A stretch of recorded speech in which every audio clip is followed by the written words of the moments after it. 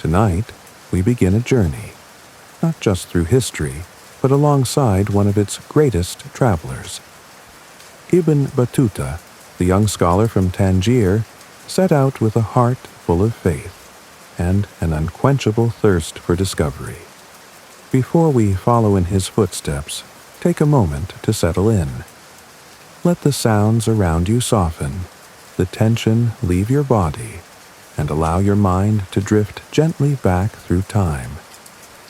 Subscribe to the channel to support our voyages into the past. Now, let us begin.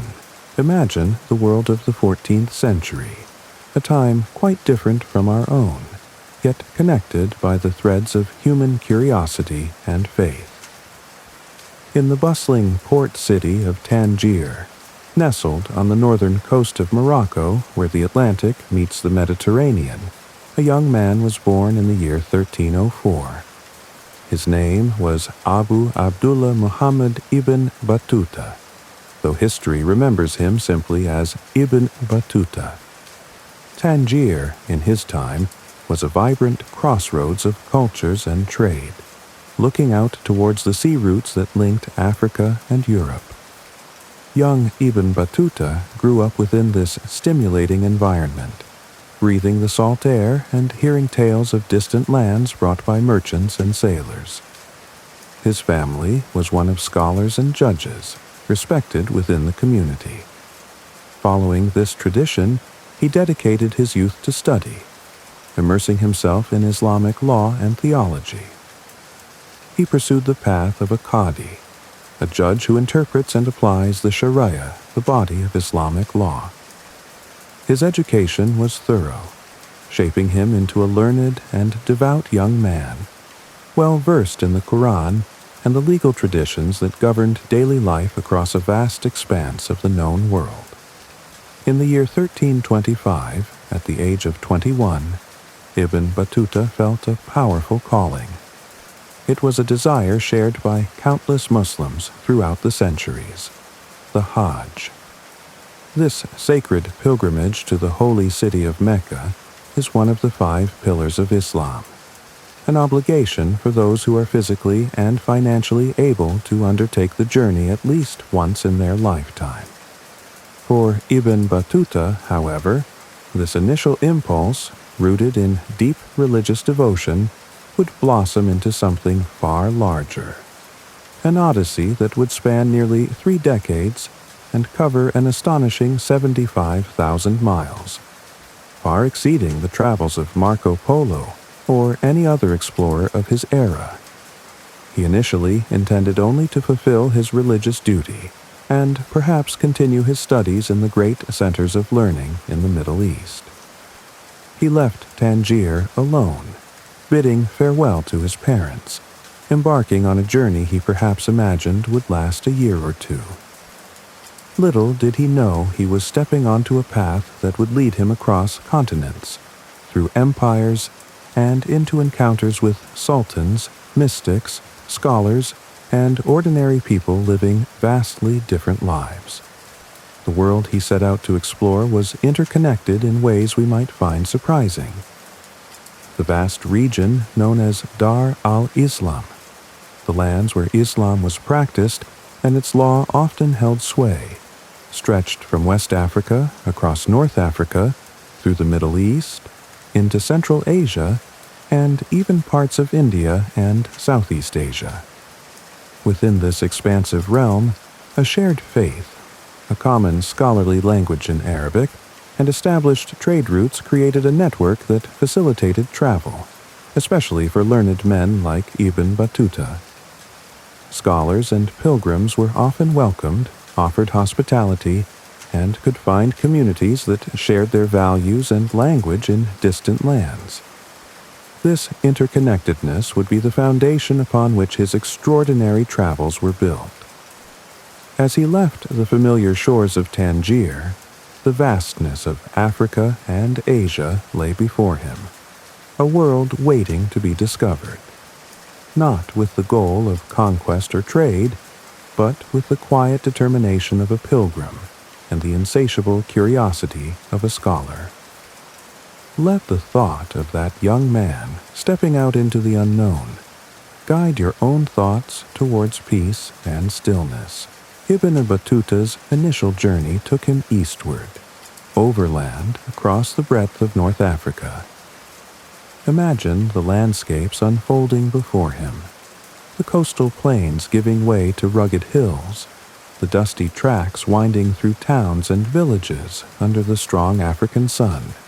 He traveled mostly with caravans, essential for safety and company, through regions sometimes marked by instability. His scholarly background likely afforded him respect and eased his passage.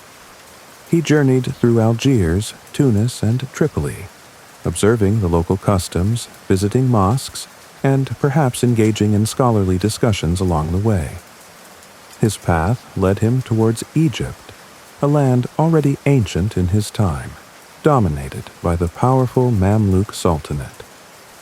Arriving in Alexandria, the great port city founded by Alexander the Great, he would have been struck by its lighthouse, one of the wonders of the ancient world, though perhaps already in decline. He explored its libraries and schools, continuing his habit of seeking out learned men. From Alexandria, he traveled onward to Cairo, the magnificent capital of the Mamluks. Cairo, in the 14th century, was one of the world's largest and most impressive cities, a center of power, wealth, and Islamic scholarship. He described the Nile River, the bustling markets, the grand mosques like Al-Azhar, which was already a renowned center of learning, and the formidable citadel. He spent time here, studying, observing, and meeting with judges and Sufi mystics, deepening his understanding of the diverse Islamic world. From Egypt, the traditional Hajj route led towards Damascus in Syria, another ancient city steeped in history and religious significance. Ibn Battuta joined a Hajj caravan, traveling through the Holy Land, visiting sacred sites in Palestine, such as Hebron and Jerusalem, before reaching Damascus. Damascus was famed for its Umayyad Mosque, a marvel of Islamic architecture, and for its vibrant intellectual life. Here, he again spent time studying and meeting scholars. It was perhaps in Damascus, or shortly after, that Ibn Battuta's initial plan began to expand. Instead of proceeding directly to Mecca after his studies, he decided upon a significant detour. News and opportunities presented by fellow travelers may have sparked his interest. He joined another caravan, this one heading northeast towards Persia, which was then ruled by the Mongol Ilkhanate. This journey took him through the vast desert landscapes of Mesopotamia, the land between the Tigris and Euphrates rivers. He visited historical cities like Najaf, known for its shrine, and Basra. His travels brought him to Baghdad, the former capital of the great Abbasid Caliphate. Though sacked by the Mongols less than a century earlier, it was still a city of considerable importance. He journeyed through the Zagros Mountains into Persia, visiting cities like Isfahan, famed for its beauty, and Shiraz, known for its poets and gardens. He observed the blend of Persian and Mongol culture under the Ilkhanate rulers. After exploring parts of Persia, he made his way back towards the Arabian Peninsula, perhaps traveling down the Tigris River. Finally, having completed this extensive detour, he journeyed to Mecca, fulfilling the central purpose of his departure from Tangier. He performed the sacred rites of the Hajj, circling the Kaaba, praying on the plains of Arafat, joining the multitude of pilgrims from across the Islamic world. But the completion of the Hajj did not mark the end of his travels. Rather, it seemed only to ignite a deeper desire to see more of the world. Having fulfilled his pilgrimage duties in Mecca, Ibn Battuta did not turn westward towards home. The vast world beckoned, and his curiosity, perhaps now coupled with a growing reputation as a knowledgeable traveler, urged him onward. Instead of retracing his steps, he looked south, towards the Red Sea and the coast of East Africa, regions linked by ancient maritime trade routes. He journeyed to the port of Jeddah, the gateway to Mecca for sea travelers, and from there he embarked on a sea voyage. Imagine the small wooden dhows, vessels stitched together rather than nailed, expertly navigated by sailors who intimately knew the treacherous waters of the Red Sea, with its hidden reefs and shifting winds. The journey down the coast would have been punctuated by stops at various ports in regions corresponding to modern-day Sudan and Eritrea. These ports were conduits for goods flowing between Africa, the Middle East, and India. Ibn Battuta observed the trade, the mix of peoples and the challenges of maritime life, the dependence on seasonal winds, the heat, the close quarters aboard the ships. His voyage continued southward, out of the Red Sea and into the Indian Ocean, turning towards the land known to Arab geographers as the Zheng, the coast of East Africa. This region was dotted with prosperous Swahili city-states, thriving centers of commerce where African, Arab, Persian, and Indian influences blended to create a unique coastal culture. He first visited Zayla, a port in modern Somalia, before reaching Mogadishu. Mogadishu, in the 14th century, was a wealthy and powerful city, a major hub in the Indian Ocean trade network. Ibn Battuta was treated as an important guest by the local sultan. He described the city's architecture, the wealth of its merchants, the local customs, and the elaborate hospitality he received, detailing the types of food served and the protocols of the court. From Mogadishu, he sailed further south along the Swahili coast, utilizing the reliable monsoon winds that dictated the rhythm of trade in the Indian Ocean. These winds blew predictably from the northeast for part of the year, allowing ships to sail south and then reversed, blowing from the southwest, enabling the return journey north. His next major stop was Kilwa, an island city off the coast of modern-day Tanzania. Kilwa was perhaps the most powerful and prosperous of the Swahili city-states at that time, controlling the gold trade from the interior of southern Africa, particularly from Great Zimbabwe.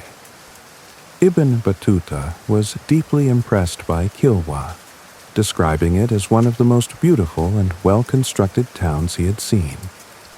He noted the elegance of its buildings, many constructed from coral stone, the wealth derived from gold and ivory trade, and the piety of its ruler, Sultan al-Hassan ibn Sulaiman. His time along the Swahili coast gave him insights into a sophisticated urban culture deeply integrated into the vast Indian Ocean trading world. He observed the blend of African and Islamic traditions, the importance of maritime trade, and the distinct societies that flourished along this coastline. Having experienced the richness of East Africa, and with the monsoon winds shifting to favor northbound travel, Ibn Battuta eventually began his journey back towards the Arabian Peninsula, his mind filled with new sights, sounds, and knowledge gathered from the vibrant ports of the Zheng. This leg of his journey demonstrated his growing confidence as a traveler, venturing by sea into regions far beyond the traditional paths of North African scholars. After returning from East Africa and likely performing another Hajj in Mecca, Ibn Battuta's wanderlust remained undiminished. His journeys had already taken him far, but vast regions still awaited his exploration. His gaze turned northward towards Anatolia, the large peninsula that forms modern-day Turkey, and beyond to the lands of the Golden Horde. He traveled likely by sea from a Syrian or Egyptian port, crossing the Mediterranean to the southern coast of Anatolia. Anatolia, in the early 14th century, was a politically fragmented region. The power of the Seljuk Sultanate of Rum had waned after Mongol invasions, and the area was divided among numerous small Turkish principalities, known as beyliks, precursors to the rising Ottoman state. Ibn Battuta traveled extensively through this region, moving from one beylik to another. He visited important coastal cities like Alanya and Antalya, and inland centers like Konya, the former Seljuk capital, known for its association with the Sufi mystic Rumi. He was generally welcomed warmly, benefiting from the Turkish traditions of hospitality, especially towards scholars. He observed the local customs, the blend of Turkish culture and Islamic piety, and the relative prosperity of some of these principalities. He often stayed in akis, which were hospices or guilds associated with Sufi orders, providing lodging and community for travelers. From the northern coast of Anatolia, likely from the port of Sinop on the Black Sea, Ibn Battuta embarked on another sea voyage. This time, he crossed the Black Sea, heading towards the Crimean Peninsula. Crimea was then under the control of the Golden Horde, one of the successor states to Genghis Khan's vast Mongol Empire. The Golden Horde, ruled by descendants of Genghis Khan but increasingly Turkicized and Islamicized, controlled a huge territory stretching across Eastern Europe and parts of Central Asia. Ibn Battuta landed in Kaffa, a bustling port city largely controlled by Genoese merchants, showcasing the intricate network of trade connecting the Mediterranean, the Black Sea, and the lands further east. From Crimea, Ibn Battuta sought to visit the court of the ruler of the Golden Horde, Uzbeg Khan. He traveled overland to the Khan's moving capital, or Ordu, likely located near Astrakhan on the Volga River. This journey brought him into contact with the nomadic culture of the Mongol Turkic rulers.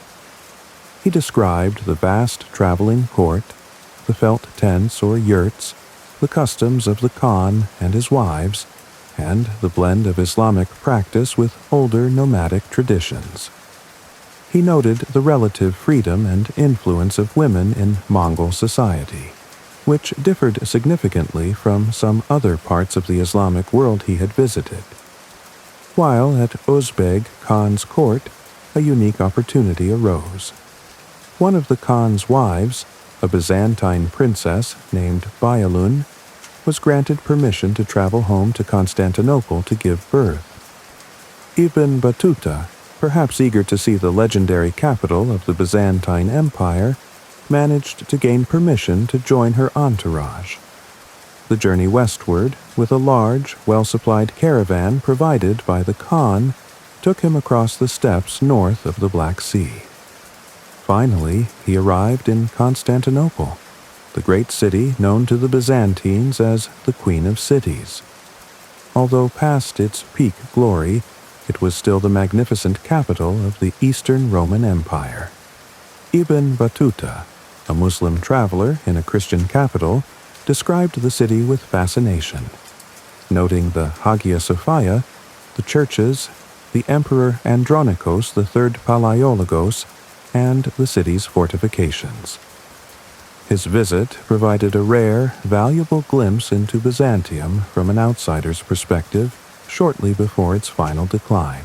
After his remarkable detour to Constantinople, Ibn Battuta returned to the lands of the Golden Horde. His journey eastward then resumed with renewed purpose, taking him deeper into the heart of Central Asia. This vast region, historically a crossroads of civilizations along the Silk Road, was then largely under the control of another Mongol successor state, the Chagatai Khanate. He traveled through lands that correspond to modern-day southern Russia, Kazakhstan, Uzbekistan, and Afghanistan. His caravan likely followed established trade routes, traversing wide steppes and crossing major rivers like the Volga and the Sir Darya. He visited legendary cities that had once been centers of Islamic learning and culture. He passed through Khwarazm, a region south of the Aral Sea, and visited its capital Urgench. He traveled onward to Bukhara and Samarkand, cities in modern Uzbekistan. These cities, though damaged during the earlier Mongol conquests, were recovering and still held immense historical and cultural significance. Bukhara had been a major center of Islamic scholarship, and Samarkand, soon to become the glittering capital of Timur, or Tamerlane, was renowned for its artisans and trade. Ibn Battuta likely interacted with scholars, merchants, and local rulers, continuing his practice of observing the customs and conditions of the lands he visited. His journey then took him southeast, facing the formidable barrier of the Hindu Kush Mountains. This high mountain range separates Central Asia from the Indian subcontinent. The crossing, likely through treacherous passes in what is now Afghanistan, would have been arduous, involving navigating steep terrain and dealing with harsh weather conditions. Surviving the mountain crossing, he descended into the plains of the Punjab region in modern-day Pakistan. He had now reached the northwestern frontier of the powerful Delhi Sultanate, which controlled much of the Indian subcontinent. He arrived in the Sultanate around the year 1333 or 1334. The ruler at the time was Sultan Muhammad bin Tughlaq, a complex and controversial figure known for his intellect, ambition, generosity, but also for his cruelty and erratic decisions. Ibn Battuta, with his scholarly credentials and extensive travel experience, sought service at the Sultan's court in Delhi. Presenting himself to the Sultan, he was welcomed, likely due to Muhammad bin Tughlaq's policy of attracting foreign scholars and officials to his administration. The Sultan appointed Ibn Battuta as a Qadi, a judge in Delhi. This was a prestigious and lucrative position. Ibn Battuta spent several years, perhaps 6 or 7, in Delhi, living the life of a high-ranking official. He described the immense scale and wealth of Delhi, the elaborate court ceremonies, the Sultan's processions with elephants, and the complex administration of the Sultanate. He also witnessed firsthand the Sultan's volatile nature, his lavish gifts to scholars like himself, but also his harsh punishments and unpredictable policies, such as the disastrous forced relocation of the capital from Delhi to Daulatabad. Life at court was privileged but precarious. Ibn Battuta managed to stay in the Sultan's favor for a considerable time, accumulating wealth but also perhaps growing wary of the political dangers inherent in serving such a ruler.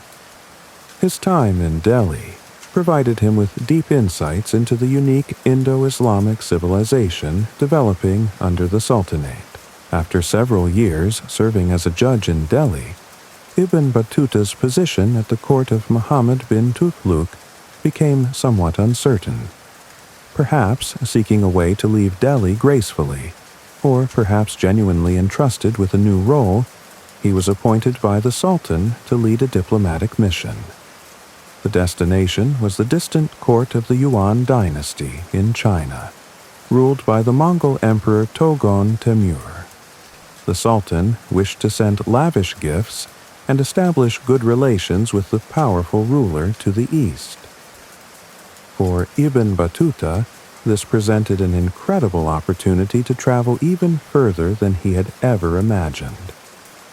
The journey began with a large entourage, carrying the Sultan's valuable gifts, likely including precious textiles, horses, and possibly slaves.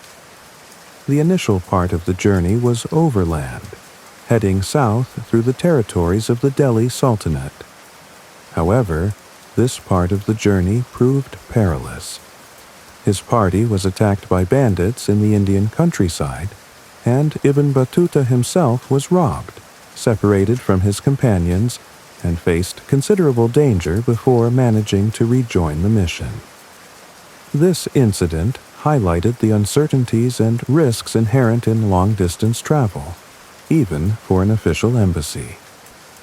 Reaching the coast, likely in the Gujarat region or further south along the Malabar coast of southwestern India, the plan was to continue the journey to China by sea. This coast was known for its bustling ports, such as Calicut, which were major centers for the spice trade and stopping points for ships sailing across the Indian Ocean towards Southeast Asia and China. Ibn Battuta described the thriving maritime commerce and the large Chinese trading ships, known as junks, that frequented these ports. However, disaster struck before the main voyage to China could even begin. While Ibn Battuta was perhaps on shore, possibly attending prayers at a mosque, a sudden storm descended upon the harbor where the ships carrying the embassy and its treasures were anchored.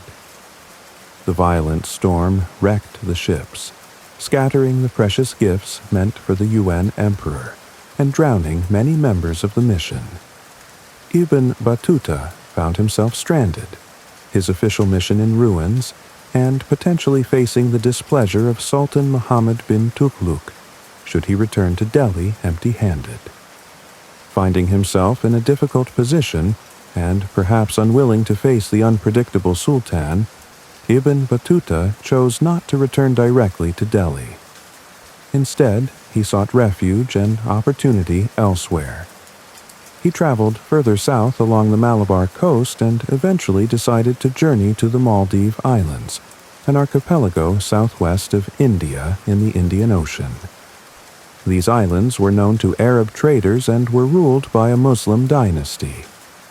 With his reputation as a learned Qadi preceding him, the rulers of the Maldives persuaded him to stay and serve as their chief judge.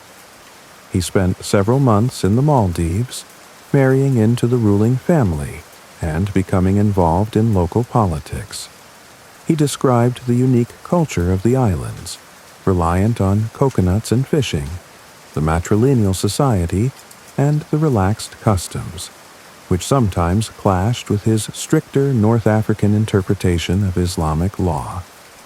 Eventually, political intrigue and perhaps his own attempts to impose stricter rules made his position untenable, and he left the islands.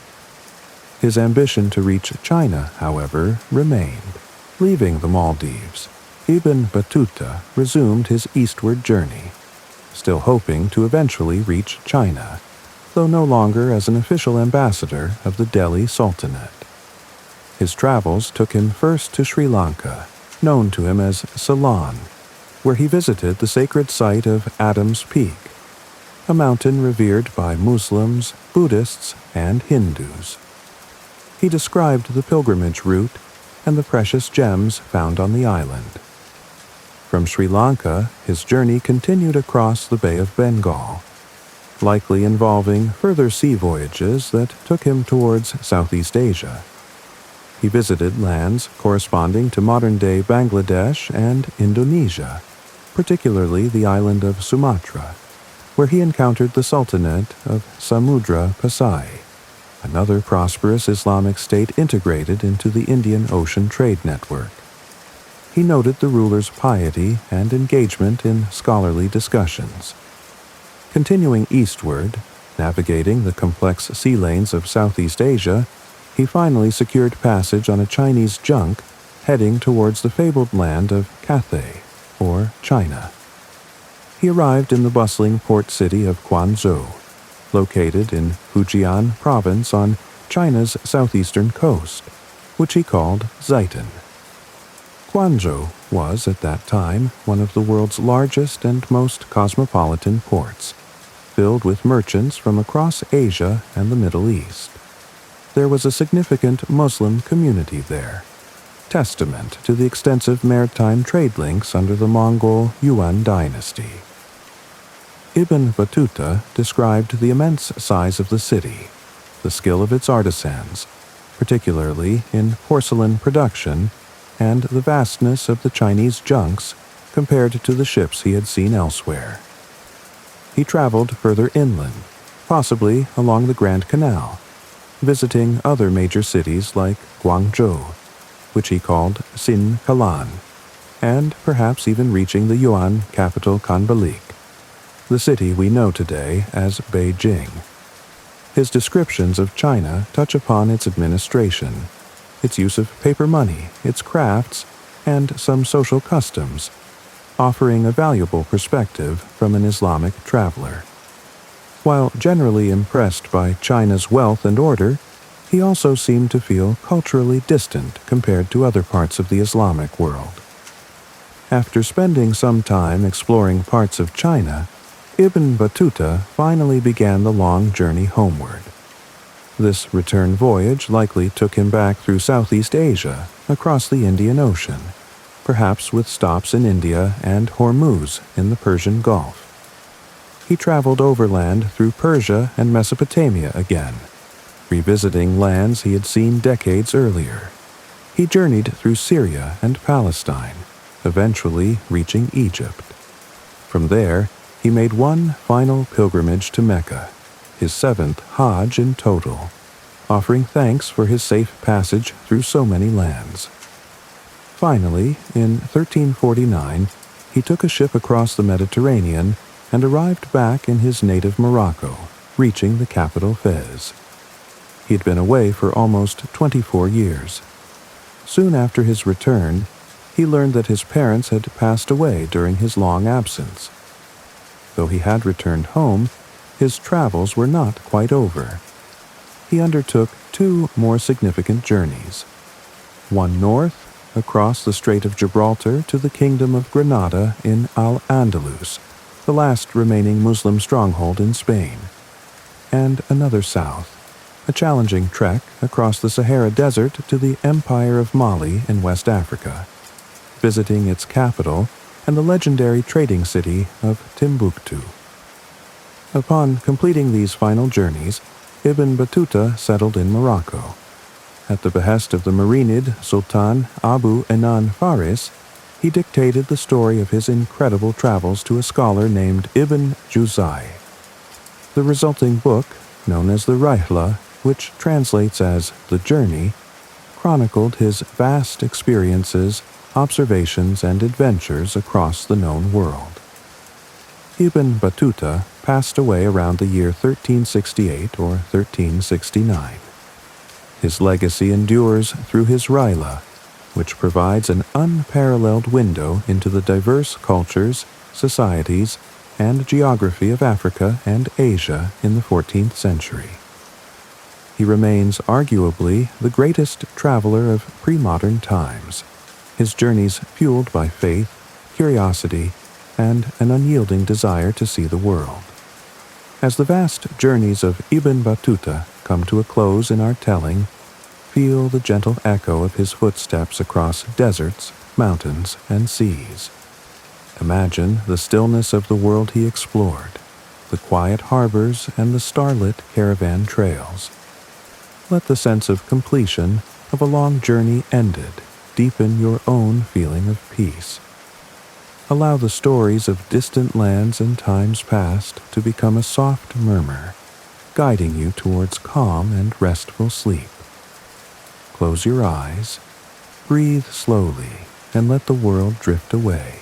Let your thoughts drift gently now, eastward across the vast continents to the great empire of China in the early 15th century. The land was ruled by the powerful Ming dynasty, a dynasty that had overthrown Mongol rule less than half a century earlier and was now asserting its own authority and vision for the world. At the heart of this era reigned the ambitious Yongle Emperor, whose personal name was Zhu Di. He was a formidable ruler, a prince who had seized the throne from his nephew in a civil war, and now sought to legitimize his rule and project the power and glory of his Ming Empire far beyond China's borders. The Yongle Emperor envisioned a world order centered on China, where foreign nations would acknowledge the superiority of the Middle Kingdom and offer tribute to the Son of Heaven, as the Chinese emperor was known. he moved the capital north to Beijing, constructing the magnificent Forbidden City, a symbol of his imperial power. But his ambitions were not confined to land. He looked also to the seas, the vast maritime world connecting China to Southeast Asia, the Indian Ocean, and beyond.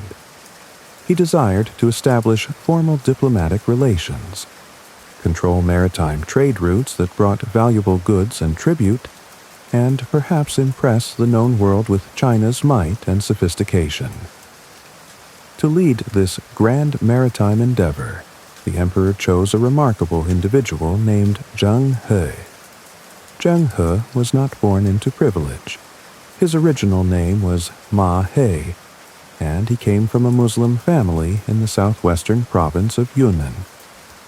As a boy, he was captured during the Ming conquest of Yunnan, made a eunuch, and placed in service to Zhu Di, who was then the Prince of Yan. He proved exceptionally capable, loyal, and intelligent, rising through the ranks in the prince's household. He became a trusted advisor and military commander, playing a significant role in the civil war that brought Zhu Di to the imperial throne. As emperor, Zhu Di conferred upon him the honorific surname Zheng, and thus he became Zheng He. Zheng He's background was unique and perhaps perfectly suited for the task ahead. As a Muslim, he possessed knowledge of Islamic cultures and languages that would prove invaluable in dealing with the many Muslim states around the Indian Ocean basin. As a eunuch, he was utterly dependent on the emperor, ensuring his loyalty. And as a proven military leader and administrator, he had the skills necessary to command an undertaking of unprecedented scale and complexity.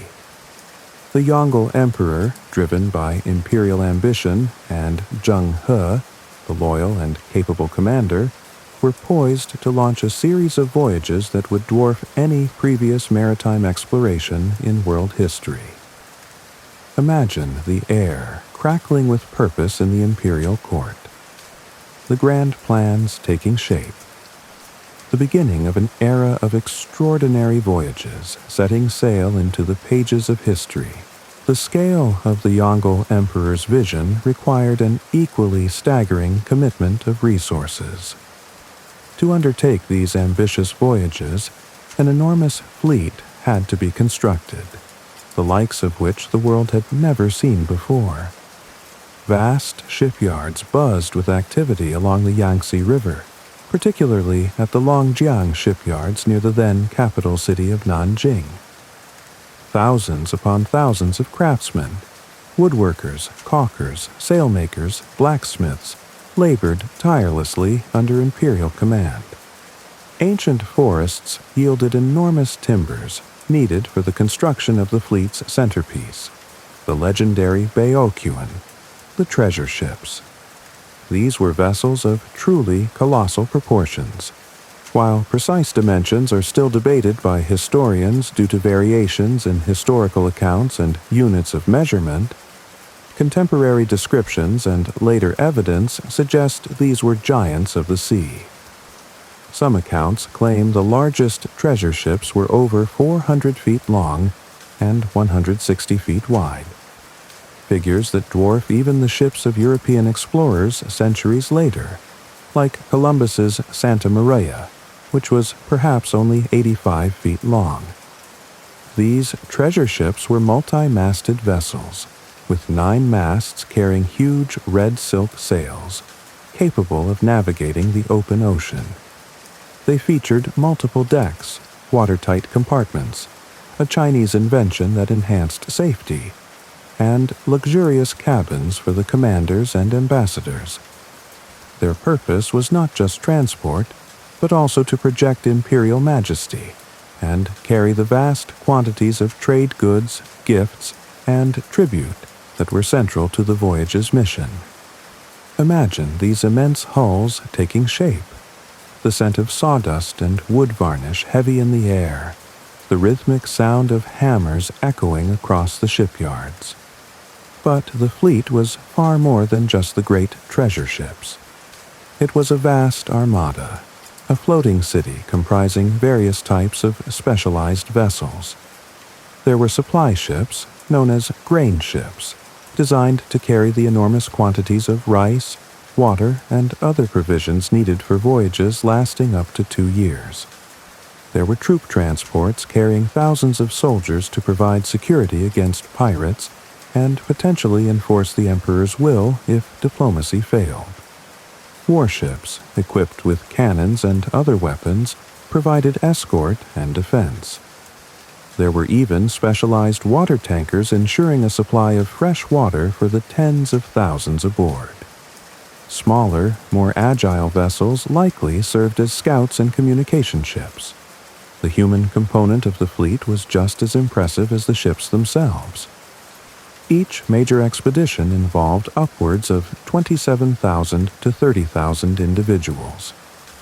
This included experienced sailors and navigators who understood the monsoon winds and ocean currents, skilled officers, thousands of imperial troops clad in armor, diplomats and officials fluent in foreign languages and court protocols, translators specializing in Arabic, Persian, Tamil, and other languages, astronomers and astrologers to read the stars, doctors and herbalists to care for the sick and injured, and craftsmen to maintain the ships during the long voyages. Commanding this diverse multitude was Admiral Zheng, overseeing every aspect of the complex logistical and operational challenge. The sheer scale of organization, construction, and manpower mobilized for these voyages speaks volumes about the power and resources of early Ming China under the Yongle Emperor. In the autumn of 1405, the colossal fleet was ready. Anchored near Nanjing, perhaps at the port of Liujiagang on the Yangtze estuary, the Armada prepared to embark on its first grand voyage. Imagine the sight. Hundreds of ships, dominated by the towering treasure ships with their red silk sails catching the breeze, flags snapping, gongs sounding, a veritable floating city poised to sail into the vast unknown of the South China Sea and the Indian Ocean beyond. Under the command of Admiral Zheng He, this first expedition set out with clear objectives from the Yongle Emperor: to establish Ming China's presence, announce the emperor's ascension, demand recognition and tribute from foreign rulers, combat piracy that plagued trade routes, and open official channels for commerce and diplomacy. The fleet sailed south, navigating the coastline towards the Kingdom of Champa, located in what is now southern Vietnam. Champa was an important maritime state, and establishing relations here was a key first step. From Champa, the fleet continued towards the island of Java, another significant trading power in Southeast Asia. Here, Zheng He engaged in diplomacy, exchanging gifts with local rulers and asserting the Ming Emperor's preeminence. The fleet then navigated the crucial Malacca Strait, a narrow waterway separating the Malay Peninsula from the island of Sumatra, which served as a vital choke point for maritime trade between the Indian Ocean and the South China Sea. One of the major objectives of this first voyage was to deal with the notorious pirate Chen Zuyi. Based in Palembang on Sumatra, Chen Zuyi commanded a large pirate fleet that preyed upon merchant shipping, disrupting the vital trade routes. Zheng He's armada confronted the pirates, and in a decisive naval engagement, Chen Zuyi was defeated and captured. He was later taken back to Nanjing and executed, demonstrating the Ming Empire's power and its commitment to securing maritime order. This action greatly enhanced safety in the Malacca Strait and earned Zheng He gratitude from legitimate traders and rulers in the region. Zheng He also recognized the strategic importance of Malacca itself, beginning the process of cultivating it as a key ally and forward base for future Ming voyages. Having secured the Malacca Strait, the treasure fleet sailed boldly across the Indian Ocean, following the established monsoon trade routes. Their destination was Calicut, a major port city on the Malabar coast of India. Calicut was a cosmopolitan hub, a vital link in the trade network connecting the East Indies, the Middle East, and East Africa. Here, Zheng he engaged in extensive diplomatic activities, presenting credentials and gifts from the Yongle Emperor to the Zamarin, the ruler of Calicut. He facilitated trade, exchanging Chinese goods like silks and porcelain for Indian spices, precious stones, and other exotic products. He also erected stone monuments, called steles, inscribed in Chinese, Tamil, and Persian, commemorating the voyage and asserting the Yongle Emperor's mandate. After successfully completing its objectives in India, the fleet utilized the favorable monsoon winds for the return journey, arriving back in China in 1407, laden with tribute, exotic goods, and foreign envoys eager to pay homage to the Ming court. The first voyage was a resounding success, proving the concept and paving the way for even more ambitious expeditions. The triumphant return of the first treasure fleet in 1407 only solidified the Yongle Emperor's determination to continue these grand maritime expeditions. The foreign envoys brought back by Zheng He, the exotic tribute including animals like ostriches and giraffes that fascinated the court, and the affirmation of Ming prestige, all served to justify the immense expense and effort involved. Almost immediately, preparations began for subsequent voyages, aimed at consolidating the gains of the first and further expanding China's diplomatic and commercial reach. The second voyage, which departed likely in late 1407 or early 1408, largely retraced the route of the first, revisiting key ports like Champa, Java, Siam, which is modern Thailand, Malacca, and Calicut. The primary purpose was reinforcement, strengthening diplomatic ties, ensuring the smooth flow of tribute, escorting foreign ambassadors back to their home countries after their visit to the Ming court, and further solidifying Malacca's role as a strategic Ming outpost. Zheng He himself may not have commanded this entire voyage, possibly remaining in China for part of it, while trusted lieutenants led the fleet. The third voyage, setting sail in 1409, was perhaps even grander in scale and ambition. Once again, commanded by Zheng He, the fleet, possibly comprising nearly 300 ships and around 30,000 personnel, followed the now familiar route through Southeast Asia towards India. This voyage saw continued emphasis on formalizing the tributary system, where foreign rulers acknowledged the Ming Emperor's supreme status, sent periodic tribute missions, and in return received imperial recognition, protection, and valuable gifts, often worth more than the tribute itself. This system was central to the Ming worldview and foreign policy. Zheng He established warehouses, or official depots, in places like Malacca to facilitate this exchange.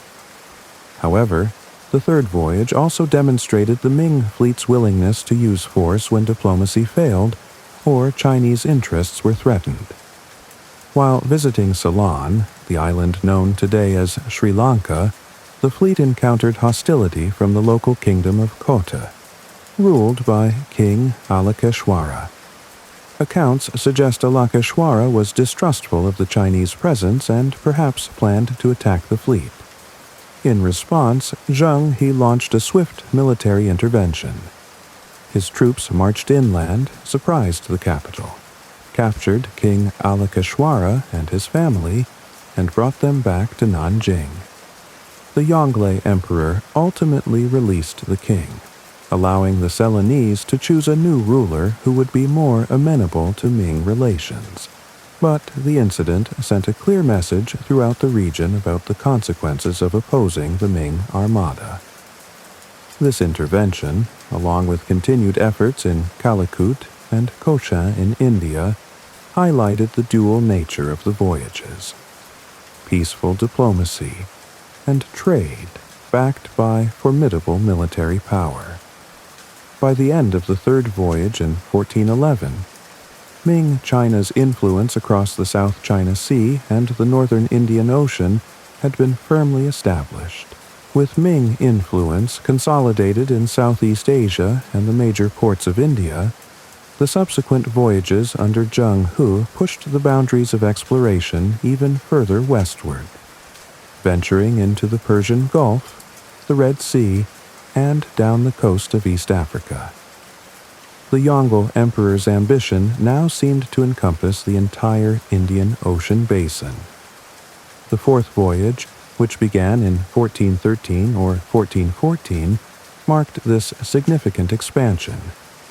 After visiting the familiar ports, a major portion of the fleet sailed beyond India towards Hormuz, a strategically vital island city controlling the entrance to the Persian Gulf. Hormuz was a legendary trading hub, a crossroads where merchants from India, Persia, Arabia, and East Africa converged. Establishing diplomatic ties and encouraging tribute from Hormuz was a major coup for the Ming. Zheng He's fleet, laden with Chinese silks, porcelains, and other goods, engaged in extensive trade and diplomacy here, further integrating China into this crucial node of global commerce. The exotic goods and information gathered in Hormuz likely fueled the desire to explore even further. From Hormuz, detachments of the fleet, possibly during the fourth voyage but certainly during the fifth, 1417 to 1419, and sixth and 1421 to 1422 voyages, sailed southwest towards the Arabian Peninsula and the coast of East Africa. They visited Aden, a major port at the entrance to the Red Sea, another critical point in the trade routes connecting the Mediterranean world via Egypt to the Indian Ocean. Some accounts suggest the fleet may have even sailed into the Red Sea, possibly reaching near Jeddah, the port serving Mecca, though it's unlikely Zheng He himself performed the Hajj. The most dramatic extension of these voyages was southward along the East African coast, the land known as Zanj. Zheng He's ships revisited cities likely known from earlier Arab and possibly Chinese sources, such as Mogadishu and Brava in modern Somalia. But they also reached further south, to Malindi in modern Kenya. It was from Malindi that perhaps the most famous tribute was brought back to the Yongle Emperor's court: giraffes. The emperor and his court officials were fascinated by these exotic creatures, which they interpreted as mythical, auspicious beasts known as Keelan, symbolizing peace and prosperity under the emperor's righteous rule. Other African animals, such as zebras and ostriches, were also brought back, further dazzling the Ming court and underscoring the vast reach of the treasure fleets. These voyages to Arabia and East Africa were primarily diplomatic and commercial in nature. Zheng He and his officers presented gifts, transmitted the Yongle Emperor's edicts, invited rulers to send tribute missions, and engaged in trade. They gathered information about these distant lands, their rulers, customs, and products. The presence of the mighty Chinese fleet in these waters must have been an awe-inspiring sight, reinforcing the image of the Ming Empire as the preeminent power in the world. By 1422, at the conclusion of the sixth voyage, Zheng He's fleets had woven a vast network of diplomatic and tributary relationships spanning the maritime world from Java to East Africa, marking the zenith of Ming China's maritime outreach. Following the sixth voyage's return in 1422, there was a significant pause in the grand maritime expeditions. the Yongle Emperor, the driving force behind the voyages, passed away in 1424. His successor, the Hongxi Emperor, favored a more isolationist policy and halted the voyages. However, his reign was very short, lasting less than a year. The next ruler, the Xuande Emperor, who was the grandson of Yongle, initially continued the suspension, but eventually came to appreciate the diplomatic and commercial benefits the voyages had brought. Influenced by officials who supported maritime engagement, and perhaps desiring to emulate his grandfather's glory, the Xuande Emperor authorized one final magnificent voyage. In 1431, the order was given, and preparations began once more. Zheng Hu, now elderly, likely in his early 60s, was recalled to command this seventh expedition. Despite his age, his experience and prestige were considered indispensable. The scale of this final voyage was comparable to the earlier major expeditions, involving perhaps over 100 ships and more than 27,000 men. Its stated purposes were multifaceted: to renew tributary ties that may have lapsed during the near-decade hiatus, to install a new king in Malacca recognized by the Ming, to counter the growing influence of Siam in the region, and generally to restore the awe and respect for Ming power across the seas. The fleet departed from Nanjing in early 1431. It followed the well-established routes, sailing down the coast through the South China Sea, visiting Champa and Java. It spent considerable time in Siam, Malacca, and Sumatra, engaging in diplomatic maneuvers and reinforcing Ming alliances. From Southeast Asia, the fleet sailed across the Indian Ocean to Calicut, the familiar hub on India's coast. Here, as on previous voyages, Zheng Hui likely erected another commemorative stele. From India, the seventh voyage once again demonstrated the vast reach of the Ming fleet, splitting into several detachments. One squadron sailed to Hormuz in the Persian Gulf. Another traveled to the Red Sea, visiting Aden and possibly Jeddah.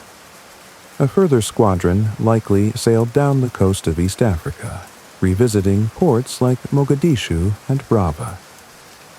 The main goal was reaffirming diplomatic relationships, collecting tribute, escorting ambassadors, and engaging in trade.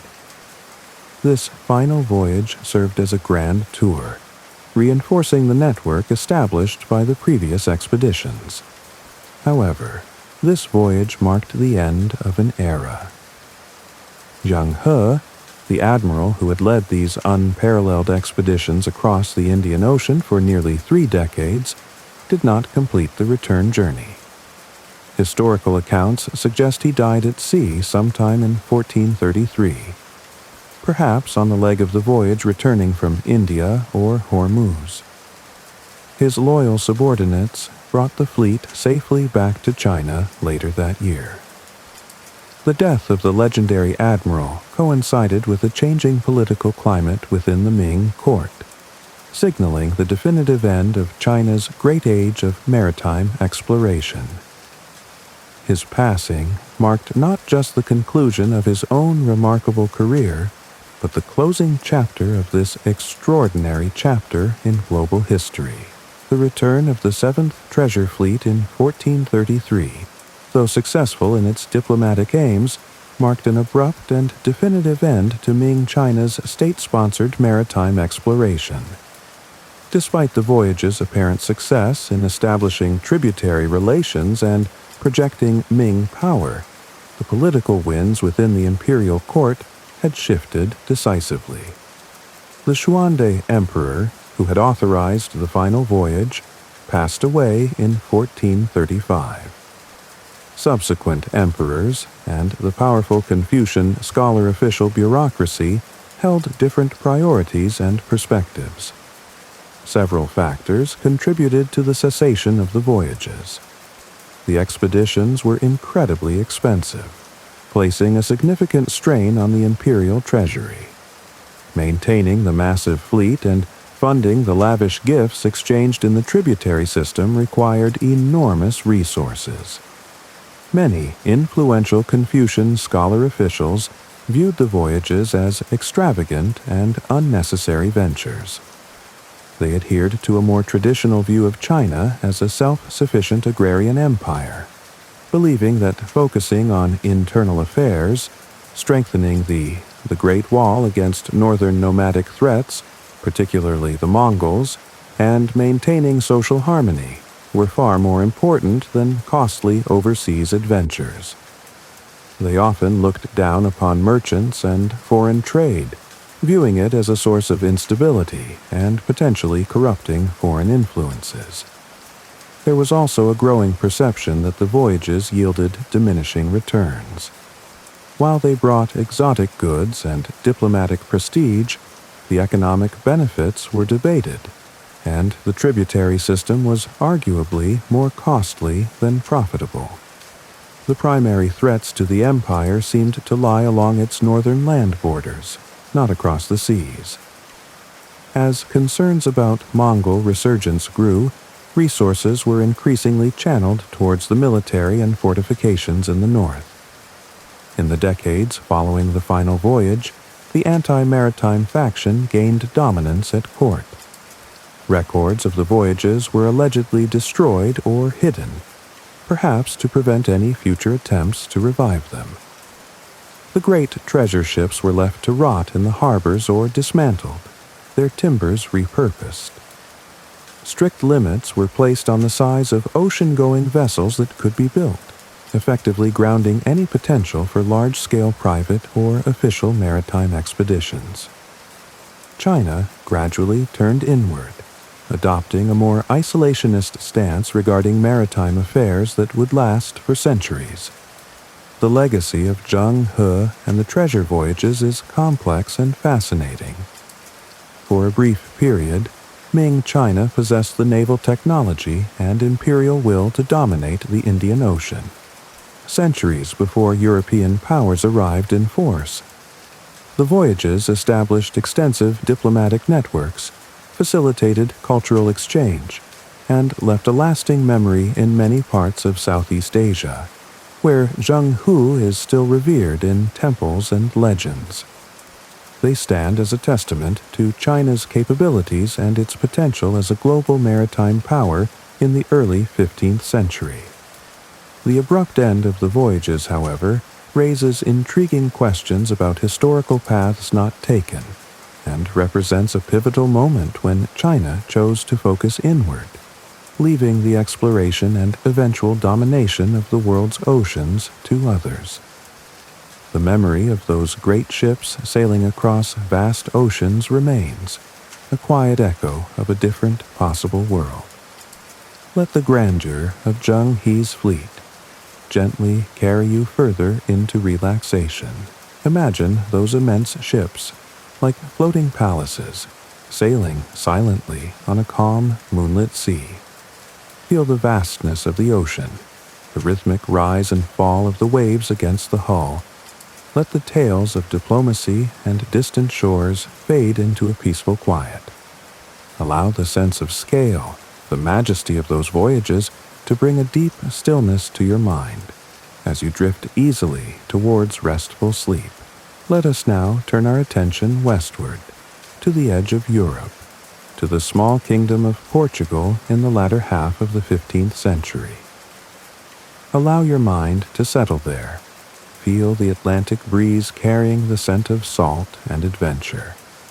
Portugal, perched on the Iberian Peninsula, was possessed by a powerful ambition, a quest that had consumed its energies for decades, to find a direct sea route to the fabled Indies, the source of immensely valuable spices like pepper, cloves, and cinnamon. These spices were essential not just for flavoring food, but also for preserving it, and they commanded enormous prices in Europe. For centuries, this lucrative trade had been controlled by merchants from Venice and Genoa, who relied on overland routes through the Middle East. routes largely dominated by the Ottoman Empire and various intermediaries, each adding their own cost. Finding a direct sea route around Africa would break this monopoly, bringing unimaginable wealth and prestige to Portugal. This quest was not born overnight. It was the culmination of generations of effort, nurtured by visionary figures like Prince Henry the Navigator earlier in the century. Prince Henry had sponsored voyages down the unfamiliar coast of West Africa, establishing trading posts and gathering knowledge about winds, currents, and coastlines. Portuguese sailors, known as navegadores, pushed relentlessly southward, overcoming fear of the unknown, battling treacherous currents, and gradually mapping the continent's edge. A major breakthrough came in the year 1488, when the skilled navigator Bartolomeo Diaz successfully rounded the southernmost tip of Africa.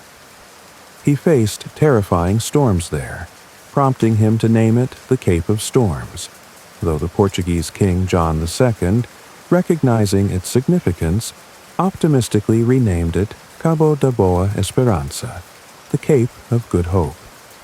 Diaz had proven that Africa could be circumnavigated, that the Indian Ocean lay beyond.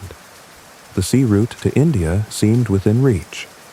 Nearly a decade later, King Manuel I, known as Manuel the Fortunate, inherited the throne and the burning ambition to complete this quest. He was determined to be the monarch under whom Portugal would finally reach India by sea. He commissioned a new expedition, one specifically tasked not just with rounding the Cape, but with crossing the vast Indian Ocean and establishing direct contact with the spice markets of the East.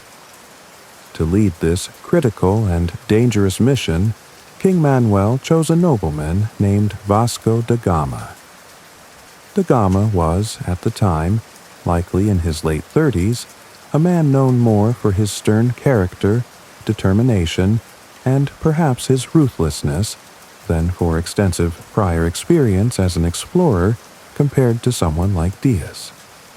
Yet, he possessed the qualities of leadership and unwavering resolve deemed necessary for such a challenging undertaking. He was tasked with succeeding where others had stopped short, navigating unknown waters, encountering unfamiliar cultures, and opening a new chapter in world history. The weight of a kingdom's ambition rested on his shoulders as preparations began for a voyage that would forever alter the map of global trade. The preparations for Vasco da Gama's voyage were undertaken with great care and seriousness, reflecting the immense importance King Manuel I placed upon the mission. This was not to be a tentative probe, but a determined push into the unknown. A small fleet of 4 vessels was assembled, specifically chosen or modified for the arduous journey ahead. There were 2 medium-sized, square-rigged ships known as naus, or carracks, the São Gabriel, which served as da Gama's flagship, and the São Rafael, commanded by his brother, Paulo da Gama. These were sturdy vessels designed to withstand ocean travel, each displacing perhaps 100 to 120 tons. Accompanying them was a smaller, nimbler lateen-rigged caravel named the Berrio, commanded by Nicolau Coelho, likely intended for scouting and inshore work. The 4th vessel was a larger store ship, unnamed in most accounts, carrying extra provisions, spare parts, and trade goods. Its purpose was to support the fleet during the long outward journey, and likely be broken up or scuttled once its supplies were depleted. Imagine these ships being fitted out in the bustling shipyards along the Tagus River near Lisbon, the air filled with the sounds of hammering and sawing, the scent of tar and new rope. Equally important was the selection of the crew. Around 170 men were chosen for the expedition, a mix of experienced sailors, soldiers for defense, craftsmen for repairs, and officials to manage diplomacy and trade.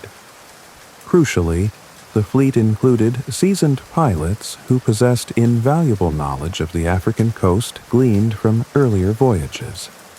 Among them was Pero de Alenquer, who had served as pilot for Bartolomeo Diaz when he first rounded the Cape of Good Hope. His experience navigating those treacherous southern waters was considered essential. The ships were equipped with the best navigational instruments available at the time. Mariners' compasses, astrolabes, and quadrants for measuring the altitude of the sun and stars to determine latitude. Charts based on previous Portuguese explorations, and hourglasses to measure time. However, determining longitude accurately at sea remained a significant challenge for centuries to come. The ships were also well armed with cannons, anticipating potential hostility in unfamiliar lands or encounters with rival traders. Provisions included hardtack biscuits, salted meat and fish, wine, water, olive oil, and trade goods like textiles, beads, and metalware, though these European goods would later prove less impressive to sophisticated Indian markets than hoped. Finally, on a summer morning, July 8, 1497, the small fleet was ready. Religious services were held, prayers offered for the success and safe return of the voyagers.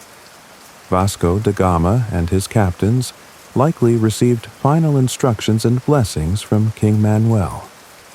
Crowds gathered at the shore in Belém, just outside Lisbon, to witness the departure.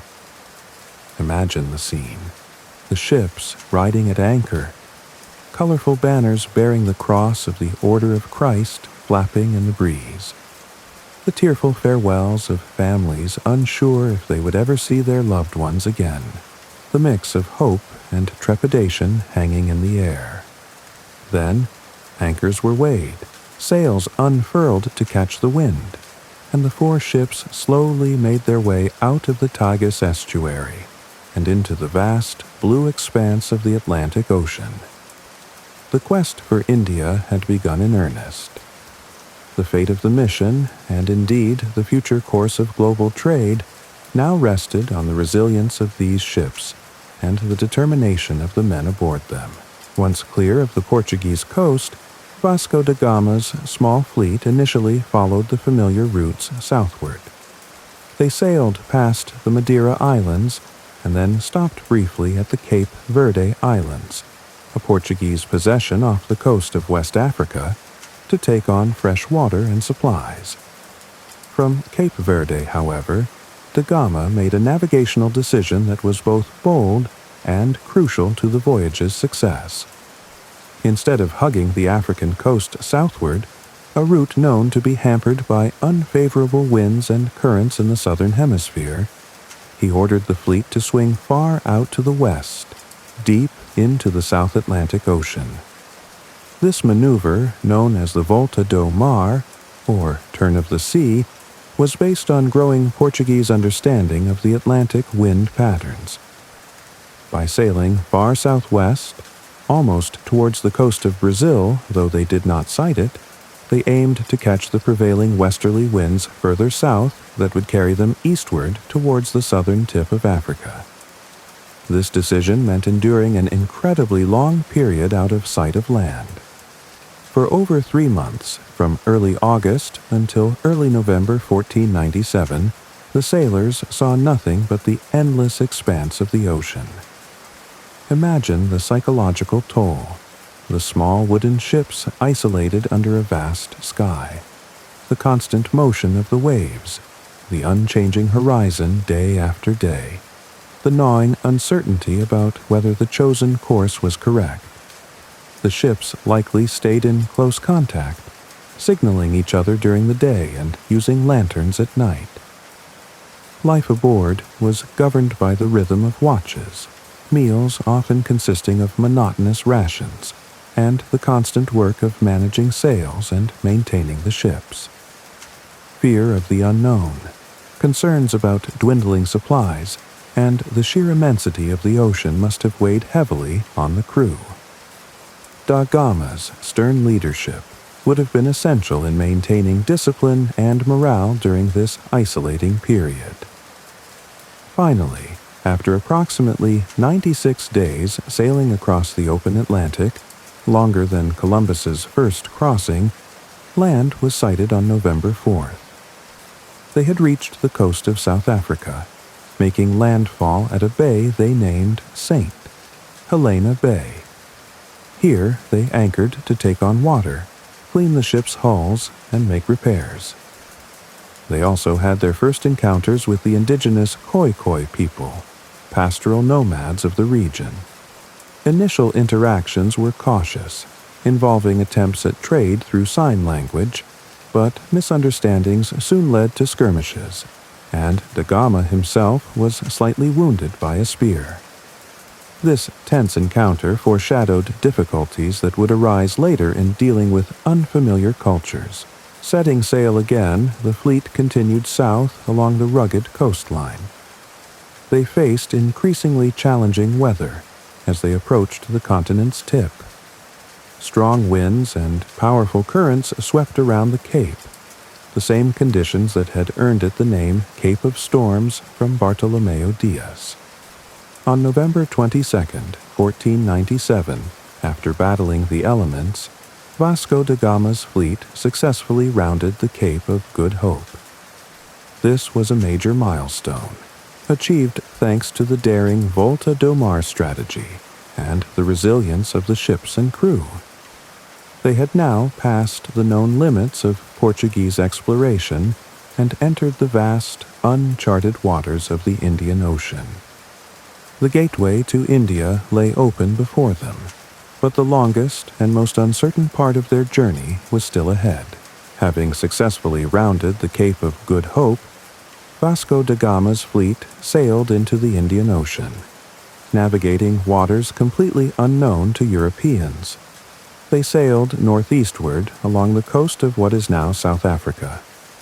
On Christmas Day, 1497, they sighted a stretch of coastline which da Gama named Natal in honor of the birth of Christ, a name that persists today for the region.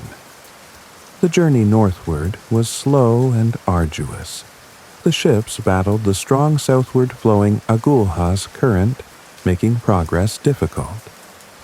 More worryingly, the crew began to suffer significantly from scurvy, a debilitating disease caused by lack of vitamin C in their monotonous diet of preserved foods. Symptoms included swollen gums, loose teeth, lethargy, and reopening of old wounds. The sailors grew weak and dispirited. By early 1498, the fleet desperately needed a place to rest, repair the ships, and allow the crew to recover. They anchored near the mouth of a river, possibly the Limpopo or Komati River in modern Mozambique. Here, they encountered Bantu-speaking peoples who showed signs of trade connections, possessing items like copper ornaments. Da Gama noted their relative friendliness compared to the Khoi further south, naming the river Rio dos Bons Sinais, the river of good signs. However, scurvy continued to take its toll, weakening the expedition significantly. Ship maintenance was also essential. The hulls needed careening, which involved beaching the ships or heaving them over to scrape away marine growth and repair timbers damaged by shipworms. This process took time and left the vessels vulnerable. Continuing north along the coast of modern-day Mozambique, the Portuguese arrived at the island of Mozambique in early March 1498. This was a significant moment, as they entered the southern reaches of the established Islamic trading network that dominated the Indian Ocean. Mozambique Island was a bustling port, part of the Swahili coast culture, with Arab and Swahili merchants, mosques, and ships engaged in trade connecting East Africa to India and the Persian Gulf. Initially, the local sultan seemed welcoming, perhaps mistaking the Portuguese for fellow Muslims due to their arrival from the south. Da Gama attempted to trade and gather information about the route to India. However, the relatively poor quality of the Portuguese trade goods failed to impress the wealthy merchants. Suspicion grew, possibly fueled by rival traders wary of new competitors. The Sultan realized the Portuguese were Christians, and relations quickly deteriorated. The Portuguese felt slighted and threatened. Hostilities broke out, involving cannon fire from the ships and attempts by the locals to sabotage the Portuguese water supply. Da Gama, demonstrating his ruthless streak, ordered a bombardment of the town before hastily departing northward. Their next major stop was Mombasa, a powerful and prosperous island city in modern-day Kenya, arriving in early April 1498. Hoping for a better reception, Da Gama attempted to establish peaceful contact. However, the ruler of Mombasa, perhaps warned by messages from Mozambique or wary of the armed European ships, feigned welcome while allegedly plotting to capture the Portuguese vessels. Da Gama grew suspicious, uncovering the plot, possibly through torture of captives. Another hostile confrontation ensued, with the Portuguese fighting off attempts to board their ships during the night. Once again, they were forced to depart under a cloud of conflict, having failed to secure the vital information and pilot they needed to cross the Indian Ocean to India. These encounters highlighted the difficulty the Portuguese faced entering a sophisticated and well-established trading world where they were unexpected, initially unimpressive, and often unwelcome intruders. Following their tense and hostile departures from Mozambique Island and Mombasa, Vasco da Gama and his weary crews continued their northward journey along the East African coast. Their need for supplies, and, more importantly, a knowledgeable pilot for the Indian Ocean crossing, becoming increasingly desperate. Their fortunes finally took a turn for the better when they reached the port of Malindi, another prominent Swahili trading city located further north along the Kenyan coast, arriving in mid-April 1498. Malindi, as it happened, was a long-standing rival of Mombasa. The Sultan of Malindi, perhaps seeing the heavily armed Portuguese ships as potential allies against his powerful southern neighbor, decided to offer Da Gama a warmer reception than he had received elsewhere. This shift in attitude proved crucial for the expedition's success. Friendly contacts were established, possibly facilitated by Indian merchants residing in Malindi, who may have acted as intermediaries. Gifts were exchanged, and a sense of cautious trust began to develop between the Portuguese commander and the Malindi authorities. Da Gama was invited ashore, and diplomatic discussions took place. The Sultan likely recognized the potential advantages of forging ties with these newcomers, despite their unfamiliar origins and religion. For Da Gama, Malindi offered not just respite and the opportunity to replenish supplies, but the vital key to reaching his ultimate destination, India. He desperately needed a pilot experienced in navigating the vast, open waters of the Indian Ocean, someone who understood the patterns of the seasonal monsoon winds. The crossing was impossible without expert guidance. The Sultan of Malindi proved willing to provide such assistance. He introduced the Portuguese to a highly skilled navigator who possessed the knowledge they sought. The identity of this pilot has been a subject of historical discussion. Portuguese accounts name him as Malemo Cana or Malemo Canaqua. Later, Arabian traditions identified him with the legendary Arab navigator Ahmad ibn Majid, author of extensive sailing manuals covering the Indian Ocean. However, modern scholarship casts some doubt on this specific identification, suggesting Ibn Majid would have been quite old at the time and questioning whether he would have aided Christian interlopers. Regardless of his precise name or origin, he may have been Arab, Indian, or perhaps Swahili. The pilot provided by the Sultan of Malindi was undeniably a master of Indian Ocean navigation. He understood how to use the monsoon winds, which blew reliably from the southwest towards India during the spring and summer months. He likely possessed navigational charts and instruments, perhaps more sophisticated than those carried by the Portuguese for ocean crossings. His agreement to guide da Gama's fleet across the ocean was the single most important breakthrough since rounding the Cape of Good Hope. With newfound optimism, provisions replenished, and an expert guide secured, the Portuguese prepared for the final leg of their outward journey.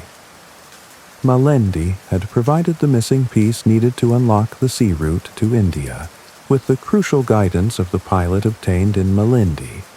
Vasco da Gama's fleet finally set sail from the East African coast on April 24, 1498.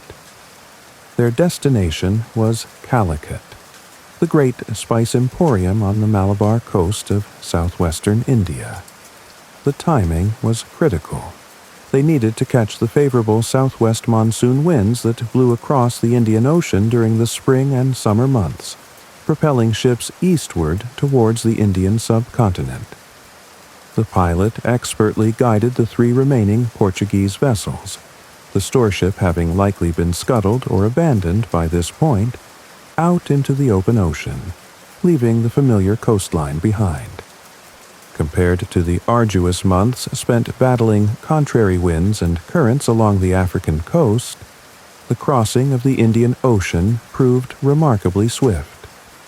Guided by the pilot's knowledge of the monsoon winds and perhaps celestial navigation techniques suited to these waters, the voyage took only about 23 to 27 days. Imagine the sense of anticipation building among the crew as they sailed across the vast blue expanse, knowing that their long-sought goal was finally nearing. The weather was generally favorable, the winds steady, filling the square sails of the São Gabriel and São Rafael, and the lateen sail of the Caravel Berrio. After years of planning and nearly 10 months of arduous travel filled with hardship, disease, and conflict, the shores of India were almost within reach. In mid-May 1498, the lookout's cry of "Land ho!" finally rang out across the decks. After the seemingly endless ocean, the sight of the distant coastline must have been overwhelming. They had sighted the Western Ghats, the mountains rising behind the Malabar coast.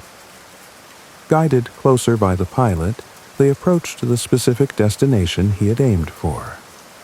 On May 20th, 1498, Vasco da Gama's small fleet dropped anchor off Kapad Beach, a few miles north of the major city of Calicut.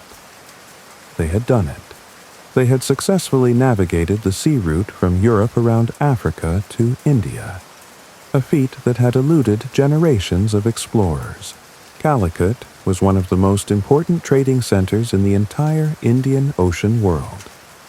It was a vibrant, cosmopolitan city ruled by a Hindu king, known by the title Zamarin, which means Lord of the Sea.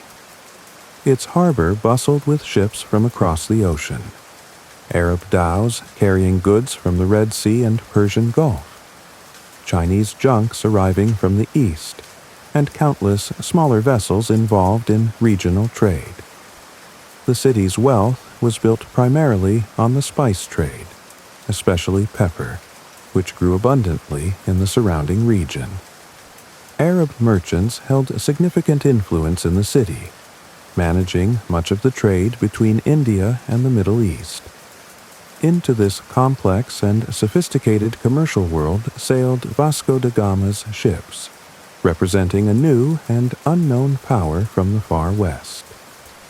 The Portuguese had reached the source of the spices, the goal of their decades-long quest. The challenge now was to establish trade and diplomacy in this unfamiliar and potentially unwelcoming environment. The arrival marked not an end, but the beginning of a complex and often difficult interaction between Europe and India. The arrival of the Portuguese ships off Calicut caused considerable curiosity and perhaps some apprehension.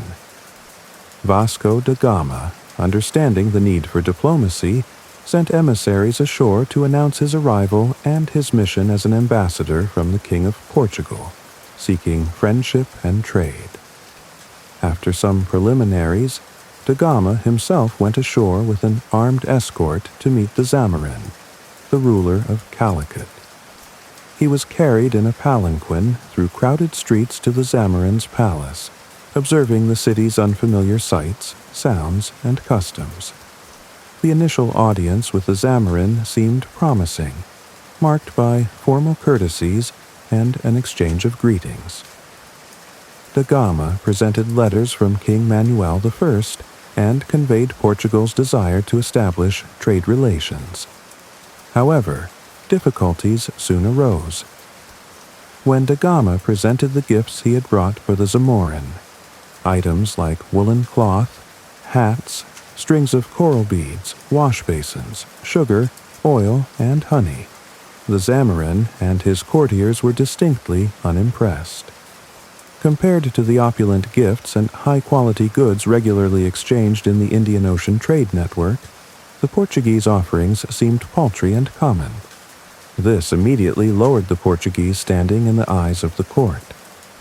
Furthermore, the powerful community of established Arab merchants in Calicut quickly recognized the Portuguese as potential rivals who threatened their long-held dominance over the spice trade routes to Europe via the Red Sea and Persian Gulf. They likely used their influence with the Zamorin's officials to obstruct Portuguese efforts and sow seeds of distrust, perhaps portraying the newcomers as pirates or adventurers rather than legitimate ambassadors. Cultural misunderstandings also played a role. The Portuguese, unfamiliar with Hindu customs and court protocols, may have inadvertently caused offense. Da Gama's own stern and perhaps arrogant demeanor might not have helped matters. Negotiations stalled. The Zamorin demanded the customary gold payments for trading rights, which da Gama was reluctant or unable to provide on the scale expected. He struggled to obtain permission to establish a trading post or Vitoria. While he was eventually allowed to trade, the process was fraught with difficulties, suspicions, and delays orchestrated by hostile officials and merchants. After several weeks, da Gama managed to acquire only a relatively small cargo of valuable spices like pepper, ginger, and cinnamon, far less than he had hoped for. Frustrated and sensing growing hostility, including temporary detention by the Zamorin's men and disputes over port fees and hostages taken by both sides, da Gama decided it was time to leave. In late August 1498, after a stay of about 3 months, the Portuguese fleet set sail from Calicut, beginning the long and perilous journey home. The return crossing of the Indian Ocean proved far more difficult than the outward journey. They left too late to catch the favorable northeast monsoon winds and had to battle contrary winds and currents for nearly 3 months, compared to just over 3 weeks on the way out. Scurvy struck the crews with devastating force once again. So many men perished from disease that they were eventually unable to crew all 3 remaining ships. Somewhere off the coast of East Africa, the São Rafael, commanded by da Gama's brother Paulo, had to be abandoned and burned. The 2 remaining ships, São Gabriel and Berrio, struggled onward, finally rounding the Cape of Good Hope in March 1499. The journey back up the Atlantic was also slow. The ships became separated in a storm near the Cape Verde Islands. The Berrio, under Nicolau Coelho, arrived first in Lisbon in July 1499. Vasco da Gama diverted to the Azores Islands due to his brother's worsening condition. Paulo died there. Da Gama finally reached Lisbon in late August or early September 1499, nearly 2 years and 2 months after his departure. Despite the heavy loss of life, perhaps fewer than half the original crew returned, and the mixed results of the trading efforts, the voyage was hailed as a monumental success. Da Gama had definitively proven the existence of the sea route to India around Africa. He was lavishly rewarded by King Manuel, receiving titles, pensions, and estates. The path was now open for subsequent Portuguese fleets to exploit this route, establishing a Portuguese maritime empire and forever changing the dynamics of global power and trade, reflecting on Vasco da Gama's long and arduous sea voyage. Feel your own thoughts drift peacefully, like a ship finding safe harbor after navigating stormy waters. Let the challenges faced, the rounding of the Cape, the discovery of the route across the vast ocean, settle into the quiet background of your mind. Imagine the feeling of arrival, the gentle sense of completion after a great quest. Allow that feeling of calm resolution to wash over you, easing you gently towards the peaceful shores of sleep. Breathe deeply and let go. Allow your thoughts now to travel back to the late 15th century, a time brimming with change and burgeoning curiosity across Europe. The desire for direct access to the riches of the East Indies, the lands we now know as South and East Asia, burned brightly in the minds of monarchs and merchants alike. Spices like pepper, cloves, and nutmeg, along with silks and precious gems, commanded immense value, but the established land routes were long, arduous, and controlled by various powers, making the goods incredibly expensive by the time they reached Western Europe. Portugal, as we have heard, was diligently pursuing a route south around Africa. But another idea, audacious and controversial, was taking shape in the mind of a determined Genoese mariner named Cristoforo Colombo, known to us today as Christopher Columbus. Born likely in Genoa, Italy, around 1451, Columbus came from humble beginnings, but possessed a deep fascination with the sea. He gained extensive maritime experience sailing the Mediterranean and the Atlantic, voyaging perhaps as far as Iceland and down the coast of Africa. He was a man of strong religious conviction, believing himself chosen by God for a great purpose.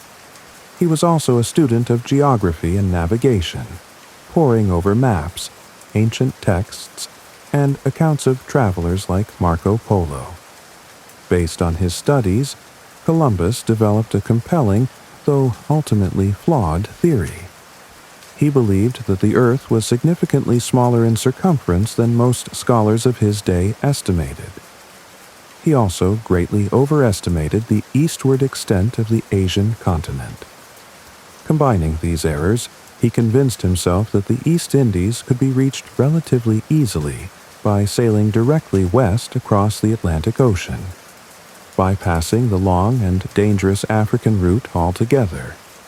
He imagined Japan, which he knew as Cipango from Marco Polo's writings, lying roughly where the Caribbean islands actually are. This idea of sailing west to reach the east was not entirely new, but Columbus pursued it with extraordinary conviction and tenacity. He saw it not just as a commercial venture, but as a divine mission that could bring wealth to a sponsoring monarch, provide funds for a new crusade to recapture Jerusalem, and spread Christianity to the peoples of the East. However, his calculations about the Earth's size and the distance involved were significantly incorrect, based on flawed sources like the calculations of Toscanelli and ancient writers. while ignoring more accurate contemporary estimates. For years, Columbus tirelessly sought a royal patron willing to finance his risky enterprise of the Indies. He first presented his proposal to King John II of Portugal around 1485. Portuguese experts, with their advanced knowledge of Atlantic navigation and geography gained from African exploration, reviewed his plans and calculations. They recognized the flaws in his geography, particularly his underestimation of the distance, and ultimately rejected his proposal, preferring to focus on the proven, albeit longer route around Africa. Undeterred by this rejection, Columbus held fast to his dream, his gaze turning towards Portugal's powerful neighbor and rival, Spain. Following his rejection in Portugal, Christopher Columbus turned his attention to the Spanish monarchs, King Ferdinand II of Aragon and Queen Isabella I of Castile. Their joint rule was forging the modern Kingdom of Spain, and they were nearing the successful conclusion of a centuries-long effort known as the Reconquista, the campaign to reclaim the Iberian Peninsula from Muslim rule. Columbus first presented his ambitious plan to sail west to the Indies at the Spanish court around 1486.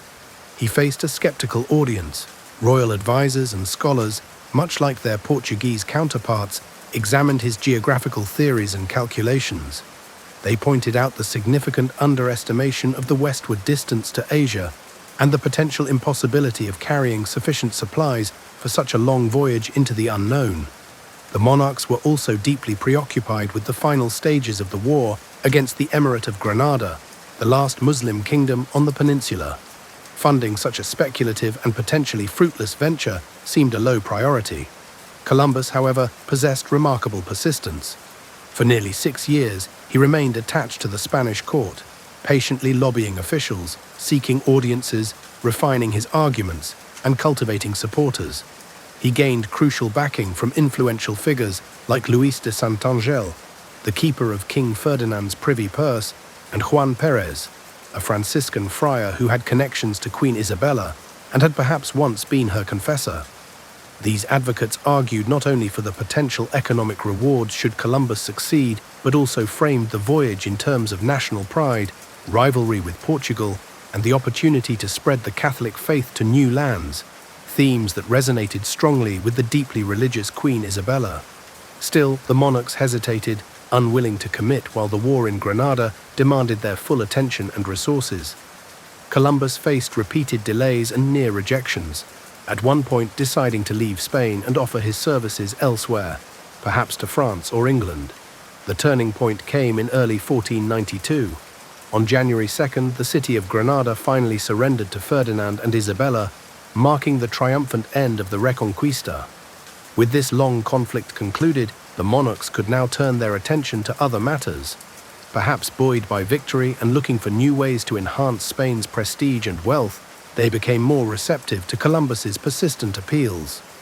Arguments from Santangel and others about the relatively modest cost of the expedition compared to the immense potential gains, and the possibility that another nation might seize the opportunity if Spain did not, finally persuaded them.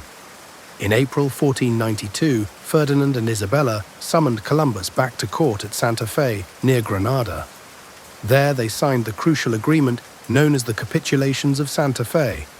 This document granted Columbus the titles of Admiral of the Ocean Sea, Viceroy, and Governor-General of all lands he might discover or claim for Spain. It also promised him 10% of all revenues derived from these new lands, hereditary privileges for his family, and the funding necessary to equip a small fleet.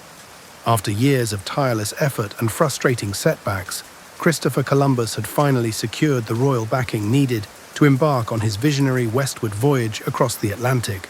With the royal agreement secured through the Capitulations of Santa Fe, the practical task of organizing the expedition began in the spring and summer of 1492. The chosen port for departure was Palos de la Frontera, a small maritime town in southwestern Spain, near the border with Portugal. Palos was obligated to provide service to the crown, possibly as punishment for some past offense, which included making 2 caravels available for Columbus's use. Finding the ships, and more challenging still, recruiting experienced crews for such an unprecedented and widely doubted voyage required considerable effort. Columbus himself traveled to Palos to oversee the preparations, armed with royal decrees and assisted by local maritime authorities. The fleet assembled consisted of 3 vessels, modest in size compared to the grand armadas of Zheng, but typical for European exploration at the time. There were 2 caravels, small, agile ships favored by Portuguese explorers for their maneuverability and ability to sail relatively well against the wind thanks to their lateen sails. These were the Niña, whose real name might have been Santa Clara, and the Pinta.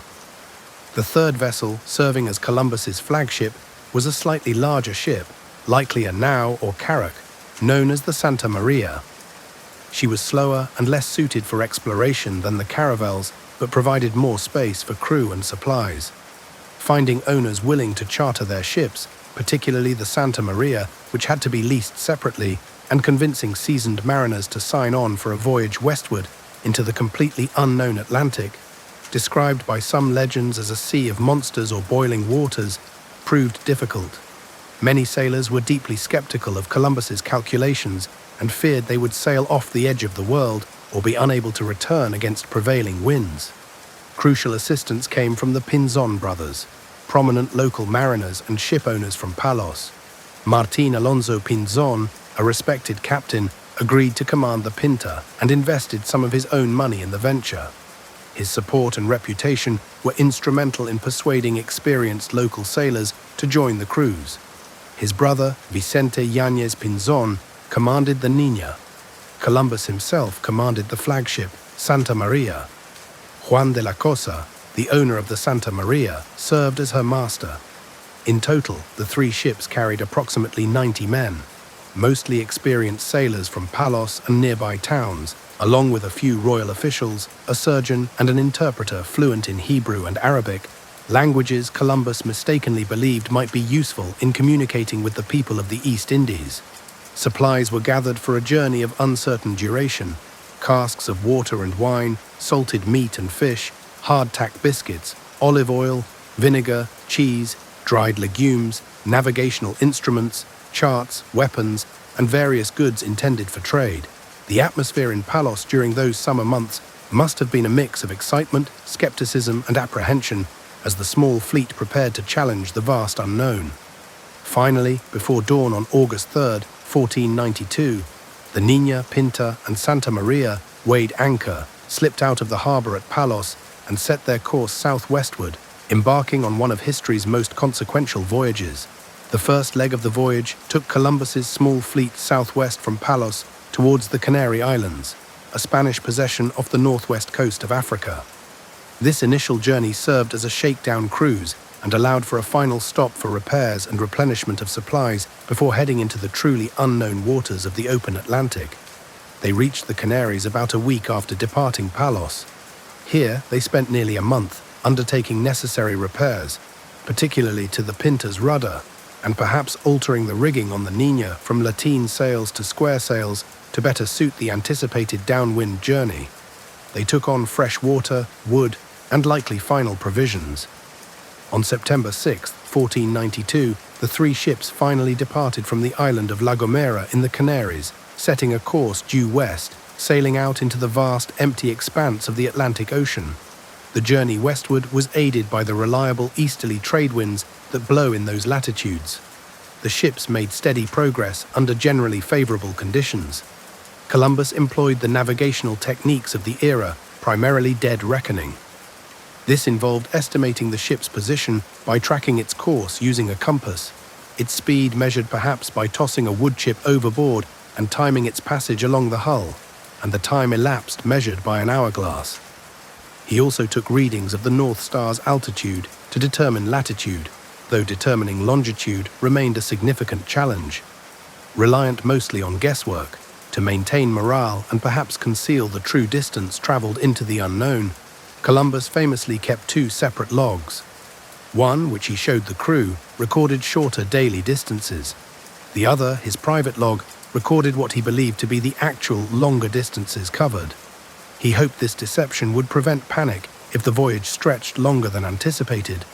As days turned into weeks with no sight of land, the initial hope and excitement among the crews began to fray, replaced by growing anxiety and fear. The vast, unchanging ocean stretched endlessly in every direction. Sailors noted variations in the compass needle, which they did not fully understand, fueling unease. They observed floating patches of seaweed, part of the Sargasso Sea, initially mistaking them for signs of nearby land, only to be repeatedly disappointed. Doubts about Columbus's calculations resurfaced. Fears grew that they had sailed too far, that the winds that pushed them westward would prevent them from ever returning home, or that their provisions would run out before land was found. Grumbling turned into open discontent. Several times, men aboard the Pinta or Nina reported seeing land, raising hopes only to have them dashed as the supposed islands dissolved into clouds or haze on the horizon. By early October, after more than a month sailing westward from the Canaries, the situation grew critical. Some accounts suggest the crews were on the verge of mutiny, demanding that Columbus turn back towards Spain before it was too late. Columbus, through a combination of firm leadership, persuasion, promises of riches, and perhaps negotiation, agreeing to turn back if land was not sighted within a few more days, managed to maintain control and convince the crews to press onward just a little longer. The tension aboard the small ships must have been immense as they sailed deeper into the unknown, balanced precariously between hope and despair. Just as the tension aboard the three small ships reached its peak, subtle but definite signs of nearby land began to appear, reviving the flagging spirits of the crews. Around October 7th, large flocks of birds were seen flying southwestward, prompting Columbus, perhaps influenced by the Pinzon brothers, to alter his course slightly from due west to west-southwest, hoping the birds were heading towards land. In the following days, more encouraging signs emerged from the water. A green branch, a carved stick that appeared to have been worked by human hands, reeds that seemed native to land rather than the open ocean. Hope surged through the weary crews. Lookouts scanned the horizon with renewed intensity, spurred by the promise of a reward from the monarchs for the first man to sight land. Then, in the dark hours before dawn on October 12, 1492, after 36 days sailing westward from the Canary Islands, the long-awaited moment arrived. A lookout aboard the Pinta, the fastest of the three ships sailing slightly ahead, cried out, "Tierra! Tierra! Land!" Land! Exclamation mark. The lookout's name was likely Rodrigo de Triana. Soon, the others could discern the faint outline of land against the moonlit horizon. The immense relief and joy that swept through the crews after weeks of uncertainty and fear are hard to imagine. Anchors were likely dropped, and the ships waited for daylight. As dawn broke, Columbus and his men saw before them a small, low-lying island, covered in green vegetation. Later that morning, Columbus, accompanied by the Pinzon brothers and other officers and officials, rowed ashore in armed boats. Carrying the royal standard of Ferdinand and Isabella and banners bearing the green cross sigil of the expedition, Columbus stepped onto the beach. He knelt, gave thanks to God, and solemnly claimed the island for the Spanish crown, naming it San Salvador, meaning Holy Savior. The exact location of this first landfall remains a subject of historical debate among scholars, with several islands in the Bahamas proposed as candidates, including Samana Cay, Plana Cays, and Watling Island, which was officially renamed San Salvador in 1926. Whichever island it was inhabited. Soon, small groups of native people emerged from the trees, cautiously approaching the strange newcomers who had arrived in their great canoes. These were members of the Taíno people, speakers of an Arawakan language, who inhabited many islands in the Caribbean. Columbus described the Taíno people in his log as handsome, well-built, gentle, and largely unclothed, living a simple existence. Initial interactions were generally peaceful. Columbus offered them small gifts, red caps, glass beads, small bells, which they received with apparent delight, offering parrots, cotton thread, and darts in return. Crucially, Columbus noted that some of the natives wore small ornaments of gold in their noses. This immediately captured his attention, reinforcing his belief that he had reached the outskirts of the wealthy Indies, and fueling his desire to find the source of this gold. He saw the Taíno people as potential converts to Christianity and future subjects of the Spanish crown, though his descriptions also reveal a perspective that viewed them primarily through the lens of potential exploitation and service. Believing firmly he was somewhere near Japan or China, Columbus's first encounter on San Salvador marked the beginning of a profound and often tragic interaction between the peoples of Europe and the Americas, worlds that had remained largely separate for millennia. Having made landfall on San Salvador, Christopher Columbus did not linger long. His primary objectives were to find the source of the gold he had seen, to locate the rich quartz of Chipango or Cathay described by Marco Polo, and to claim lands for Spain. Guided by information gleaned from the Taíno people of San Salvador, often through sign language or gestures, he understood there were many other islands nearby, including a very large one called Colba, which he believed might be Chipango or part of the Asian mainland. Over the next few weeks, the small fleet sailed southwestward, navigating through the beautiful turquoise waters and island chains of the Bahamas. They explored several other islands, making brief stops, interacting with other Taíno groups, and continuing the search for gold and evidence of advanced civilizations. Columbus gave Spanish names to the islands he encountered, often overwriting the native names. In late October 1492, the fleet reached the northeastern coast of a much larger island, Cuba. Columbus was convinced this was the fabled Chipango, or possibly even a peninsula of mainland China.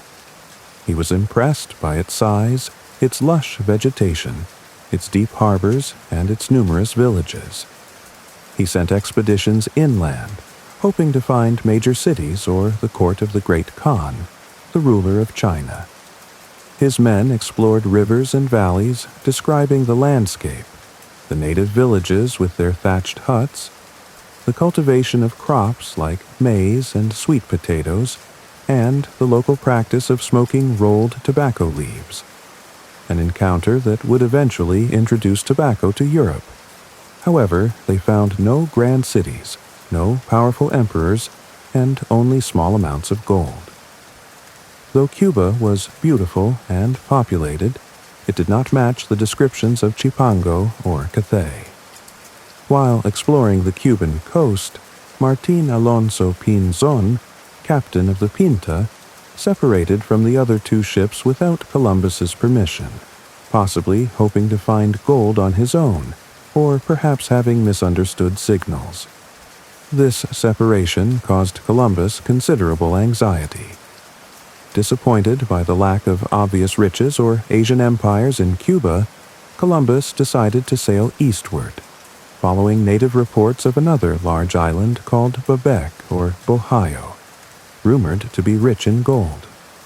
In early December 1492, he reached the northwestern coast of this island, which he named La Isla Española, the Spanish island, known today as Hispaniola, the island now shared by Haiti and the Dominican Republic. Here, the landscape seemed more mountainous, and initial encounters with the local Taíno people, ruled by various chiefs or caciques, suggested a greater availability of gold than seen previously. The natives wore more gold ornaments, and the Spanish were able to trade trinkets for small pieces of the precious metal. Columbus explored the northern coast of Hispaniola, finding sheltered harbors and numerous villages. He established relatively friendly relations with some of the local caciques, particularly Guacanagari, the chief of the Marienne region. It seemed that Hispaniola might hold the riches he sought. However, disaster was about to strike his small expedition. While exploring the northern coast of Hispaniola, seeking the source of the gold and favorable locations for potential settlement, Columbus's expedition suffered a major setback.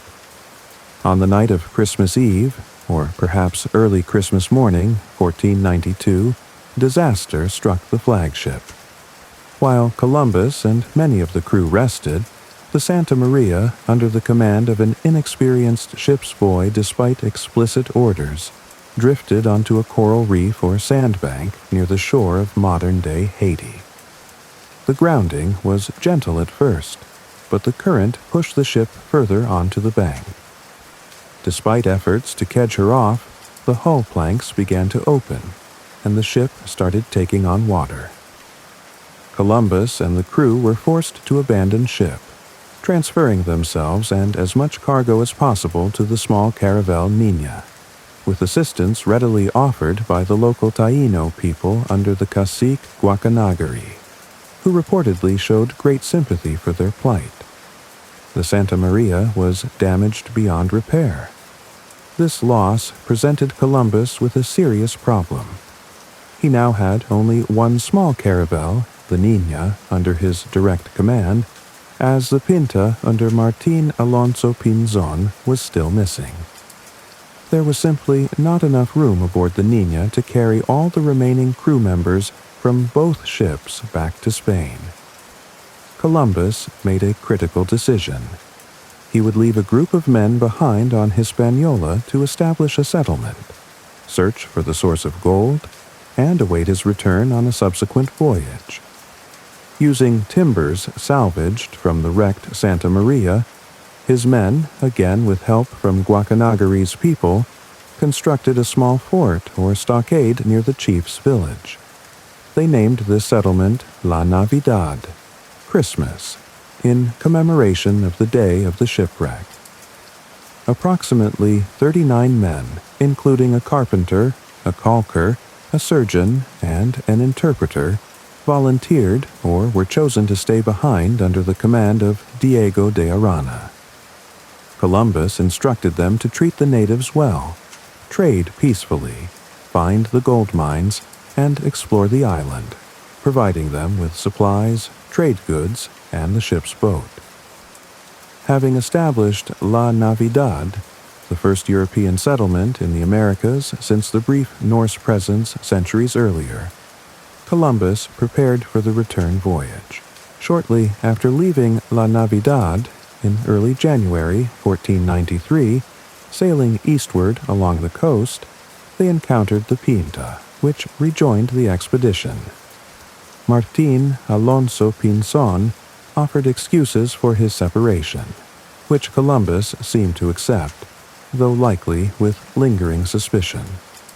Now, with two caravels, the Niña and the Pinta, the expedition finally departed from Hispaniola on January 16, 1493, setting course northeastward for Spain. The return journey across the Atlantic proved far more difficult and dangerous than the outward voyage. The ships encountered severe winter storms. In mid-February, a particularly violent tempest struck, separating the Niña and the Pinta once again. Columbus, aboard the Niña, feared both ships might founder. Facing mountainous waves and howling winds, he reportedly sealed an account of his discoveries inside a cask and threw it overboard, hoping the news might reach Spain even if he did not survive. Miraculously, the small Niña weathered the storm, eventually making landfall, not in Spain, but in the Portuguese Azores Islands, where Columbus faced brief suspicion and detention from local authorities. He finally reached Lisbon, Portugal, in early March, forced to seek shelter there due to damage from the storms. After informing the Portuguese king of his discoveries, much to King John II's likely chagrin, Columbus sailed the final short distance, arriving back at the port of Palos on March 15, 1493. Coincidentally, on the very same day the Pinta, also having survived the storms, sailed into the nearby port of Bayona. Columbus's return was met with astonishment and celebration. He traveled to the royal court in Barcelona, presenting Ferdinand and Isabella with parrots, exotic plants, small quantities of gold, and several captured Taino natives. Though he still mistakenly believed he had reached the East Indies, his first voyage had irrevocably connected two hemispheres and opened a new era of European exploration and colonization across the Atlantic. As the story of Columbus's westward journey settles in your mind, imagine the quiet vastness of the ocean that carried his small ships.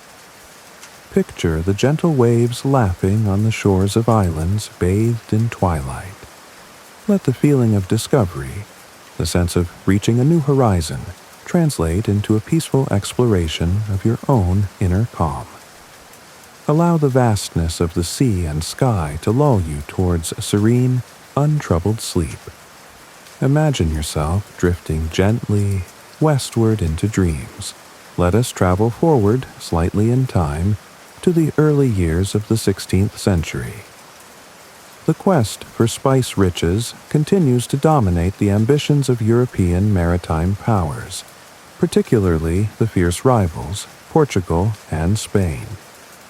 Columbus, sailing for Spain, had crossed the Atlantic, revealing lands previously unknown to Europe, but he had not found the direct route to the spices of Asia.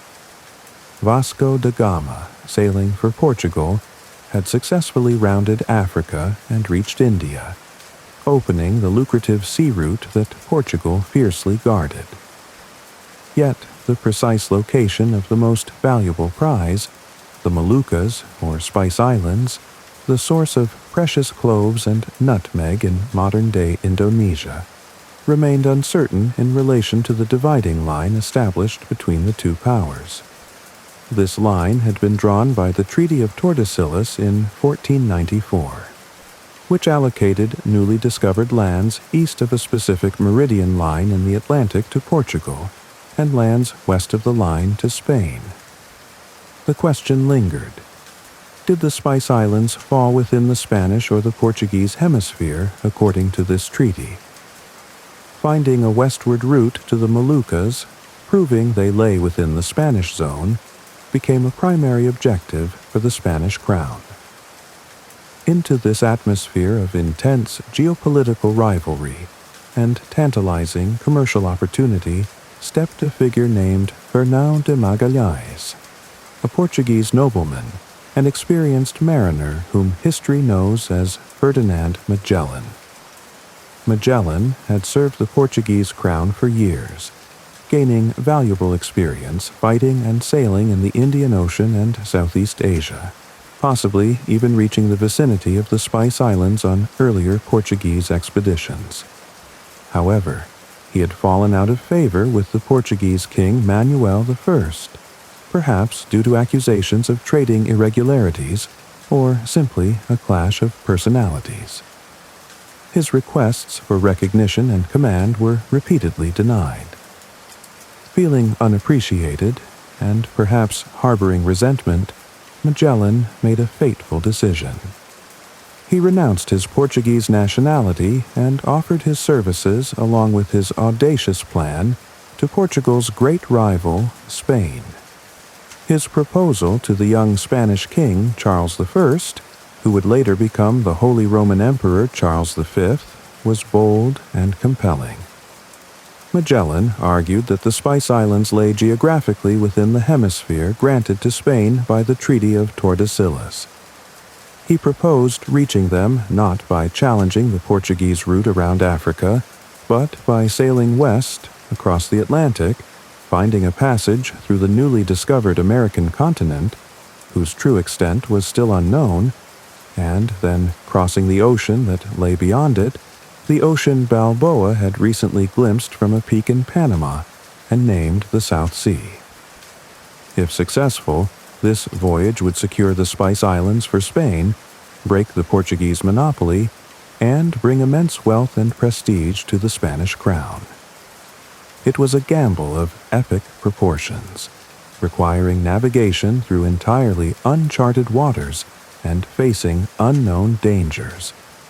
Yet, the potential rewards were so great that King Charles I, eager to challenge Portuguese dominance and expand his own empire, agreed to finance Magellan's daring Armada de Molucca, the fleet destined for the Moluccas. With royal backing secured from King Charles I, the complex and challenging task of assembling the Armada de Molucca began in the Spanish port city of Seville in 1518. Magellan, now serving Spain, oversaw the preparations with meticulous attention to detail, drawing upon his years of maritime experience. Securing adequate funding, ships, supplies, and crew for a voyage of such unprecedented length and uncertainty was a monumental undertaking, fraught with political intrigue and logistical hurdles. The Portuguese crown, learning of Magellan's intentions, actively tried to sabotage the preparations through diplomatic pressure and perhaps even covert means, viewing the expedition as a direct threat to their interests. The fleet consisted of 5 ships, relatively small but sturdy vessels typical of the era, mostly carracks or naus. The flagship was the Trinidad, commanded by Magellan himself. The other 4 ships were the San Antonio, the largest vessel in the fleet, commanded by Juan de Cartagena, who also held the title of Inspector General and represented Spanish interests.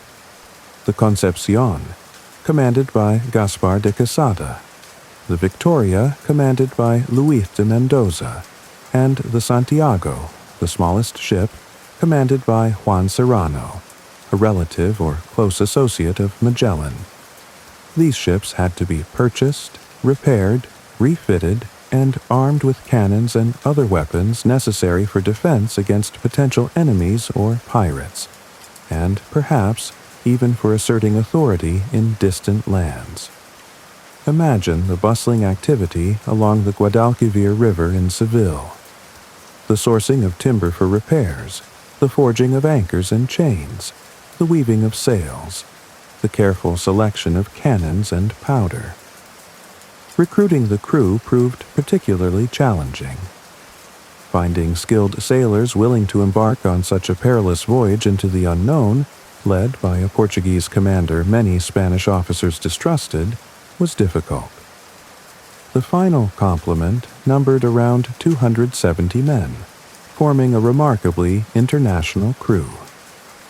While many were Spanish, particularly the senior officers appointed by the Crown to keep an eye on Magellan, there were also numerous Portuguese sailors loyal to Magellan, as well as mariners from Italy, Greece, France, Germany, Flanders, and even England and North Africa. This diverse composition inevitably led to underlying tensions and national rivalries within the fleet, particularly between the proud Spanish captains and the Portuguese Captain General Magellan. Among the crew were several figures who would play significant roles in the unfolding drama, including Juan Sebastián Elcano, a Basque mariner serving as master on the Concepcion, and Antonio Pigafetta, an Italian nobleman and scholar who joined the expedition seemingly out of a desire for adventure and knowledge, and whose detailed chronicle would become the primary surviving account of the entire voyage. Vast quantities of supplies were loaded aboard. Tons of ship's biscuit, barrels of wine and water, salted meat and fish, cheese, dried beans, olive oil, vinegar, firewood, spare sails, ropes, anchors, tools, and trade goods like mirrors, knives, bells, and cloth intended for barter in the Spice Islands. Finally, after more than a year of intense preparation, the Armada de Molucca sailed from Seville down the Guadalquivir River, reaching the port of Sanlúcar de Barrameda at the river's mouth. On September 20th, 1519, the 5 ships weighed anchor and set sail into the Atlantic Ocean, embarking on their historic quest for a westward route to the spices. The 5 ships of the Armada de Molucca sailed southwestward from Spain, following the familiar route towards the Canary Islands for a final stop to take on supplies. From there, Magellan set a course further south along the coast of Africa than was typical for voyages to the Americas, perhaps to avoid Portuguese patrols before turning west across the Atlantic towards Brazil. The Atlantic crossing itself was relatively uneventful, though tensions already simmered beneath the surface.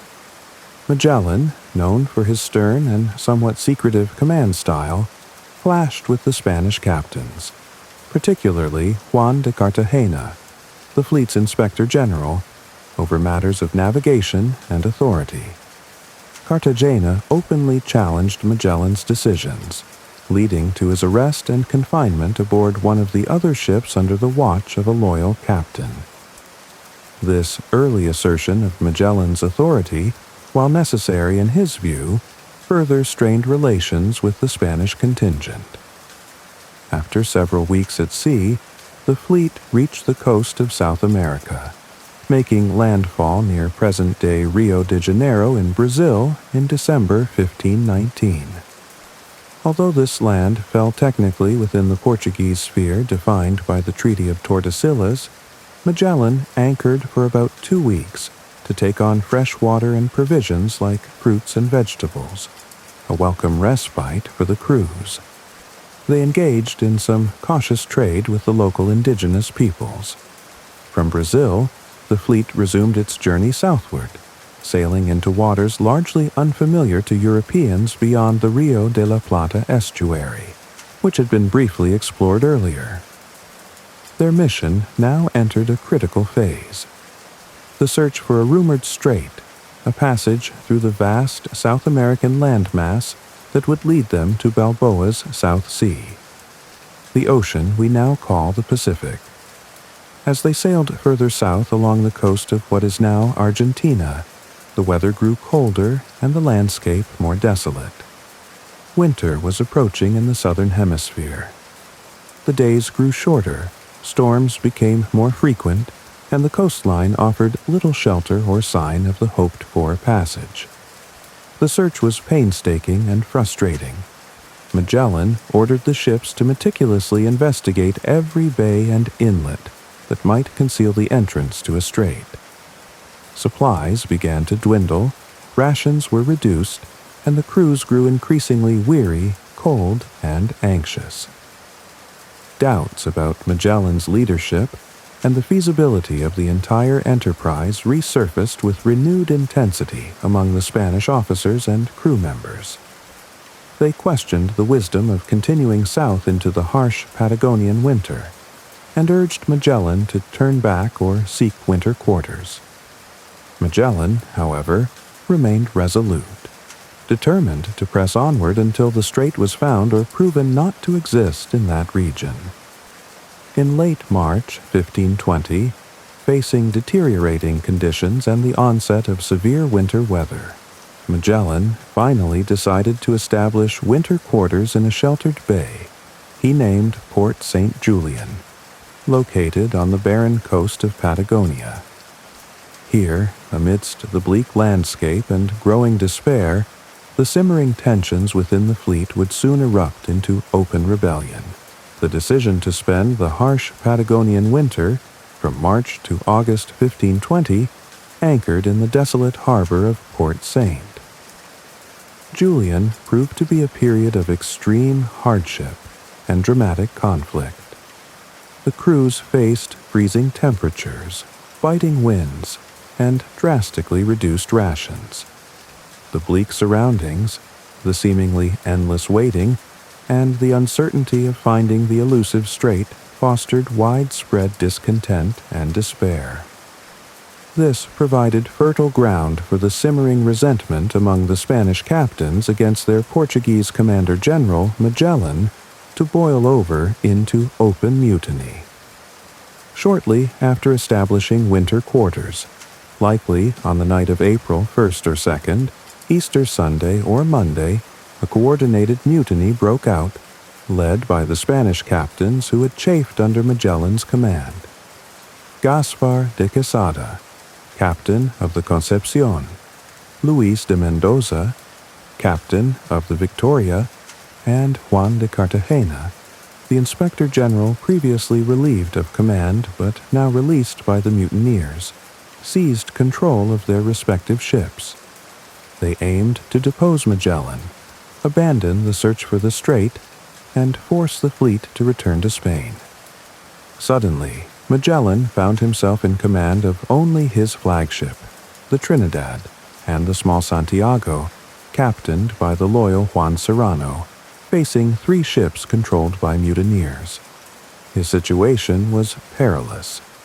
Magellan, however, responded with swiftness, decisiveness, and utter ruthlessness. He first sent a small boat with a loyal constable, Gonzalo Gomez de Espinosa, to the Victoria under the guise of delivering a message to Captain Mendoza. When Mendoza dismissively read the message, Espinosa fatally stabbed him. Simultaneously, another boatload of Magellan's armed supporters boarded the Victoria and quickly regained control of the ship. With 3 ships now under his command strategically positioned at the harbor entrance, Magellan blocked the escape route of the remaining 2 mutinous vessels, the San Antonio and the Concepcion. After a tense standoff and some maneuvering, the San Antonio surrendered. The Concepcion, under Quesada, attempted resistance but was boarded and captured. The mutiny was over almost as quickly as it had begun. Magellan's judgment on the ringleaders was severe, designed to crush any further thoughts of rebellion.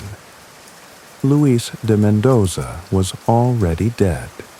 Gaspar de Quesada was executed by beheading, his body then quartered as a warning. Juan de Cartagena, perhaps spared immediate execution due to his previous royal appointment, along with a priest who had supported the mutiny, were sentenced to be marooned, deliberately left behind on the desolate Patagonian coast when the fleet eventually departed.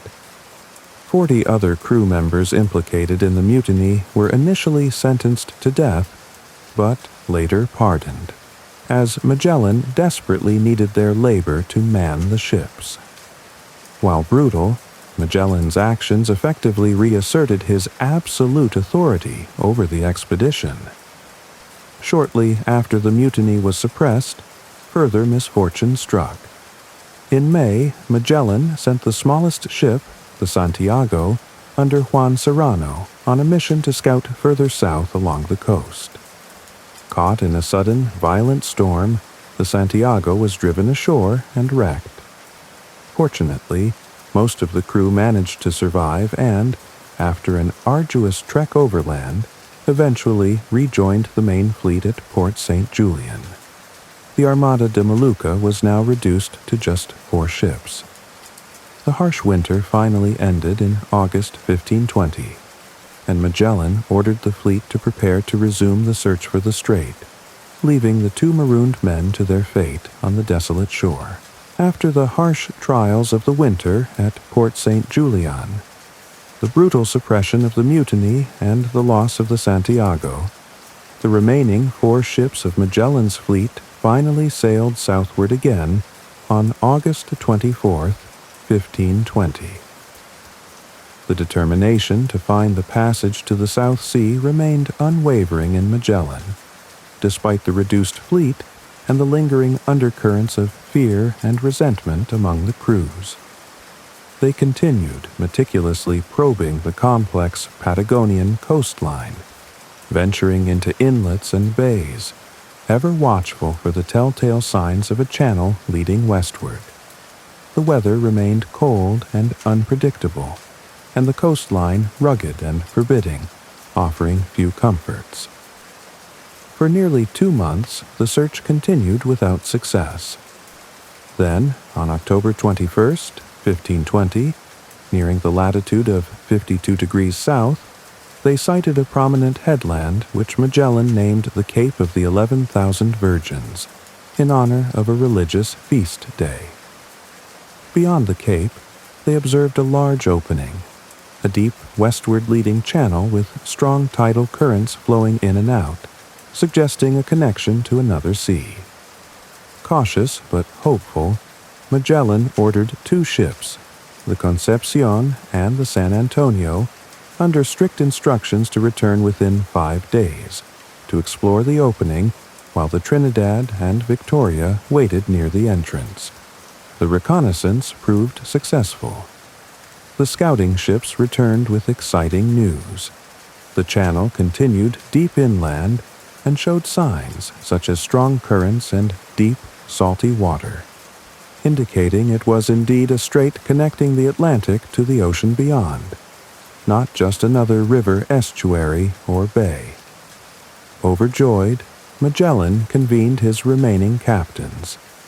According to the chronicler Pigafetta, Magellan confirmed his belief that they had found the passage and sought counsel on whether to proceed immediately or return to Spain with the news, given their depleted supplies.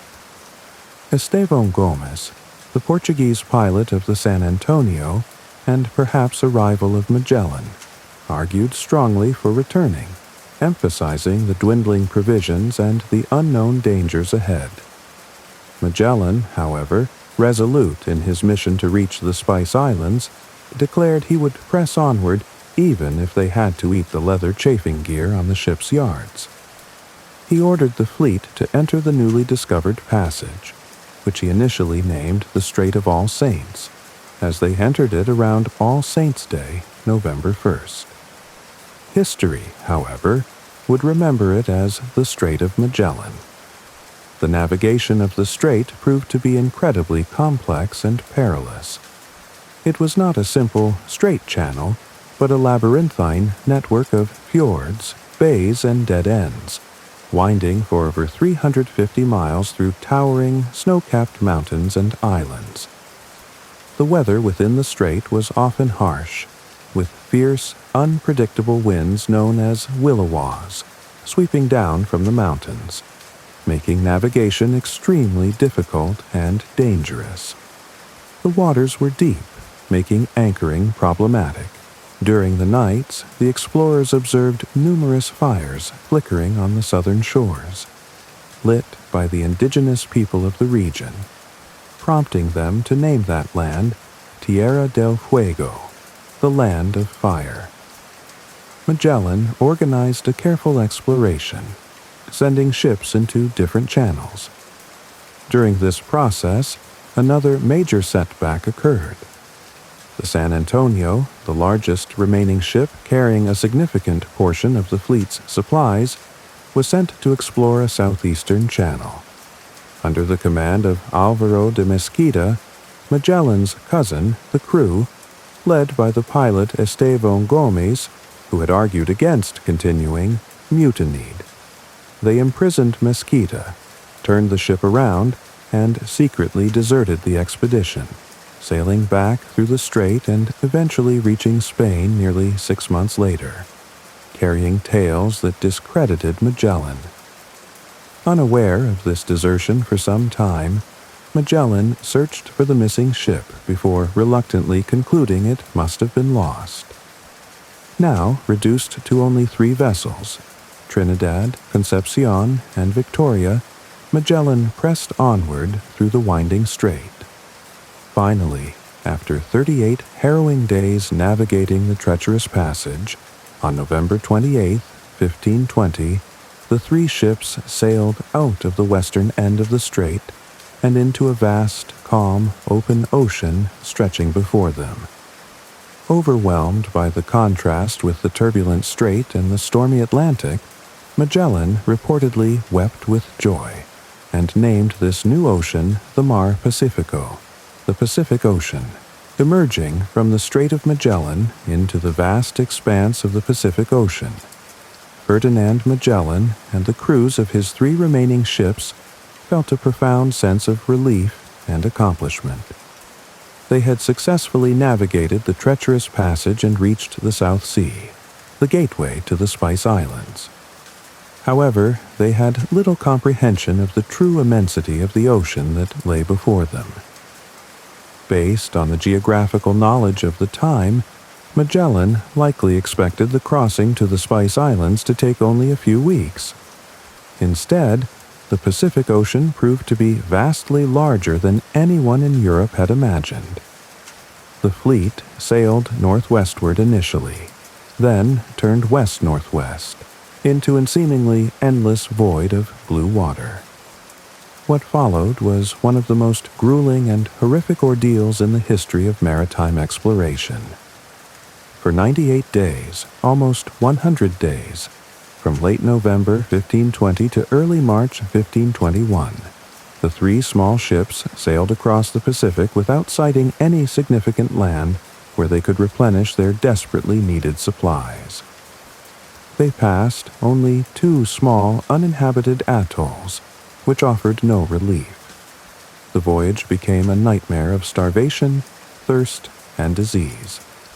Antonio Pigafetta, the expedition's chronicler, vividly described the suffering. Food supplies ran out completely. The crews were reduced to eating ship's biscuits that had turned to powder infested with worms and smelling foully of rat urine. They chewed on pieces of leather stripped from the ship's rigging, which they had to soften by soaking in the sea for days before charring them over embers. They ate sawdust. They caught and ate the rats aboard the ship, selling them for high prices among themselves. Fresh water became putrid and scarce. Inevitably, scurvy ravaged the crews once again, perhaps more severely than ever before. Pigafetta recorded the horrific symptoms: gums swelling over the teeth, making it impossible to eat; men growing too weak to stand or work; limbs swelling, excruciating pain. He estimated that 19 men died during the Pacific crossing, including both European sailors and possibly some South Americans brought from Brazil, adding to those lost earlier in the voyage. The suffering was immense. The morale plummeted. Yet under Magellan's unwavering command, the ships sailed onward across the vast, empty ocean. Imagine the desperation. The skeletal crews struggling to manage the sails, the silence broken only by the creak of the timbers and the groans of the sick and dying under the relentless Pacific sun. Finally, on March the 6th, 1521, after more than 3 months crossing the Pacific, land was sighted. They had reached the island of Guam, part of the archipelago later named the Mariana Islands. The islanders, the Chamorro people, paddled out in their swift outrigger canoes and boarded the Spanish ships, eager to trade but also helping themselves to items, including a small boat towed behind the Trinidad. Magellan, angered by what he perceived as theft, led an armed party ashore, burned houses, and killed several islanders before recovering his boat. He named the islands Islas de los Ladrones, the Islands of Thieves, reflecting this hostile first encounter. After taking on fresh water and provisions like fruits and vegetables, which must have seemed miraculous to the starving survivors, the fleet quickly departed westward. A few days later, on March 16, 1521, they sighted the island of Samar in the archipelago that would eventually be named the Philippines, in honor of the future King Philip II of Spain. They anchored near the smaller island of Homonhon, finally reaching lands that were part of the wider Asian world. Here they rested, allowing the sickest men to recover. They encountered friendly local people who offered them food and supplies. Sailing onward through the islands, they reached Cebu on April 7th. The ruler of Cebu, Raja Humabon, impressed by the Spanish firepower and perhaps seeking allies, welcomed them warmly. Magellan began preaching Christianity, and remarkably, Raja Humabon, his family, and many of his subjects agreed to be baptized. Feeling confident, perhaps overly so, Magellan sought to solidify Spanish influence by demanding that other local chieftains submit to Raja Humabon, and by extension to Spain. One chieftain, Lapu-Lapu, ruler of the nearby small island of Mactan, refused. Magellan, against the advice of some of his officers, decided to make an example of Lapu-Lapu and led a small force of about 60 armed men to Mactan on April 27, 1521, boasting he could easily defeat the defiant chief. The resulting Battle of Mactan was a disaster for the Spanish. Facing hundreds of Mactan warriors on unfavorable terrain, hampered by their heavy armor, and unable to effectively use their muskets or cannons from the ships anchored too far offshore, the Spanish were overwhelmed. During the fighting, Ferdinand Magellan himself was wounded multiple times by spears and arrows, and eventually killed, falling in the shallow water. The great Captain General, who had masterminded the expedition and led it through incredible hardships, died halfway around the world, never reaching his intended destination, the Spice Islands. The death of Ferdinand Magellan at the Battle of Mactan plunged the expedition into chaos and crisis. The aura of invincibility surrounding the Spanish had been shattered. Their chosen ally in Cebu, Raja Humabon, perhaps sensing their vulnerability or angered by instances of misconduct by the crew, quickly turned against them. Just days after Magellan's death, on May 1st, 1521, Humabon invited about 30 of the expedition's senior officers and men to a feast ashore, ostensibly to present gifts for the King of Spain. It was an ambush. Most of the attendees, including the newly elected co-commanders Duarte Barbosa, Magellan's brother-in-law, and Juan Serrano, were massacred by Humabon's warriors. The horrified survivors aboard the ships, watching helplessly from afar, were forced to quickly weigh anchor and flee Cebu, leaving their comrades behind. The expedition was now drastically reduced in numbers, with perhaps only around 115 men left out of the original 270. They no longer had enough experienced crew to safely handle all 3 remaining ships. A decision was made to consolidate their forces. They sailed to the nearby island of Bohol, where they chose to abandon and burn the Concepcion, the least seaworthy of the remaining vessels, distributing her crew and supplies between the Trinidad and the Victoria. Command now fell uncertainly upon the remaining officers.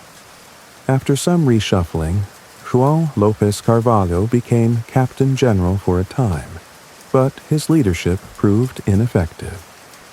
Eventually, Gonzalo Gomez de Espinosa, the loyal constable who had struck the first blow against the mutineers at Port St. Julian, was elected captain of the Trinidad, while Juan Sebastián Elcano, the Basque master who had himself participated in the earlier mutiny but had since proven capable, was elected captain of the Victoria. Under this new leadership, the 2 remaining ships continued their search for the Spice Islands, navigating cautiously through the unfamiliar waters of the southern Philippines and towards Borneo, engaging in some trade and occasional skirmishes. They gathered crucial information about the location of the Moluccas. Finally, after months of searching and uncertainty, guided by local pilots they acquired, the Trinidad and the Victoria reached their long-sought destination. On November 8, 1521, they anchored off the island of Tidore in the Moluccas, the fabled Spice Islands. they had achieved the central goal of the expedition. The local Sultan of Tidore, a rival of the Sultan of Ternate, who was allied with the Portuguese, welcomed the Spanish warmly. Eagerly, they traded their remaining goods for a precious cargo of cloves, the spice that had driven their perilous journey halfway around the world. With their holds filled with valuable cloves, the question arose of how to return to Spain. The Trinidad, under Espinosa, attempted to sail back eastward across the Pacific, hoping to reach Spanish possessions in Panama, but was hampered by contrary winds and eventually forced to turn back towards the Moluccas, where she was captured by the Portuguese. Her crew endured years of imprisonment, and only a handful ever made it back to Europe. Juan Sebastián Elcano, captain of the Victoria, made a different, incredibly daring decision. He chose to attempt the return journey by sailing westward, continuing across the Indian Ocean and around the Cape of Good Hope, deliberately intruding into the Portuguese hemisphere and risking capture, but aiming to complete the first circumnavigation of the globe. The voyage of the Victoria under Elcano became another epic struggle against the elements and starvation. Laden with spices, the ship was likely in poor condition. To avoid Portuguese patrols, Elcano sailed far south across the Indian Ocean, enduring storms and bitter cold. Once again, supplies ran low, and scurvy took a heavy toll. More men died during the crossing of the Indian Ocean and the arduous journey around Africa. They made only one brief, desperate stop for supplies at the Portuguese Cape Verde Islands, where several more men were detained when their desperate purchase of food with cloves revealed their origin. Finally, on September 6, 1522, nearly 3 years after departing Spain, the battered Victoria limped into the harbor of Sanlúcar de Barrameda. Aboard were Juan Sebastián Elcano and only 17 other European survivors from the original crew of about 240 who had sailed with Magellan on the 5 ships. A few days later, they sailed up the river to Seville, completing the first documented circumnavigation of the Earth. Though Magellan had conceived the voyage and led it through its most difficult discoveries, it was Elcano who had brought the Victoria and her precious cargo home, proving definitively that the Earth was round and revealing the true vastness of the Pacific Ocean. The survivors were received as heroes, their feat recognized as a landmark achievement in the history of exploration, forever changing humanity's understanding of the planet. Consider the immense circle sailed by Magellan's fleet, completed by Elcano and the few survivors aboard the Victoria. Feel the immense journey, the vast oceans crossed, the closing of that great loop around the world. Let that sense of completion, of a circle made whole after incredible hardship, bring a deep and profound calm to your mind. Allow the struggles and triumphs of that first circumnavigation to fade into the quiet background, leaving only a feeling of peaceful stillness. Imagine the world turning gently, carrying you softly towards rest and sleep.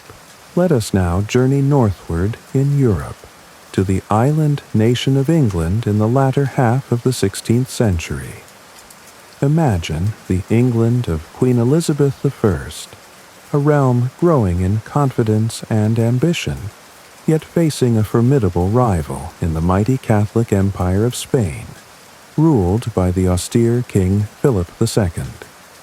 Tensions between Protestant England and Catholic Spain simmered constantly, fueled by religious differences, political maneuvering, and economic competition.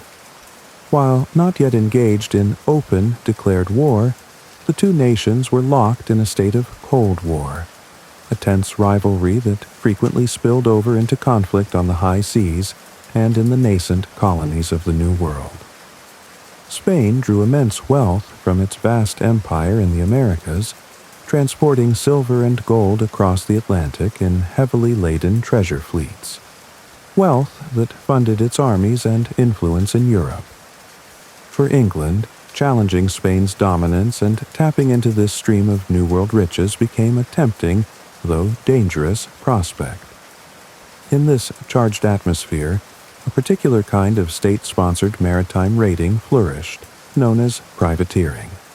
A privateer was essentially a privately owned armed ship, operating under a commission or letter of marque from its government, authorizing it to attack and capture merchant shipping belonging to an enemy nation.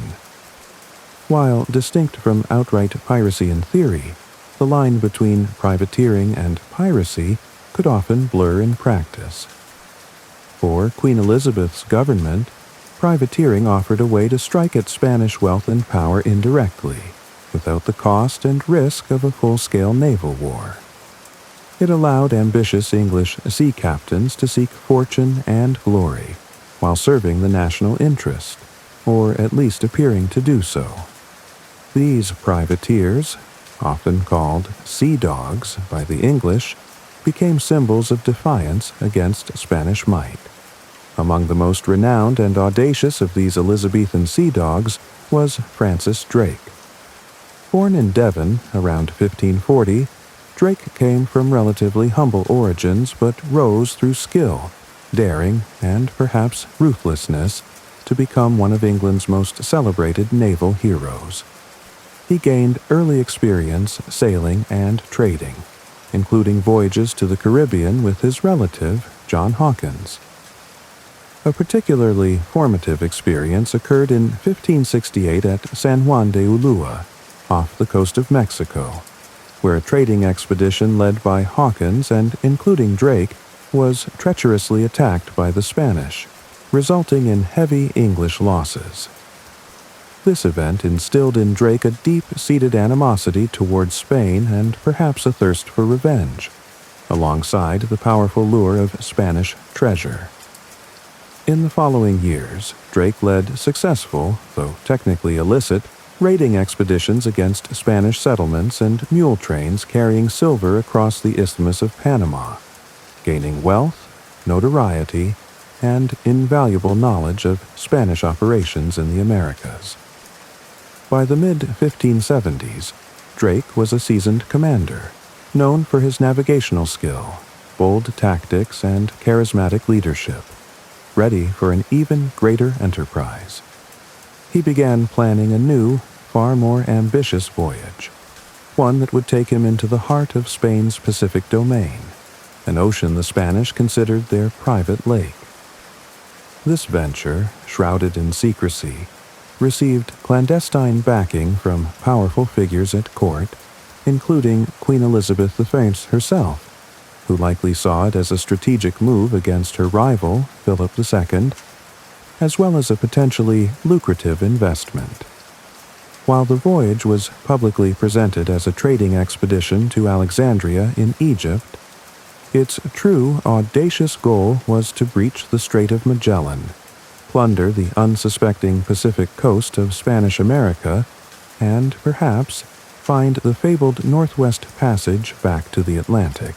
The preparations for Francis Drake's ambitious voyage were conducted with considerable secrecy during the year 1577.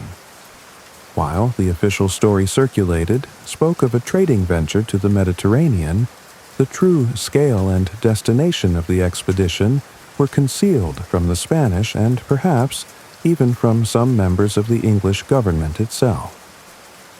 Drake worked closely with a small group of powerful backers, including Sir Francis Walsingham, the Queen's spymaster, Sir Christopher Hatton, the Vice-Chamberlain, the Earl of Leicester, and Queen Elizabeth I herself, who invested significantly in the venture. Their support provided the necessary funding and political cover for an undertaking that clearly risked open war with Spain if its true nature became widely known. A fleet of 5 small ships was assembled and outfitted, primarily in Plymouth, Drake's home port in southwestern England. The flagship was the Pelican, a vessel of about 100 to 150 tons, well armed and suited for a long voyage.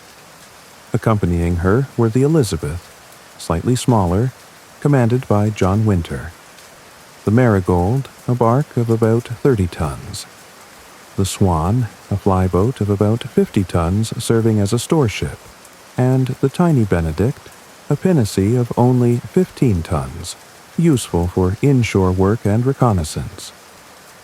These ships were carefully provisioned for a voyage of indeterminate length, loaded with food, water, wine, gunpowder, cannons, muskets, swords, tools for repairs, and various goods intended for trade or perhaps barter.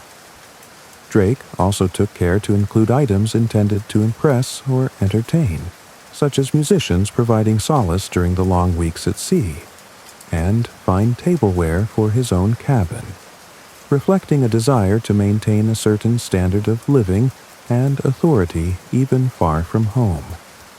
Recruiting the crew involved gathering around 160 men. These included experienced sailors, soldiers for landing parties and defense, skilled craftsmen like carpenters and blacksmiths, gunners, musicians, and several gentlemen adventurers, younger sons of nobility seeking fortune and experience. One notable gentleman aboard was Thomas Doughty, a figure who appears to have been involved in planning the voyage alongside Drake and possibly represented the interests of some investors. Doughty was intelligent and charismatic, but perhaps also ambitious and potentially resentful of Drake's supreme command, a situation that would later lead to tragic conflict. The true destination and purpose of the voyage were likely revealed only to Drake's inner circle initially, with most of the crew believing they were bound for Alexandria as stated in the official documents. In mid-November 1577, the small fleet set sail from Plymouth Harbor. However, they almost immediately encountered a fierce gale in the English Channel, which damaged several ships, including the Pelican, forcing them to return to port for repairs. This initial setback delayed their departure by nearly a month. Finally, on December 13, 1577, under hopefully calmer skies, Drake's fleet weighed anchor once more and sailed out of Plymouth, setting a course southward. The great venture, cloaked in secrecy and filled with immense potential for both riches and disaster, was truly underway. Drake, aboard the Pelican, headed towards the coast of Africa, the first leg of a journey that would eventually circle the globe and cement his legendary status. Sailing southward from England, Drake's fleet made good time initially, heading towards the coast of Morocco in northwest Africa. Here, Drake began the raiding activities that belied the official story of a simple trading voyage. They captured several unsuspecting Spanish fishing vessels off the African coast, seizing their cargo and sometimes impressing useful crew members or pilots. Further south, near the Cape Verde Islands, a Portuguese possession, they captured a well-laden Portuguese merchant ship bound for Brazil. This capture proved particularly valuable, not only for its cargo of wine and textiles, but also because Drake decided to keep the captured ship, renaming it the Mary, and, more importantly, retaining her experienced Portuguese pilot, Nuno da Silva, whose knowledge of the South Atlantic and Brazilian waters would prove immensely useful later in the voyage. Drake released the original Portuguese crew onto one of the captured Spanish fishing boats, allowing them to return home, while keeping Silva aboard the Pelican. From Cape Verde, Drake set his course southwestward across the Atlantic, aiming for the coast of South America. The crossing itself was relatively swift, aided by the trade winds. During the long weeks at sea, Drake likely worked to maintain discipline and morale among the crews of his now 6 ships. He may have drilled them in seamanship and gunnery, preparing them for the challenges ahead. They likely celebrated traditional maritime ceremonies when crossing the equator. However, beneath the surface of daily routine, tensions began to mount, particularly between Drake and the gentleman adventurer, Thomas Doughty. Doughty, who had sailed aboard the Pelican with Drake initially, was accused of stirring discontent among the crew, questioning Drake's authority, and perhaps even practicing witchcraft or sorcery to hinder the voyage. Drake transferred Doughty to the captured Portuguese ship, the Mary, effectively placing him under guard. The fleet reached the coast of Brazil in early April 1578, but Drake avoided the main Portuguese settlements, wary of conflict. They continued southward along the coast of South America, entering colder latitudes and waters largely uncharted by the English. The weather became more challenging, with storms and fog hampering progress. The search for provisions and safe anchorage became paramount. They explored the estuary of the Rio de la Plata, hoping it might be the entrance to the strait leading to the Pacific, but were disappointed. Pushing further south into the desolate region of Patagonia, the conditions grew harsher. Supplies dwindled, and the need to find a safe place to winter became urgent. During this period, Drake decided the fleet was becoming unwieldy. He ordered the Juan, the store ship, to be emptied of useful provisions and broken up for firewood. The captured Portuguese ship, the Mary, was also deemed surplus and likely abandoned or destroyed, though her pilot, Nuno da Silva, remained with Drake. As the fleet crept southward along the bleak Patagonian coast in the deepening gloom of the southern winter, the conflict between Drake and Thomas Doughty reached a critical point. Accusations against Doughty intensified. He was formally charged with mutiny and treason against the expedition, accusations he vehemently denied. Drake seemed convinced that Doughty posed a threat to his command and the success of the entire voyage. In June 1578, the fleet found a sheltered harbor, the same desolate Port Saint. Julian, where Magellan's fleet had wintered nearly 60 years earlier. Ominously, they found the remains of the gallows where Magellan had executed his mutineers. Here, amidst this bleak and foreboding landscape, Drake resolved to deal decisively with the perceived threat posed by Thomas Doughty. The winter stay at Port St. Julian in Patagonia from June to August 1578 became dominated by the controversial trial and execution of Thomas Doughty. Francis Drake, convinced that Doughty was plotting mutiny and actively working against the success of the voyage, perhaps even using witchcraft, decided to put him on trial before the assembled crews. The proceedings were highly unusual for a maritime expedition. While Drake held supreme command under his commission, the trial had elements of a jury process, with crew members asked to consider the evidence presented against Doughty. The specific charges revolved around inciting rebellion, undermining Drake's authority, and potentially jeopardizing the entire enterprise through treasonous actions or sorcery. Evidence presented likely included testimony from sailors about Doughty's alleged seditious conversations, and perhaps interpretations of unfortunate events, like storms as being caused by Doughty's malevolent influence.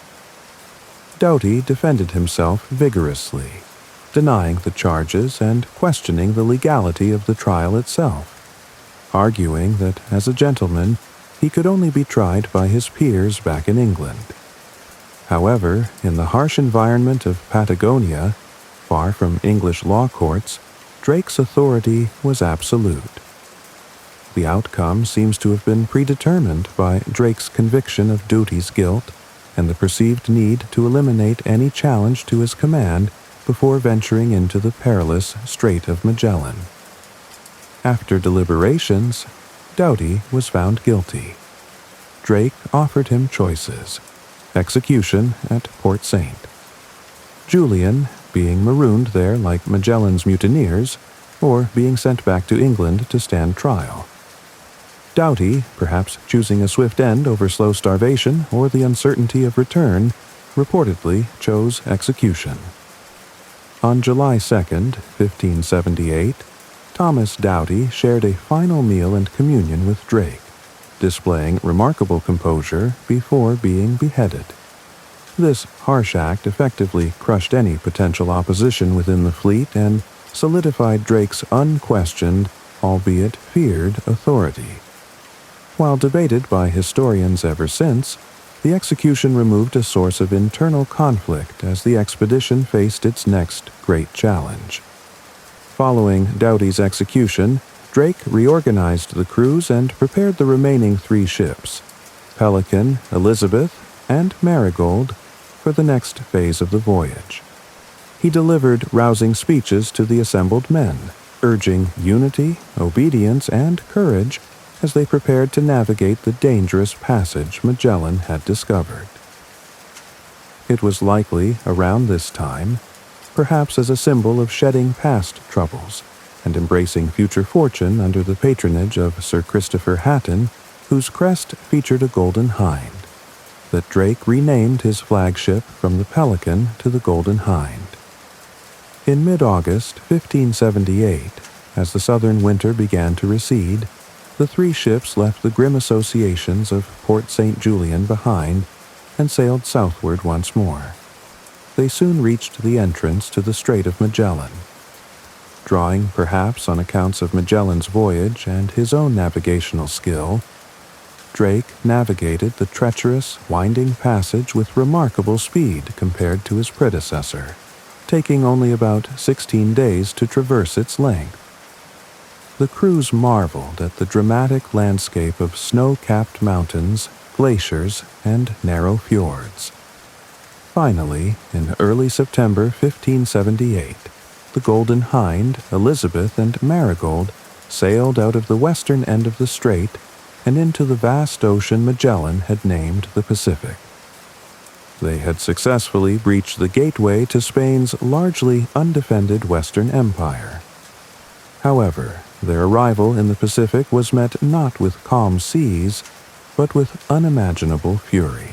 No sooner had Drake's small fleet emerged into the Pacific Ocean than they were assailed by a series of violent storms of extraordinary duration and ferocity. For nearly 2 months, from early September through much of October 1578, the ships were battered by relentless gales, mountainous waves, and freezing sleet, driving them relentlessly southward, far away from their intended course along the coast of South America. The Pacific Ocean violently contradicted the hopeful name Magellan had given it. During this period of intense storms, the fragile unity of the small fleet was shattered. The Marigold, the smallest of the 3 remaining ships, was overwhelmed by the tempestuous seas and disappeared with all hands, swallowed by the waves sometime in late September or early October. A short time later, the Elizabeth, captained by John Winter, became separated from the Golden Hind during the chaos. Winter, perhaps despairing of the voyage's prospects or seeing an opportunity to return home, decided to turn back. He re-entered the Strait of Magellan from the west, a remarkable feat in itself, and eventually sailed back across the Atlantic, reaching England in 1579, bringing the first news, albeit incomplete and perhaps biased, of the expedition's progress and the loss of the Marigold. Francis Drake, aboard the Golden Hind, was left entirely alone, driven far south by the relentless storms, possibly reaching latitudes around 57 degrees south, further south than any European had knowingly sailed before. In doing so, he may have observed that Tierra del Fuego was not part of a southern continent as previously believed. but an island with open sea lying further south. The passage that now bears his name, Drake Passage, connecting the Atlantic and Pacific Oceans south of Cape Horn. When the storms finally abated in late October 1578, Drake found himself alone in his single, battered ship, thousands of miles from home, in an ocean controlled by his nation's greatest rival. Lesser commanders might have considered turning back, but Drake saw opportunity. He knew the Spanish settlements and shipping along the Pacific coast of South America were largely undefended, operating under the assumption that no foreign enemy could possibly reach them through the Strait of Magellan. Turning the Golden Hind northward, Drake began a legendary campaign of raiding along the coasts of Chile and Peru. He sailed into harbors unprepared for attack, surprising Spanish colonists and officials. At Valparaiso, the port for Santiago in Chile, he easily captured a ship laden with Chilean wine and seized valuable supplies from the small settlement. Further north, he raided other coastal towns like Arica and Callao, the port for Lima, Peru. He plundered ships in harbor, gathering intelligence about the movements of Spanish treasure vessels. He learned that a particularly rich galleon, carrying silver from the mines of Potosi, had recently sailed north from Callao towards Panama, en route to be transported across the isthmus and onward to Spain. This ship, named Nuestra Señora de la Concepción, became Drake's primary target.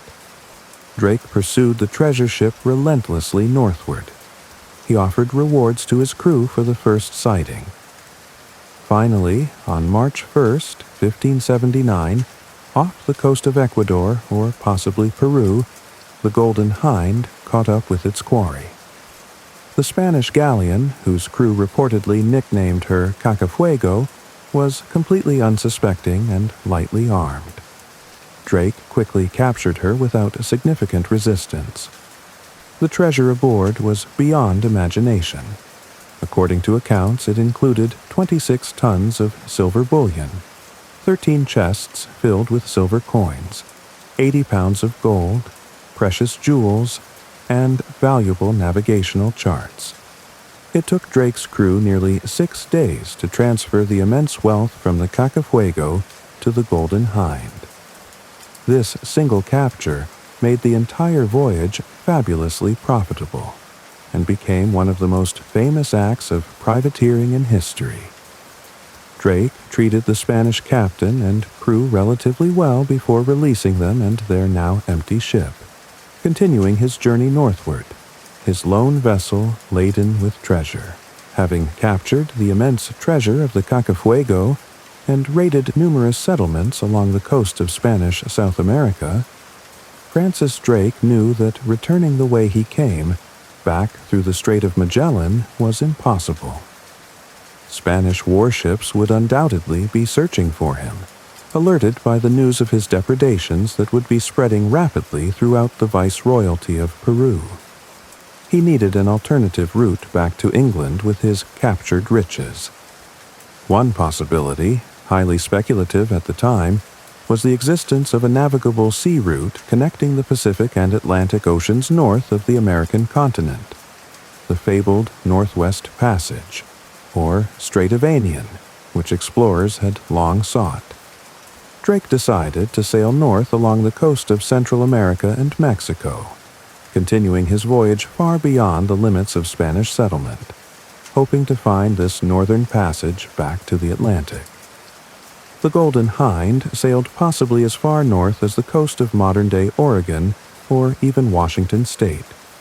Encountering increasingly cold weather and perhaps realizing the Northwest Passage, if it existed at all, lay much further north in inhospitable Arctic waters and was likely impassable for his ship.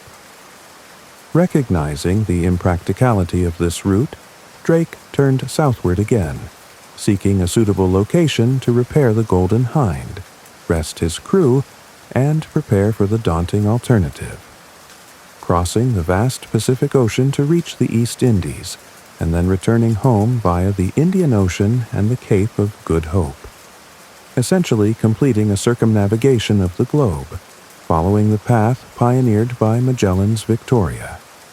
In June 1579, Drake found a sheltered bay somewhere on the coast of North America, likely in California, north of present-day San Francisco.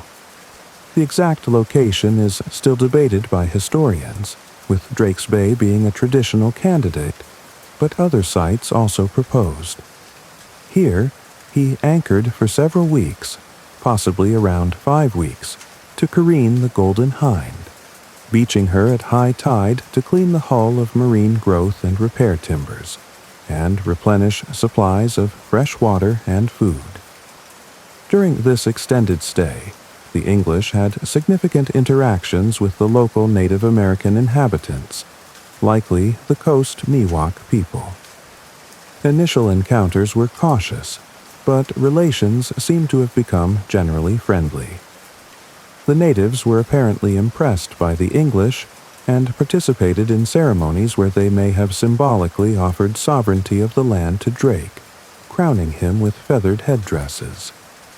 Drake, in turn, claimed the territory for Queen Elizabeth I, naming it Nova Albion, meaning New England or New Britain, Albion being an ancient name for Britain. He erected a plate of brass, inscribed with the claim and the Queen's name as evidence of English possession, though the original plate has never been definitively found. This stay provided a crucial period for rest, repair, and preparation before the immense challenge of the Pacific crossing. Towards the end of July 1579, the Golden Hind was seaworthy again, supplies were gathered, and the crew was rested. Drake bade farewell to the Coast Miwok people of Nova Albion and set sail westward, launching out into the immense Pacific Ocean. He was deliberately following a route similar to that used by the Spanish Manila galleons, which sailed annually between Mexico and the Philippines, utilizing the prevailing trade winds. However, Drake was sailing into largely unknown waters for the English. The crossing took about 68 days, significantly faster than Magellan's fleet had endured, likely due to better winds and perhaps Drake's more southerly starting point after returning from the north. Even so, it was a long and anxious voyage across the seemingly endless ocean, requiring careful navigation and rationing of supplies. Finally, in late September or early October 1579, Drake's crew sighted land again, reaching an island group likely in the Palau or Caroline Islands, marking their arrival in the western Pacific, on the threshold of the East Indies. Having successfully crossed the vast Pacific Ocean, Francis Drake and the Golden Hind arrived in the complex island world of Southeast Asia, the region famed for its valuable spices. Navigating cautiously through unfamiliar archipelagos, Drake aimed for the Moluccas, the Spice Islands themselves, the original destination sought by Magellan. He needed not only spices to add to his already considerable treasure, but also friendly ports where he could refit and gather information for the final legs of his journey home.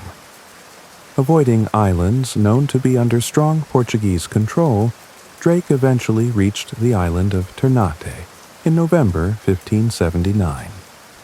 The Sultan of Ternate, Babula, was currently engaged in a struggle against the Portuguese, who were allied with the rival Sultan of Tidore, where Magellan's crew had traded decades earlier. Seeing the well-armed English ship as a potential ally against his enemies, Sultan Babula welcomed Drake warmly. Drake established friendly relations with the Sultan, engaging in diplomacy and trade. He presented gifts and likely offered vague promises of future English support against the Portuguese. In return, the Sultan allowed Drake to purchase a valuable cargo of cloves, the most sought-after spice of the Moluccas. This transaction added significantly to the value of the treasure already crammed into the Golden Hind's hold. Drake and his crew spent some time in Ternate, observing the local culture, the spice cultivation, and gathering intelligence about the routes westward towards the Indian Ocean. The stay in the Spice Islands marked the achievement of another major objective of the voyage, beyond the raiding of Spanish possessions. Leaving Ternate laden with both Spanish treasure and East Indian spices, Drake began the perilous task of navigating westward through the intricate Indonesian archipelago towards the Indian Ocean. This region was notorious for its treacherous reefs, unpredictable currents, and the potential for encounters with hostile locals or Portuguese patrols. In January 1580, disaster nearly struck. While sailing through unfamiliar waters likely near Sulawesi, the Golden Hind ran hard aground on a submerged reef during the night. The ship was stuck fast, battered by waves, and seemed doomed. The crew faced the terrifying prospect of shipwreck far from home, surrounded by potential enemies. Desperate efforts were made to save the ship. Cannons, spices, and other heavy cargo were jettisoned overboard to lighten the vessel. After agonizing hours stuck on the reef, a favorable tide and perhaps a shift in the wind miraculously lifted the Golden Hind free, saving the ship and the expedition from ruin. Shaken but determined, Drake continued westward. He successfully navigated through the remaining Indonesian islands, likely avoiding major ports to minimize risk, before finally sailing out into the open expanse of the Indian Ocean. The journey across the Indian Ocean was long but relatively uneventful compared to the Pacific crossing or the grounding incident. They likely sighted no land between Java and Africa. In mid-June 1580, the Golden Hind successfully rounded the Cape of Good Hope at the southern tip of Africa, entering the Atlantic Ocean once more. Drake deliberately avoided stopping at any Portuguese ports along the African coast. The final leg of the journey up the Atlantic took several more months. Finally, on September 26, 1580, the Golden Hind sailed triumphantly back into Plymouth Harbor, nearly 3 years after its departure. Only Drake's flagship returned out of the original 5 vessels, but she carried immense wealth and the distinction of having completed the second circumnavigation of the globe. Drake's return caused a sensation in England. He was hailed as a national hero, though his actions also caused a major diplomatic incident with Spain. The immense treasure brought back yielded an incredible profit for the expedition's investors, including Queen Elizabeth I, reportedly exceeding the Crown's entire annual revenue. Despite Spanish protests and demands for restitution, Queen Elizabeth publicly acknowledged Drake's achievement. In April 1581, she visited the Golden Hind docked at Deptford on the River Thames, and knighted Francis Drake aboard his famous ship, signaling her approval and solidifying his legendary status.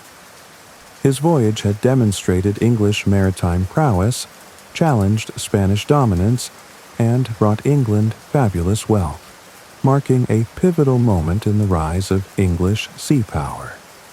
Let the tales of Drake's adventurous voyage around the globe gently fade now, like sails disappearing over the horizon. Consider the long journey completed, the Golden Hind returning safely to harbor after facing storms, battles, and unknown seas. Feel the peace of arrival, the quiet security after navigating great challenges. Allow that sense of completion, of a circle closed and dangers past, to bring a deep calm and security to your own mind as you prepare for rest. Let the quiet rhythm of gentle waves carry you softly towards sleep.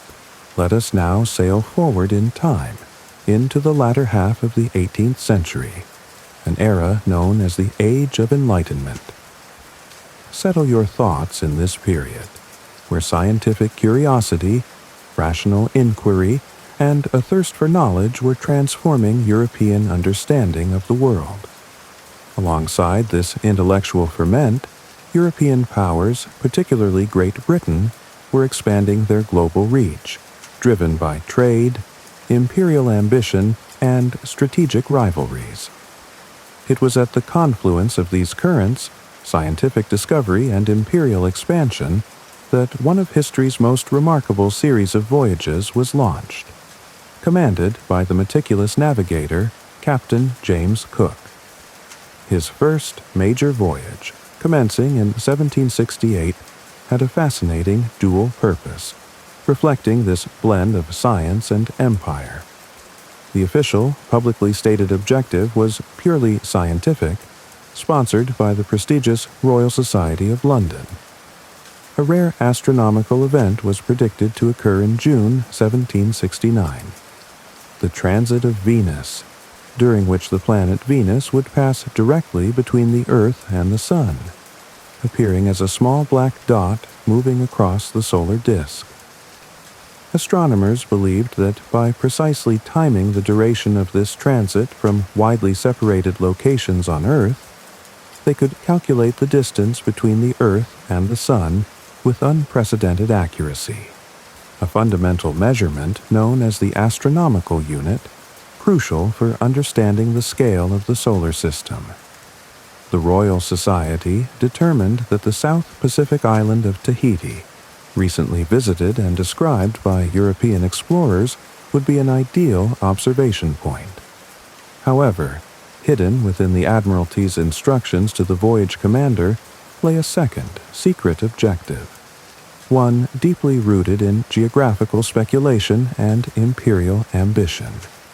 For centuries, European geographers had theorized about the existence of a vast, undiscovered southern continent, often labeled Terra Australis Incognita, the unknown southern land. It was believed that such a landmass must exist in the southern hemisphere to counterbalance the known continents of the northern hemisphere and maintain the Earth's equilibrium. Finding and claiming this hypothetical continent for Great Britain, before rivals like France could do so, was a significant strategic goal. Thus, the commander of the Transit of Venus expedition was given secret orders. After completing the astronomical observations in Tahiti, he was to sail southward into uncharted waters, searching for any sign of Terra Australis. To lead this complex mission, with its blend of precise scientific observation and exploratory navigation into the unknown, the Admiralty chose Lieutenant James Cook. Cook was not from an aristocratic background. He was the son of a farm laborer who had risen through the ranks of the Royal Navy entirely on merit. He had distinguished himself as a superb surveyor and cartographer during service in North America, particularly during the 7 Years' War in Canada, where his meticulous charts of the St. Lawrence River were invaluable. Lawrence River were crucial to the British capture of Quebec. He possessed exceptional navigational skills, a calm temperament, strong leadership qualities, and a deep commitment to accuracy and thoroughness. For the voyage, a specific type of vessel was chosen, not a sleek warship, but a sturdy, flat-bottomed collier, a type of coal-carrying ship named the Earl of Pembroke, purchased and refitted by the Navy and renamed His Majesty's Bark Endeavour. Though perhaps slow and ungainly, the Endeavour was robust, capacious, and had a shallow draft, making her well-suited for exploration in potentially reef-strewn or poorly charted waters. With a skilled commander, a sturdy ship, and a dual mission of profound scientific and geographic importance, the stage was set for a voyage that would significantly redraw the map of the world. The preparations for Cook's first voyage aboard the Endeavour reflected its unique scientific and exploratory nature. Alongside the regular naval complement of officers, sailors, and marines, numbering around 94 men in total, the ship carried a significant civilian contingent dedicated to scientific observation and collection. This was unusual for naval expeditions of the time, and highlighted the influence of the Royal Society and the Enlightenment's emphasis on empirical knowledge. The most prominent civilian was Joseph Banks, a wealthy young landowner, fellow of the Royal Society, and passionate naturalist. Banks funded his own large retinue, which included the distinguished Swedish botanist Dr. Daniel Solander, a pupil of the great taxonomist Carl Linnaeus. Two natural history artists, Sidney Parkinson and Alexander Buchan, tasked with accurately drawing the plants, animals, and peoples encountered, plus several servants and assistants. Also aboard was the official Royal Society astronomer, Charles Green, responsible for the crucial transit of Venus observations, along with his specialized astronomical instruments like telescopes and clocks. This team of scientists and artists transformed the Endeavour into a floating laboratory and studio, poised to document the natural world and human cultures they encountered with unprecedented detail. Lieutenant Cook oversaw the outfitting of the Endeavour with characteristic thoroughness. He ensured the ship was well armed with cannons and swivel guns for defense. He paid particular attention to provisions, determined to prevent the devastating outbreaks of scurvy that had plagued earlier long-distance voyages.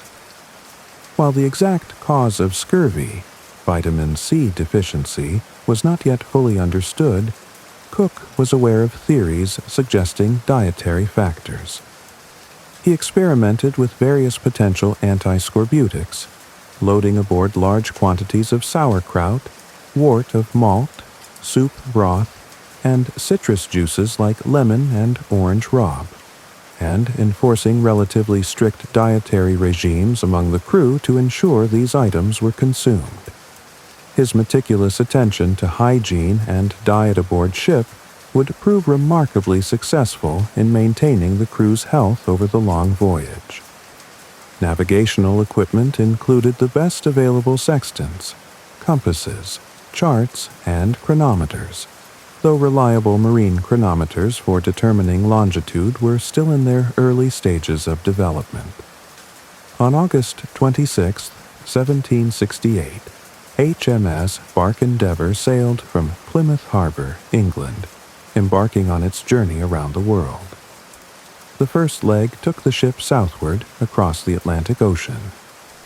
They stopped briefly at Madeira for wine and supplies. Cook maintained strict discipline but also showed concern for his crew's well-being, ensuring the ship was kept clean and well ventilated. Banks and his team were already busy, collecting marine specimens and observing seabirds during the Atlantic crossing. Instead of taking the faster but potentially stormy route around the Cape of Good Hope, Cook opted for the challenging passage around Cape Horn at the southern tip of South America, perhaps seeking opportunities for exploration in the South Atlantic, or simply favoring the route that would bring him into the Pacific sooner.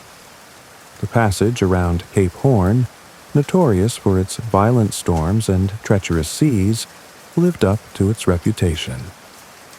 In January 1769, the Endeavour battled fierce gales, huge waves, and freezing conditions for several weeks as they rounded the continent. During a shore excursion in Tierra del Fuego to collect plant specimens, Banks's party was caught in a blizzard.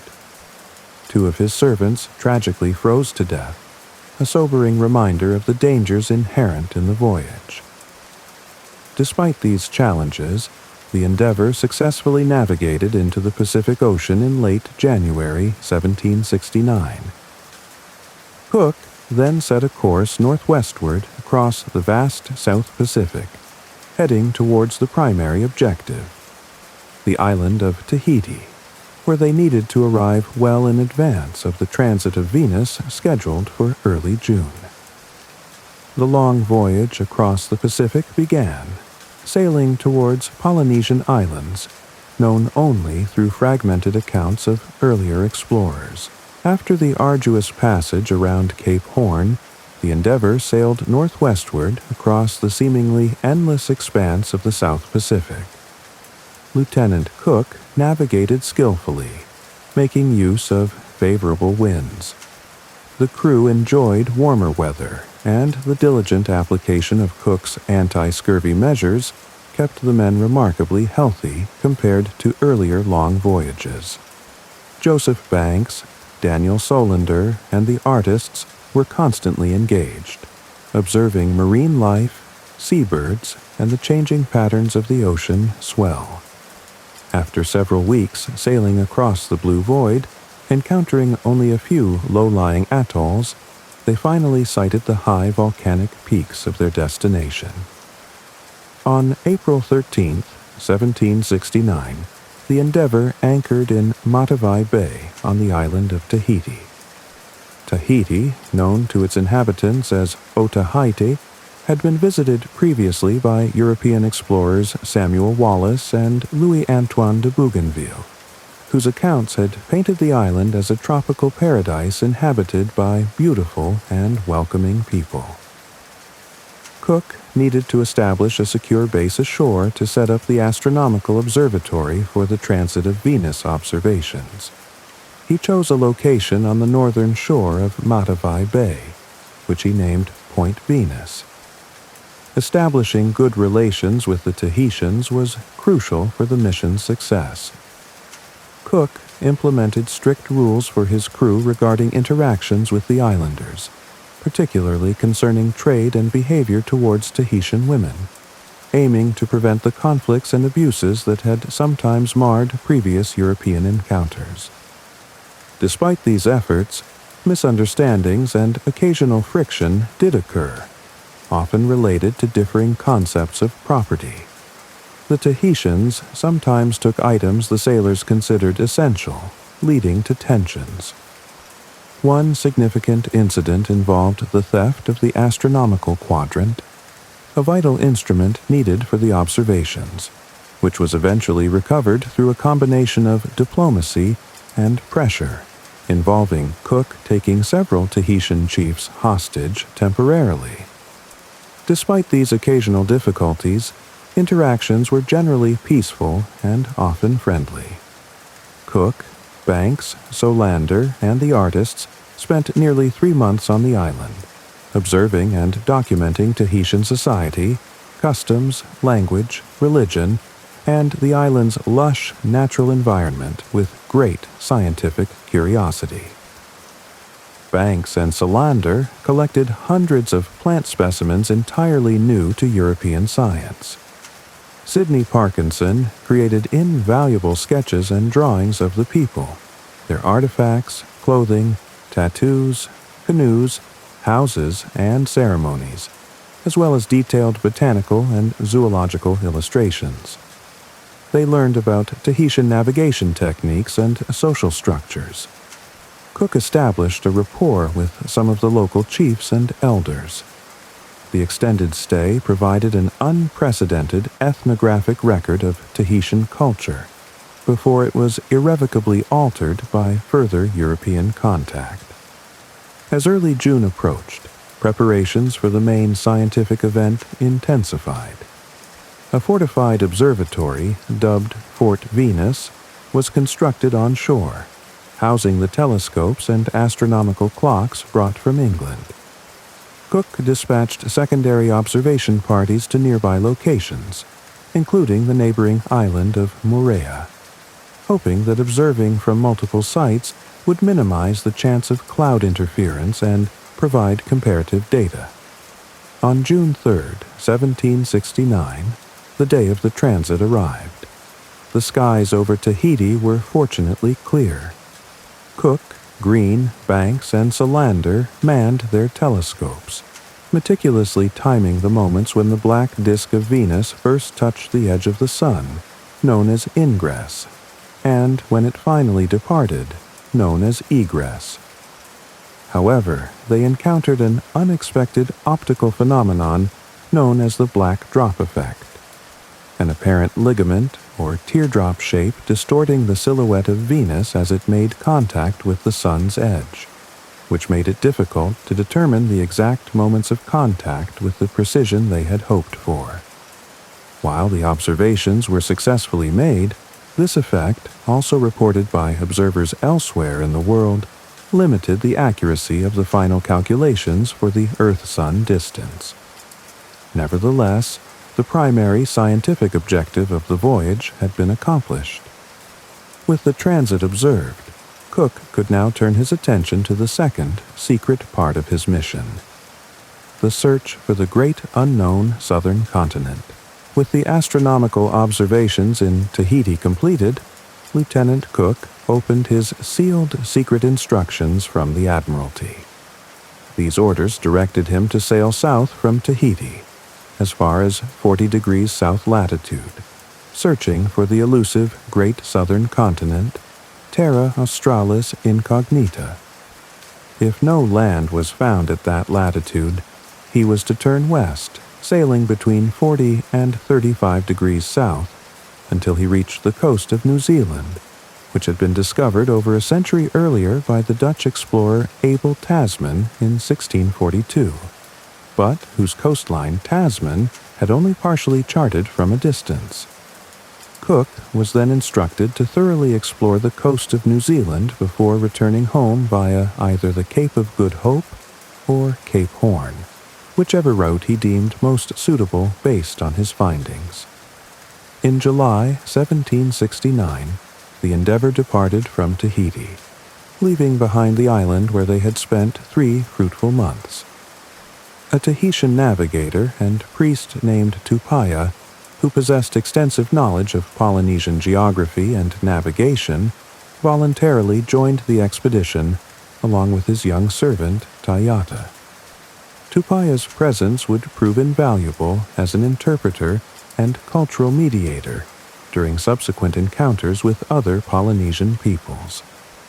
The ship sailed southward into uncharted waters, venturing into colder latitudes, diligently searching for any sign of the hypothetical southern continent.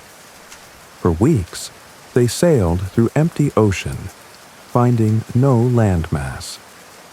Reaching the prescribed latitude of 40 degrees south without success, Cook turned the Endeavour westward, as per his instructions, heading towards the position indicated for Tasman's New Zealand.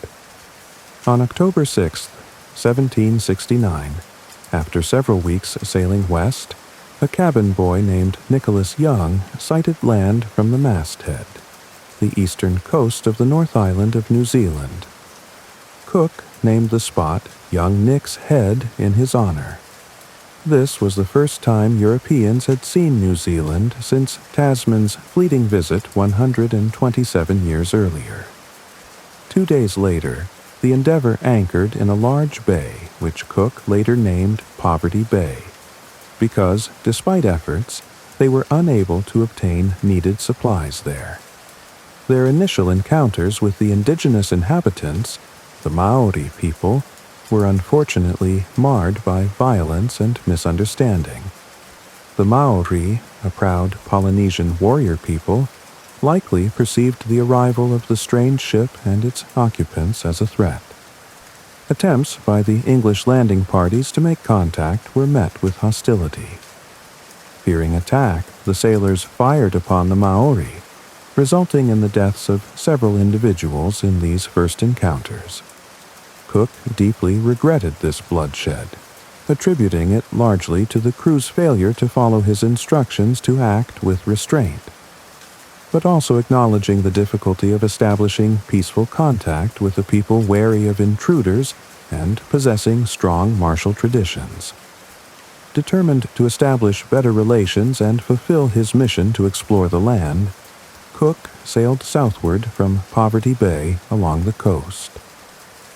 Further encounters with Maori groups occurred, some still cautious or hostile, others eventually becoming more receptive to trade and interaction, particularly once Tupaia was able to communicate with them, recognizing similarities between the Tahitian and Maori languages, both being part of the Polynesian language family. Cook began the immense task of charting the coastline with meticulous care. He recognized that Tasman's brief sighting had left almost everything about this landmass unknown to Europeans: its size, its shape, whether it was part of a continent or islands. His instructions were clear: explore it thoroughly. The Endeavour began its slow, careful circumnavigation of this significant new land discovered in the vast South Pacific. Over the next 6 months, from October 1769 to the end of March 1770, Lieutenant James Cook undertook one of the most remarkable feats of maritime surveying in history: the complete circumnavigation and charting of New Zealand.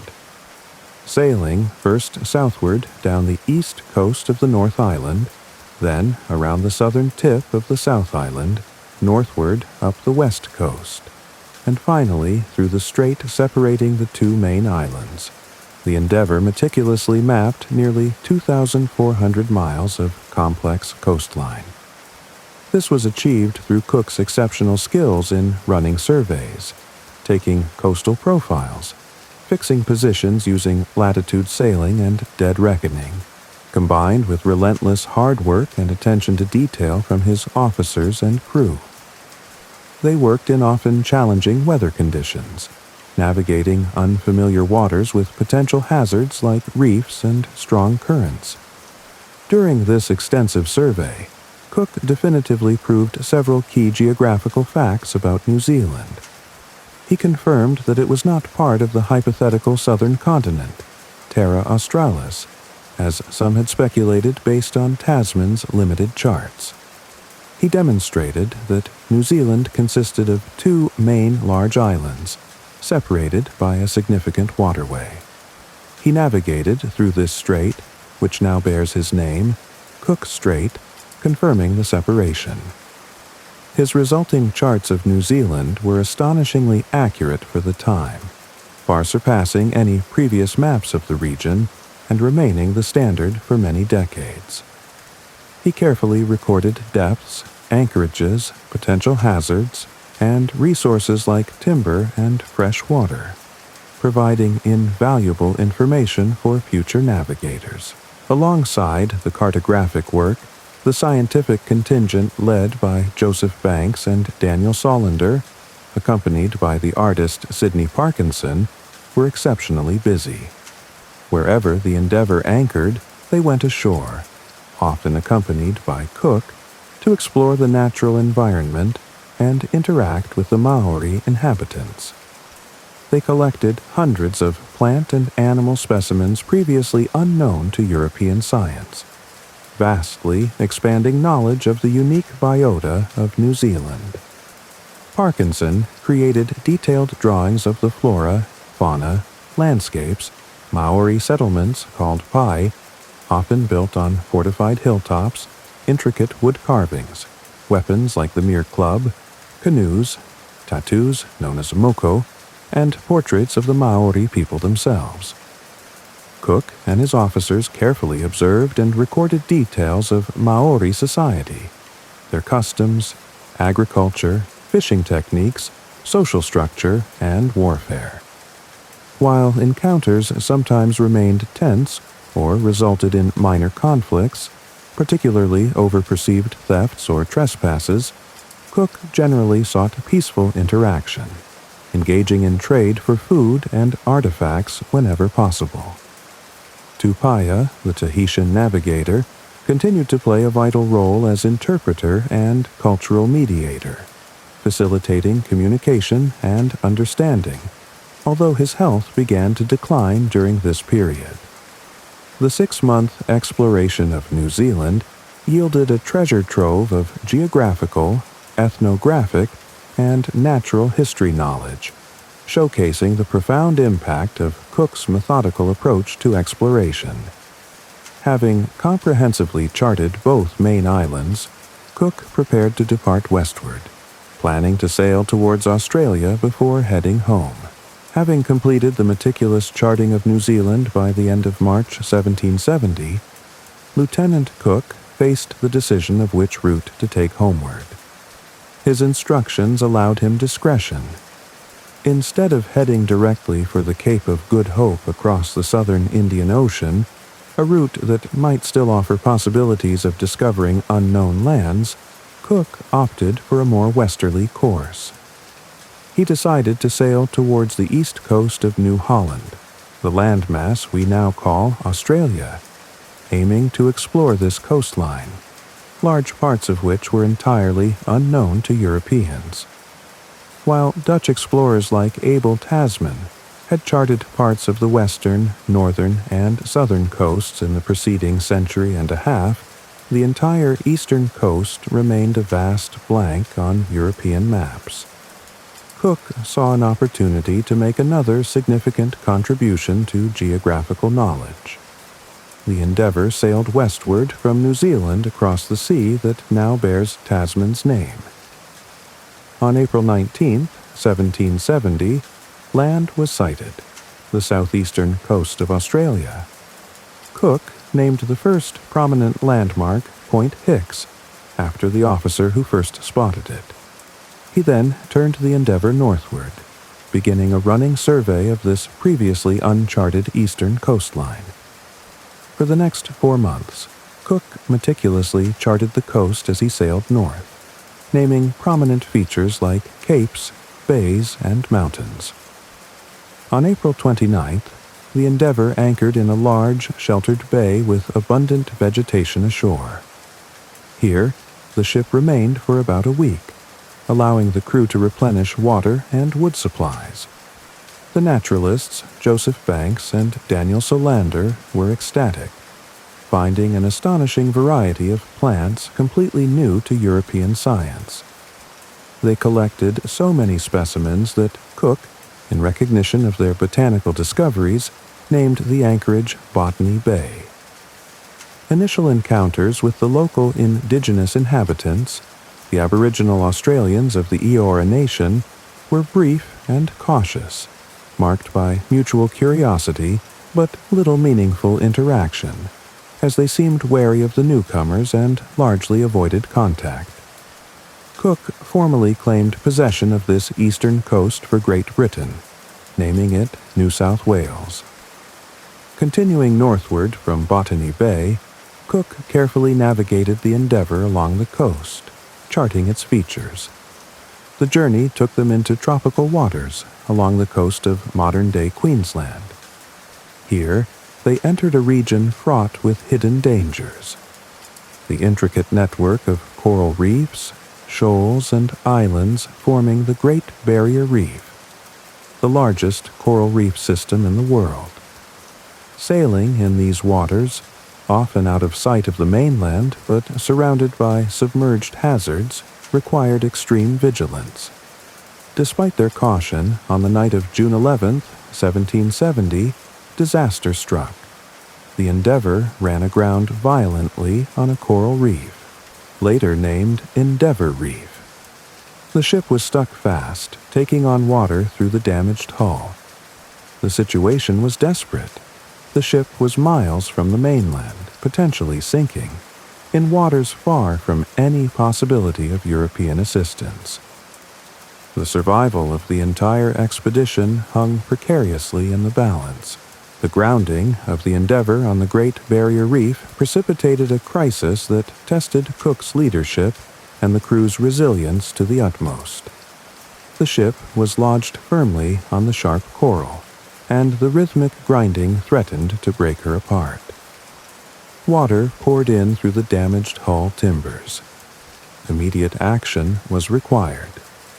Cook remained calm, directing the desperate efforts to save the ship. To lighten the vessel, heavy items were jettisoned overboard, including several cannons, ballast stones, and possibly spoiled provisions. A painful decision given their remote location. Anchors were laid out in deeper water, and attempts were made to winch the ship off the reef using capstans, but she remained stuck fast. The pumps were manned continuously to keep the rising water level under control. A technique called fothering was employed.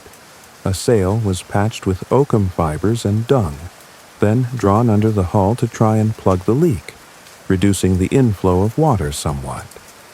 For nearly 23 agonizing hours, the Endeavour remained impaled on the reef. Finally, on the next high tide, combined with the strenuous efforts of the crew and the lightening of the ship, the Endeavour floated free. Miraculously saved from immediate destruction, the ship was still badly damaged and leaking heavily, requiring constant pumping. Cook carefully navigated towards the mainland, seeking a safe place to beach the vessel for substantial repairs. They found a suitable river mouth, which Cook named the Endeavour River, near the site of modern Cooktown. Here, the ship was deliberately run ashore at high tide, allowing access to the damaged hull as the tide receded. For nearly 7 weeks, from mid-June through early August 1770, the crew worked tirelessly. Carpenters repaired the damaged timbers, caulkers sealed the seams, and blacksmiths forged needed fittings.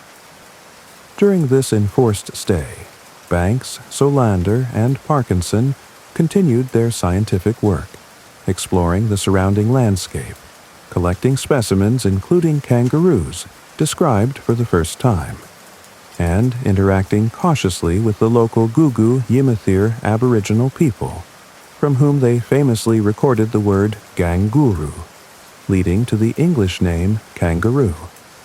Once repairs were completed, Cook faced the dangerous task of navigating out of the labyrinthine Great Barrier Reef into open water. He carefully threaded the Endeavour northward through the treacherous maze of reefs and islands, eventually finding a passage, now known as Cook's Passage, leading out into the Coral Sea.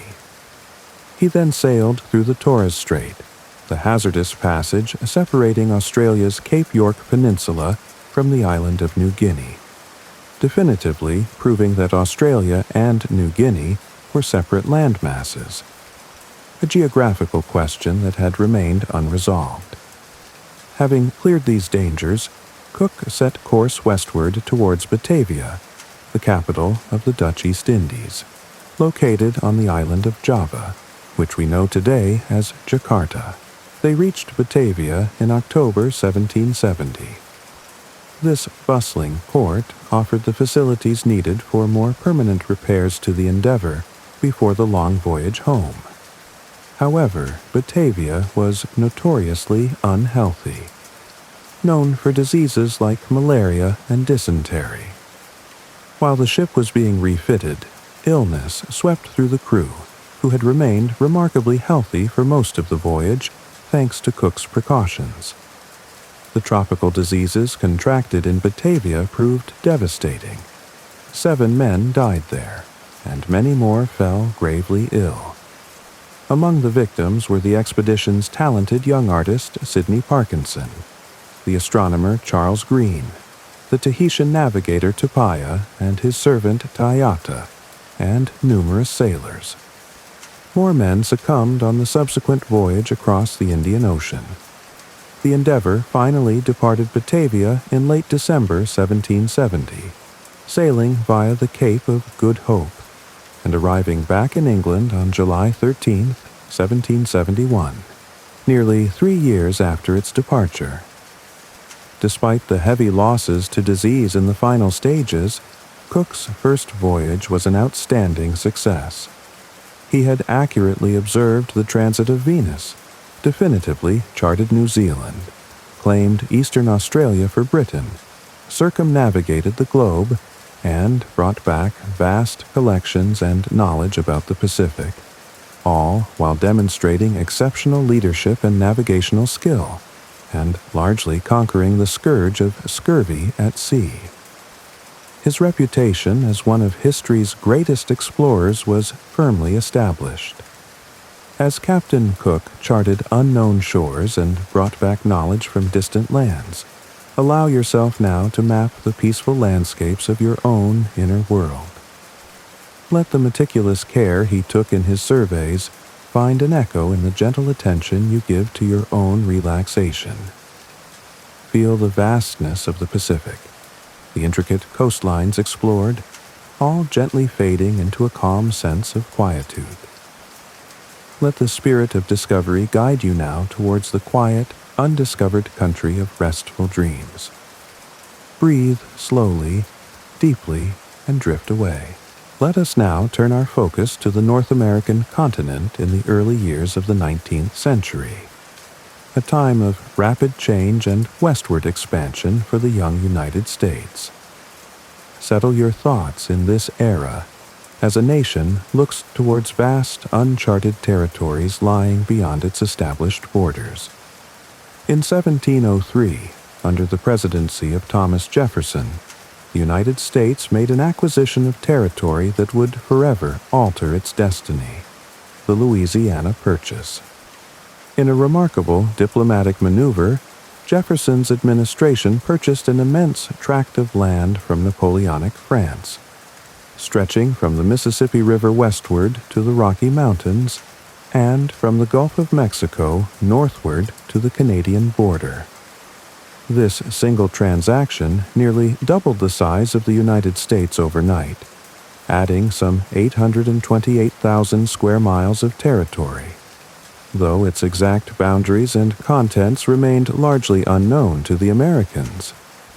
President Jefferson, a man of wide-ranging intellect and Enlightenment ideals, possessed a long-standing fascination with the American West and a keen desire to explore its mysteries. Even before the Louisiana Purchase was finalized, he had envisioned an expedition across the continent to the Pacific Ocean.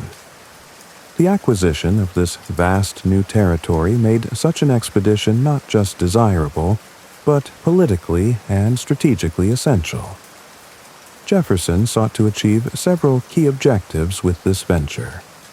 First, he wanted to explore and map the newly acquired lands, particularly the Missouri River system, which was thought to potentially offer a practical water route across the continent, the elusive Northwest Passage that explorers had sought for centuries, though in this case via rivers rather than a northern sea route.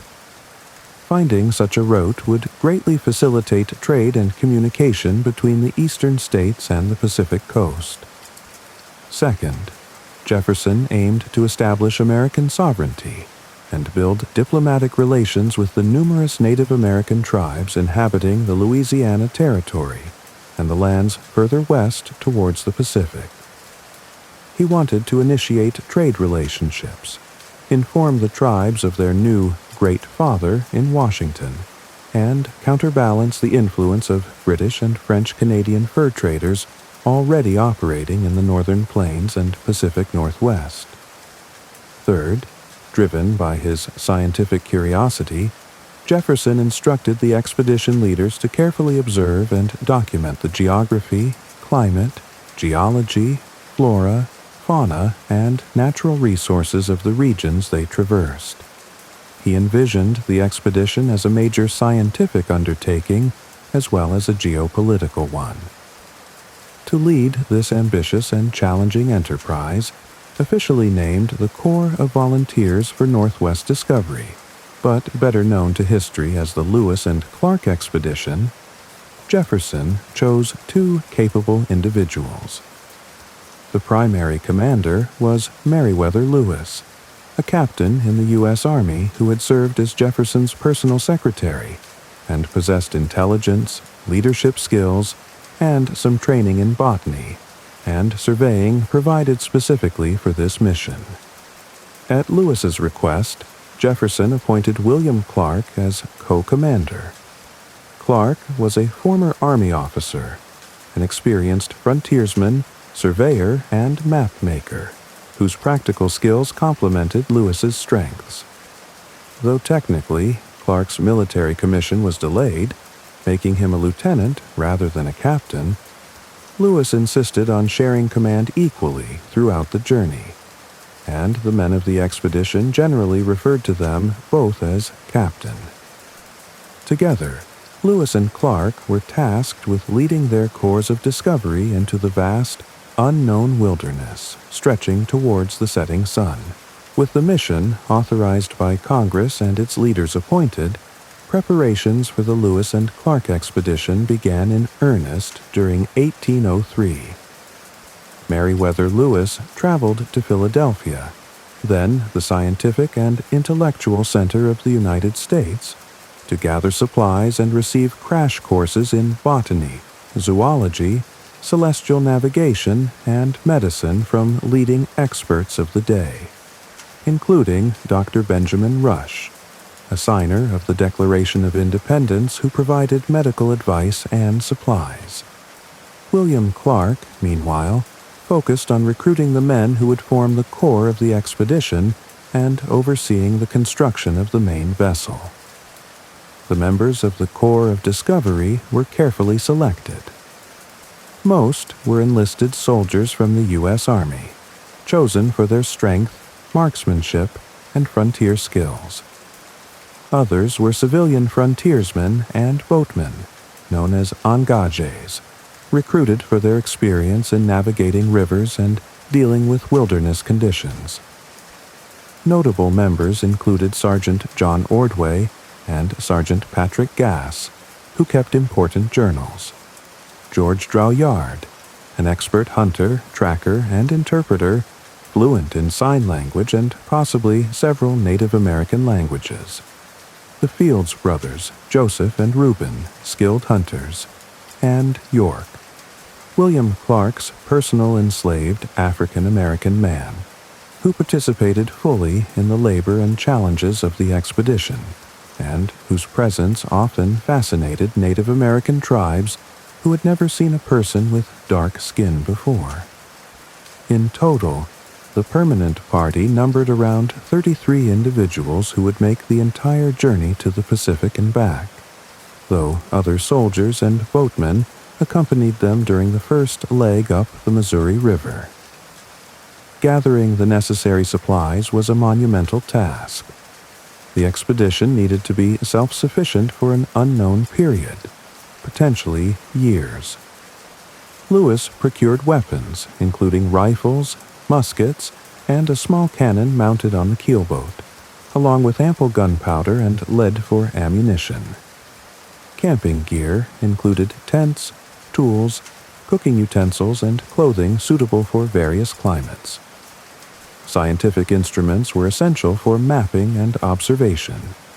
Compasses, sextants, chronometers, thermometers, and materials for collecting and preserving plant and animal specimens. Medical supplies, based partly on Dr. Rush's advice, included his infamous purgative pills known as Rush's Thunderbolts, along with other remedies of the time. Crucially, a large quantity of trade goods and gifts was assembled to facilitate peaceful relations with Native American tribes. These included colored beads, mirrors, knives, kettles, blankets, tobacco, peace medals bearing President Jefferson's image, flags, and military uniform coats intended for presentation to chiefs. The primary vessel for ascending the Missouri River was a large, specially designed keelboat, 55 feet long, equipped with a sail but primarily propelled by oars and poles, or towed by ropes from the riverbank, a method called cordelling. This keelboat carried the bulk of the supplies and served as the expedition's command center. It was augmented by two smaller flat-bottomed boats called pirogues, useful for carrying men and supplies and navigating shallower waters. During the winter of 1803 to 1804, the expedition established Camp Dubois, also known as Camp Wood River, on the Illinois side of the Mississippi River, opposite the mouth of the Missouri near St. Louis. Here, the men trained, supplies were organized, discipline was established, and final preparations were made for the arduous journey into the vast wilderness of the Louisiana Purchase and beyond. The stage was set for the Corps of Discovery to embark on its historic mission. On May 14, 1804, the Lewis and Clark expedition officially began its westward journey. William Clark and the main party departed from Camp Dubois, maneuvering the heavily laden keelboat and 2 pirogues out of the Wood River and into the powerful current of the Mississippi, then turning into the mouth of the mighty Missouri River. Meriwether Lewis joined them a few days later after concluding final business in St. Louis. Their immediate task was daunting: to propel their boats upstream against the relentless silt-laden current of the Missouri, known to contemporary boatmen as the Big Muddy. Progress was slow and immensely laborious. The men rowed, poled the boats through shallower sections, used the sail when favorable winds allowed, and often resorted to the back-breaking work of cordelling, walking along the riverbanks, sometimes wading through mud or scrambling over obstacles, pulling the heavy keelboat upstream with ropes. They typically covered only 10 to 15 miles on a good day. As they traveled northward through what is now Missouri, and then westward along the river forming the border between Nebraska and Iowa, the landscape gradually transformed from familiar woodlands into the vast, open grasslands of the Great Plains. The Corps of Discovery marveled at the unfamiliar flora and fauna. They documented numerous species new to American science, including prairie dogs, coyotes, pronghorn antelope, mule deer, and vast herds of bison that stretched as far as the eye could see. The journals kept by Lewis, Clark, and several other members of the expedition meticulously recorded these observations, along with details about the river, the weather, and daily events. Hunting was essential for providing fresh meat to supplement their rations. A primary objective set by President Jefferson was to establish contact and peaceful relations with the Native American tribes inhabiting the Missouri River Valley. Lewis and Clark held formal councils with representatives of various nations, including the Oto, Missouri, Ponca, and Omaha peoples. These councils followed a set protocol. The captains would deliver speeches explaining the purpose of their expedition and informing the tribes that their lands were now part of the United States under a new Great Father, President Jefferson. They presented peace medals bearing Jefferson's likeness to designated chiefs, distributed gifts, demonstrated the firepower of their weapons, including the keelboat's cannon, hoping to impress the tribes with American power and encourage peace among different native groups, paving the way for future American trade. While some encounters were friendly and productive, others were tense, complicated by language barriers. Communication often relied on intricate chains of interpretation or sign language, and existing intertribal rivalries or suspicions towards the newcomers. The journey was not without internal challenges. Maintaining discipline among the diverse group of soldiers and frontiersmen during the long, difficult voyage required firm leadership from Lewis and Clark. There were instances of drunkenness, insubordination, and even desertion, which were dealt with through military procedures like courts-martial and punishments such as flogging. Tragedy struck early in the expedition when Sergeant Charles Floyd became violently ill, likely with appendicitis or a burst appendix. Despite the captain's rudimentary medical efforts, Floyd died on August 20th, 1804, near present-day Sioux City, Iowa. He was the only member of the Corps of Discovery to perish during the entire expedition, a testament perhaps to the overall resilience of the men and the captain's care, yet a somber reminder of the inherent dangers they faced far from any possibility of advanced medical help. Through hardship, discovery, and diplomacy, the Corps pushed onward, deeper into the vastness of the Louisiana Territory. As the autumn of 1804 progressed, the Lewis and Clark expedition continued its arduous journey northward up the Missouri River, entering the territory of modern-day North Dakota. The weather grew colder, signaling the approach of winter on the northern Great Plains. By late October, having traveled some 1,600 miles from their starting point near St. Louis, they reached a cluster of large permanent earth lodge villages near the confluence of the Missouri and Knife Rivers. These villages were home to two distinct but related agricultural tribes, the Mandan and the Hidatsa. Recognizing the need to halt their journey before the river froze solid and establish safe winter quarters, Lewis and Clark decided to build their winter encampment near these hospitable tribes. The period spent with the Mandan and Hidatsa from November 1804 to early April 1805 proved absolutely crucial to the expedition's ultimate success. The captains oversaw the construction of a sturdy triangular log fort named Fort Mandan across the river from the main villages.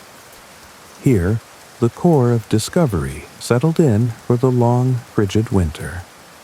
Temperatures plummeted far below freezing, and snow covered the plains, but the men were relatively sheltered within their log huts. Life at Fort Mandan involved repairing equipment, making new clothing from hides acquired through trade, hunting bison and other game when possible, guarding the fort, and meticulously organizing the journals, maps, and scientific specimens gathered thus far. Lewis and Clark spent considerable time interacting with the Mandan and Hidatsa people, visiting their earth lodges, observing their customs, social structures, agricultural practices, and ceremonies. The Mandan and Hidatsa villages formed a major trading hub on the northern plains, visited by various other tribes as well as French, Canadian, and British traders operating out of Canada. This provided Lewis and Clark with an invaluable opportunity to gather intelligence about the geography and tribes that lay further west, particularly the course of the Missouri River beyond the villages and the formidable Rocky Mountains that were said to lie ahead. It was during this winter encampment that the expedition gained two of its most important members. Lewis and Clark hired a French-Canadian fur trader named Toussaint Charbonneau, who had been living among the Hidatsa, primarily to serve as an interpreter. More significantly, Charbonneau brought along his young wife, Sacagawea. Sacagawea was a Shoshone woman, originally from the Rocky Mountain region, who had been captured by the Hidatsa in a raid several years earlier and later acquired by Charbonneau. She was perhaps only 16 or 17 years old and pregnant with her first child when the expedition arrived. Recognizing that Sacagawea's knowledge of the Shoshone language and her familiarity with the western lands would be indispensable when they reached the mountains, as the Shoshone were known to possess the horses the expedition would desperately need to cross the Rockies. Lewis and Clark agreed to hire both Charbonneau and Sacagawea. In February 1805, Sacagawea gave birth to her son, Jean-Baptiste Charbonneau, within the walls of Fort Mandan. Lewis assisted with the difficult delivery.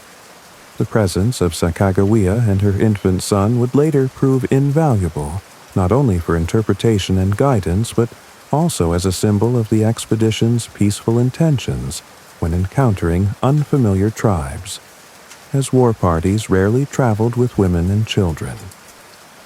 The winter at Fort Mandan was a period of rest, consolidation, and crucial preparation, equipping the Corps of Discovery with the knowledge and personnel needed to face the immense challenges of the unknown lands that lay beyond the northern plains.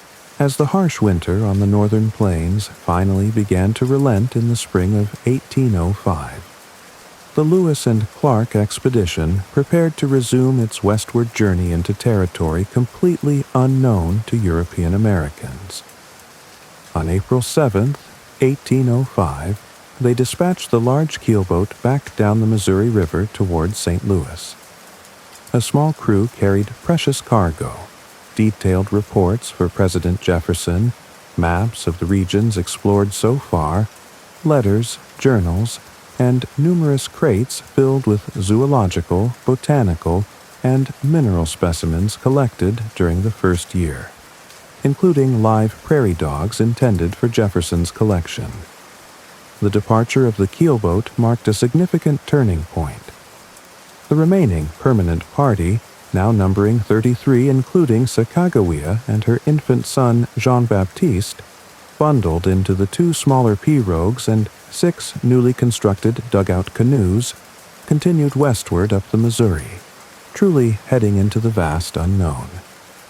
The journey now led them through the rugged, semi-arid landscape of modern-day Montana. They marveled at the strange beauty of the White Cliffs region, with its dramatic sandstone formations along the riverbanks. Encounters with wildlife remained frequent and sometimes dangerous. Grizzly bears, previously known only through Native American accounts, proved particularly formidable, often requiring multiple shots to bring down and sometimes chasing the hunters. Navigation remained arduous, battling the river's current and occasional strong winds. Lewis and Clark meticulously documented the landscape, flora, and fauna, fulfilling their scientific mission. A major geographical puzzle arose when they reached a fork in the river. One branch flowed from the north, the other from the south. Native informants at Fort Mandan had not clearly described this junction. Choosing the correct fork, the true continuation of the Missouri that would lead them towards the mountains, was critical. After careful reconnaissance of both branches, Lewis and Clark correctly deduced that the southern fork was the main channel, naming the northern branch the Marias River. Continuing up the south fork, the true Missouri, they soon heard a distant roaring sound that grew steadily louder. In mid-June 1805, they arrived at a breathtaking and challenging obstacle, the Great Falls of the Missouri. This was not a single waterfall, but a series of 5 major cascades and numerous rapids extending over a stretch of nearly 18 miles, where the river dropped hundreds of feet. It was immediately clear that the falls were completely impassable by boat. The expedition faced perhaps its most physically demanding challenge yet, an arduous overland portage around the falls. The men had to haul the heavy dugout canoes and tons of supplies across the rough, prickly pear-covered prairie under the hot summer sun, tormented by rattlesnakes, hailstorms, and grizzly bears. They constructed crude wagons using salvaged cottonwood trees to help move the heavy loads. The portage took nearly a month of exhausting labor, pushing the men to their limits. Beyond the Great Falls, the expedition entered the foothills of the Rocky Mountains. The river became swifter and shallower, making navigation increasingly difficult. They passed through a dramatic canyon which Lewis named the Gates of the Rocky Mountains. Their most pressing need now was to locate the Shoshone people. Sacagawea had told them her people lived in the mountains near the headwaters of the Missouri, and possessed the horses essential for crossing the formidable mountain ranges that lay between them and the westward flowing rivers leading to the Pacific. Sacagawea began recognizing landmarks from her childhood before she was captured. The search for the Shoshone became paramount, as without horses, the expedition faced the prospect of being stranded at the foot of the impassable Rockies as winter approached. The search for the Shoshone tribe intensified as the expedition pushed deeper into the Rocky Mountains near the headwaters of the Missouri River in late July and early August 1805. Time was becoming critical. The narrow window for crossing the mountains before heavy snows arrived was closing. Sacagawea's recognition of familiar terrain became increasingly important. Finally, a scouting party led by Meriwether Lewis made contact with a group of Shoshone. Initial contact was tense, as the Shoshone were wary, but Sacagawea's presence proved invaluable. In a moment of extraordinary coincidence and good fortune, when Lewis brought the Shoshone leaders to meet the main party led by Clark, Sacagawea recognized the chief, Kameawait, as her own brother, from whom she had been separated since her capture years earlier. This emotional reunion dramatically changed the dynamic. Communication, facilitated by Sacagawea translating Shoshone to Hidatsa for Charbonneau, who then translated to French for another expedition member, who finally translated to English for the captains, though complex, became possible. Kameawait, learning of their needs and perhaps influenced by the reunion with his long-lost sister, agreed to trade horses and provide guides. The Shoshone themselves were preparing to move east to hunt buffalo, but delayed their departure to assist the expedition. Securing horses was the crucial key to crossing the mountains. The crossing of the next mountain range, the Bitterroot Mountains, along a difficult trail known as the Lolo Trail, proved to be the most harrowing part of the entire expedition. In mid-September 1705, guided by a Shoshone elder named Old Toby, the Corps of Discovery entered the rugged, steep terrain. They were immediately hit by unseasonably early snowstorms, plunging temperatures, and treacherous conditions. The trail was narrow, winding, and often blocked by fallen timber. Food supplies quickly dwindled, and the men were reduced to eating some of their horses, candles made from tallow, and portable soup broth that Lewis had brought, which they found barely palatable. They suffered from frostbite, exhaustion, and near starvation. Morale plummeted. Clark wrote in his journal, "I have been wet and as cold in every part as I ever was in my life." For 11 desperate days, they struggled through the snow-choked mountains. Finally, near collapse, they emerged from the western slope into the territory of the Nez Perce tribe.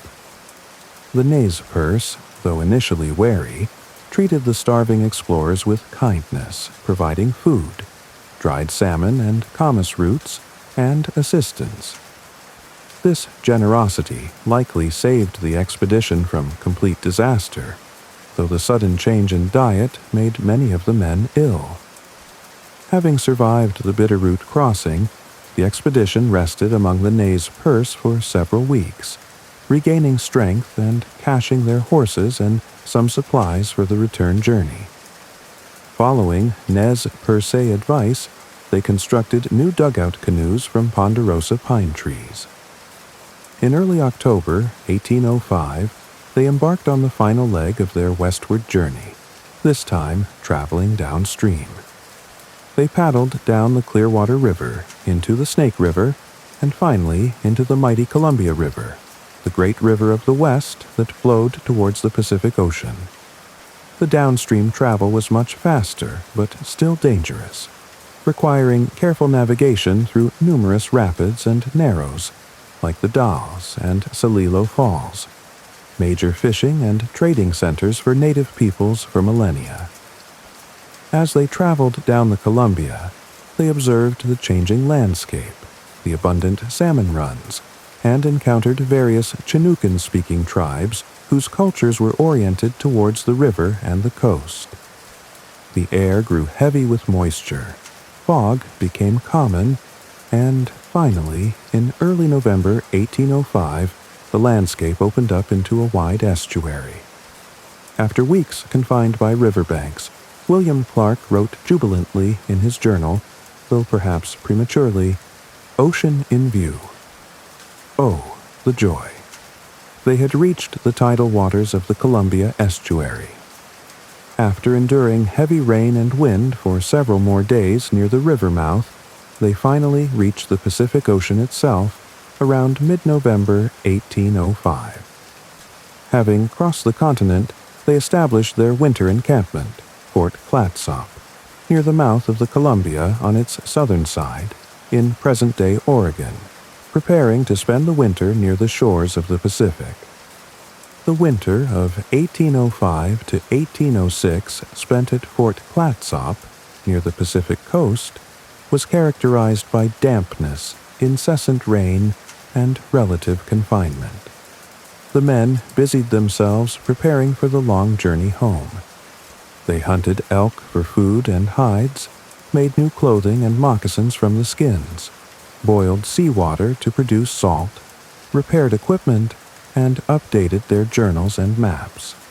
Interactions with the local Clatsop and Chinook peoples were frequent, mainly focused on trade, though relations were sometimes strained by cultural differences and minor disputes.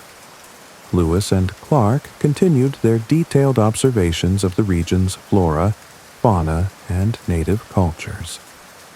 As winter drew to a close, the expedition eagerly anticipated starting the return journey. They posted notices proclaiming American discovery and presence, and presented a formal certificate of their accomplishments to a local chief. On March 23, 1806, the Corps of Discovery finally departed from Fort Clatsop and began paddling back upstream on the Columbia River. The return journey, while covering the same vast distance, proved significantly faster than the westward trek, aided by traveling downstream on some rivers and by utilizing the knowledge gained during the outward journey. However, it was still filled with challenges and included significant new exploration. After retrieving their cached horses from the Nez Perce tribe, who had faithfully cared for them over the winter, Lewis and Clark made the decision to split the party temporarily once they recrossed the Bitterroot Mountains. This was done to explore more territory and potential routes through the Rocky Mountains. Meriwether Lewis led a small group northward to explore the Marias River, hoping it might extend further north and provide a link towards British trading territories. During this exploration, Lewis's party had the expedition's only violent encounter with Native Americans. A brief, tense confrontation with a group of Blackfeet warriors that resulted in the deaths of 2 Blackfeet men. Lewis and his men then made a hasty retreat back to the Missouri River. Meanwhile, William Clark led the larger contingent, including Sacagawea, Charbonneau, and their son John Baptiste, southward. Clark explored the Yellowstone River Valley, a major tributary of the Missouri, documenting its course and resources. He famously carved his name and the date on a large rock formation along the Yellowstone, which became known as Pompey's Pillar, named after Sacagawea's son, whom Clark affectionately nicknamed Pomp. The two parties successfully navigated hundreds of miles separately through complex terrain before reuniting on the Missouri River in mid-August 1806. Sacagawea continued to provide valuable assistance through her knowledge of the land and her calming presence during encounters with various tribes. Near the Mandan villages, she and Charbonneau and their son left the expedition, receiving payment for their crucial services. Clark, who had grown fond of young Jean-Baptiste, offered to raise and educate the boy back in Saint Louis, an offer Sacagawea and Charbonneau would later accept.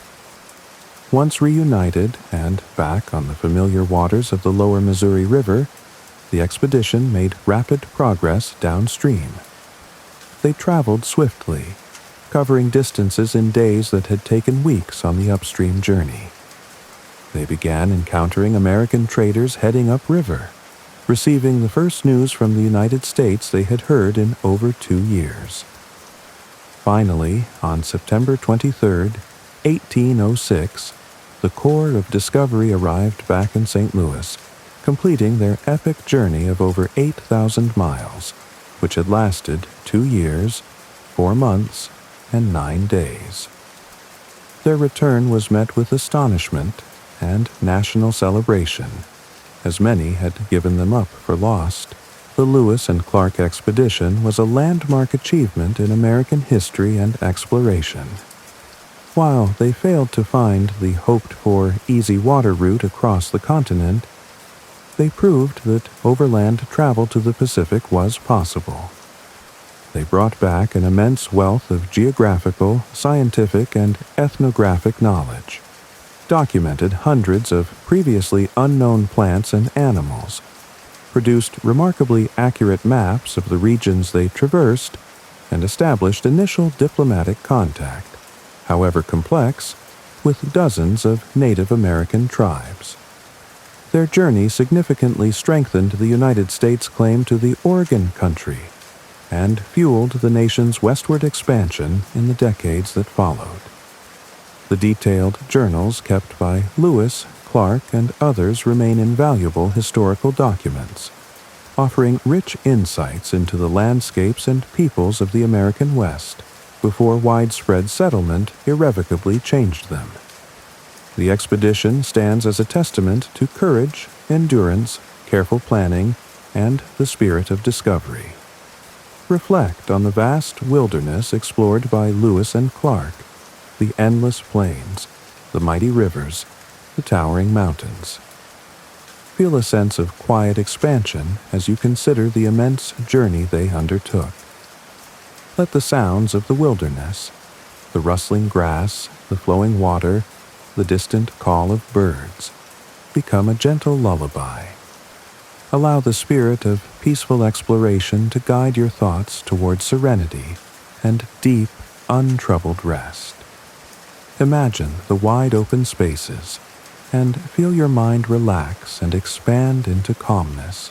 Let your mind drift forward now into the early decades of the 19th century, a time when scientific inquiry was rapidly expanding humanity's understanding of the natural world. Yet deeply held beliefs about the origins and fixity of life remained largely unchallenged in European society. It was generally accepted, based on religious texts and traditional views, that species were created in their present forms and did not change over time. Settle into this intellectual landscape as we prepare to embark on a voyage that would profoundly shape the future of biological science, a journey undertaken by a young naturalist named Charles Darwin. The stage for this transformative journey was set by the British Admiralty's decision to commission a second surveying voyage for His Majesty's ship Beagle. The Beagle, a small Cherokee-class brig sloop, was tasked primarily with continuing the hydrographic survey of the coastlines of Patagonia and Tierra del Fuego at the southern tip of South America. This involved meticulous charting of harbors, coastlines, and depths to improve navigational safety for British shipping. A secondary, but equally important objective was to carry a chain of chronometric measurements around the globe, using precise marine chronometers to help establish accurate longitude calculations for maritime charts worldwide. Commanding the Beagle was Captain Robert Fitzroy, a young, aristocratic, and scientifically minded naval officer, known for his skills in surveying but also for his devout religious beliefs and somewhat volatile temperament. Captain Fitzroy, perhaps mindful of the intense isolation faced by naval commanders on long voyages, the previous captain of the Beagle had taken his own life, sought a gentleman companion for the journey. This companion would share his cabin, provide conversation, and, ideally, possess scientific interests that could contribute to the voyage's broader goals. Fitzroy envisioned someone who could serve as an unofficial naturalist, collecting specimens and observing the geology and natural history of the lands visited. Through connections at Cambridge University, this unusual opportunity came to the attention of Charles Darwin. Darwin, then just 22 years old, had recently graduated from Cambridge. He hailed from a wealthy and well-connected family. His father was a successful physician, and his grandfather was Erasmus Darwin, a prominent physician and natural philosopher who had written about evolutionary ideas. Charles himself was initially expected to follow his father into medicine, then considered a career in the clergy, a path common for gentlemen naturalists at the time. While he dutifully completed his theological studies, his true passion lay in natural history, collecting beetles, studying geology, and observing the natural world. Recommended for the position by his Cambridge mentor, the botanist Professor John Stevens Henslow, Darwin was thrilled by the prospect of a voyage around the world. However, his father initially objected strongly, viewing it as an idle pursuit unbefitting a future clergyman.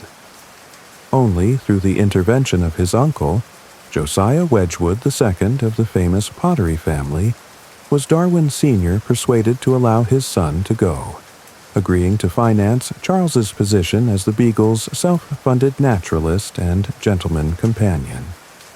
After a hurried interview with Captain Fitzroy, who was initially concerned by the shape of Darwin's nose, believing it indicated a lack of character, a curious glimpse into the pseudoscientific beliefs of the time, Darwin was formally accepted. Unaware of the profound impact the journey would have on his own thinking and the course of science itself, the enthusiastic young naturalist eagerly prepared to embark on the adventure of a lifetime aboard HMS Beagle. After several delays due to weather and final preparations, HMS Beagle finally set sail from Plymouth Sound, England, on December 27, 1831. Imagine the scene. The small 10-gun brig sloop, heavily laden with supplies, scientific instruments, and nearly 75 souls crowded into its confined spaces, heading out into the winter waves of the Atlantic. For Charles Darwin, the excitement of departure was immediately tempered by a harsh reality: severe and persistent seasickness.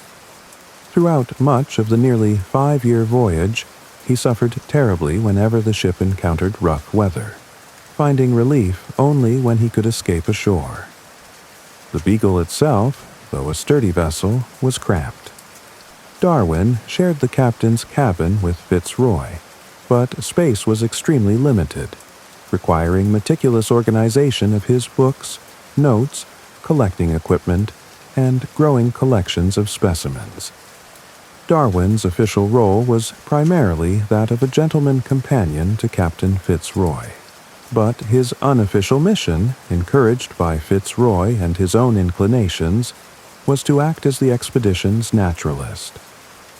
He brought aboard a small library, including nautical texts, classical literature, and, crucially, the first volume of Charles Lyell's groundbreaking book, Principles of Geology, a gift from Fitzroy given just before departure, though Fitzroy perhaps cautioned Darwin against fully believing its radical ideas. Lyell argued for the theory of uniformitarianism, the idea that the Earth's geological features were shaped not by sudden catastrophes, as previously thought, but by slow, gradual processes acting over immense periods of time. This book would profoundly influence Darwin's thinking throughout the voyage, teaching him to observe the landscape with new eyes, looking for evidence of gradual change.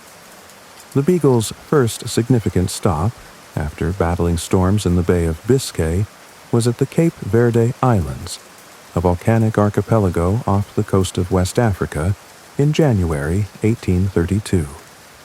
Here, Darwin eagerly went ashore, his seasickness temporarily forgotten, and began his scientific work in earnest.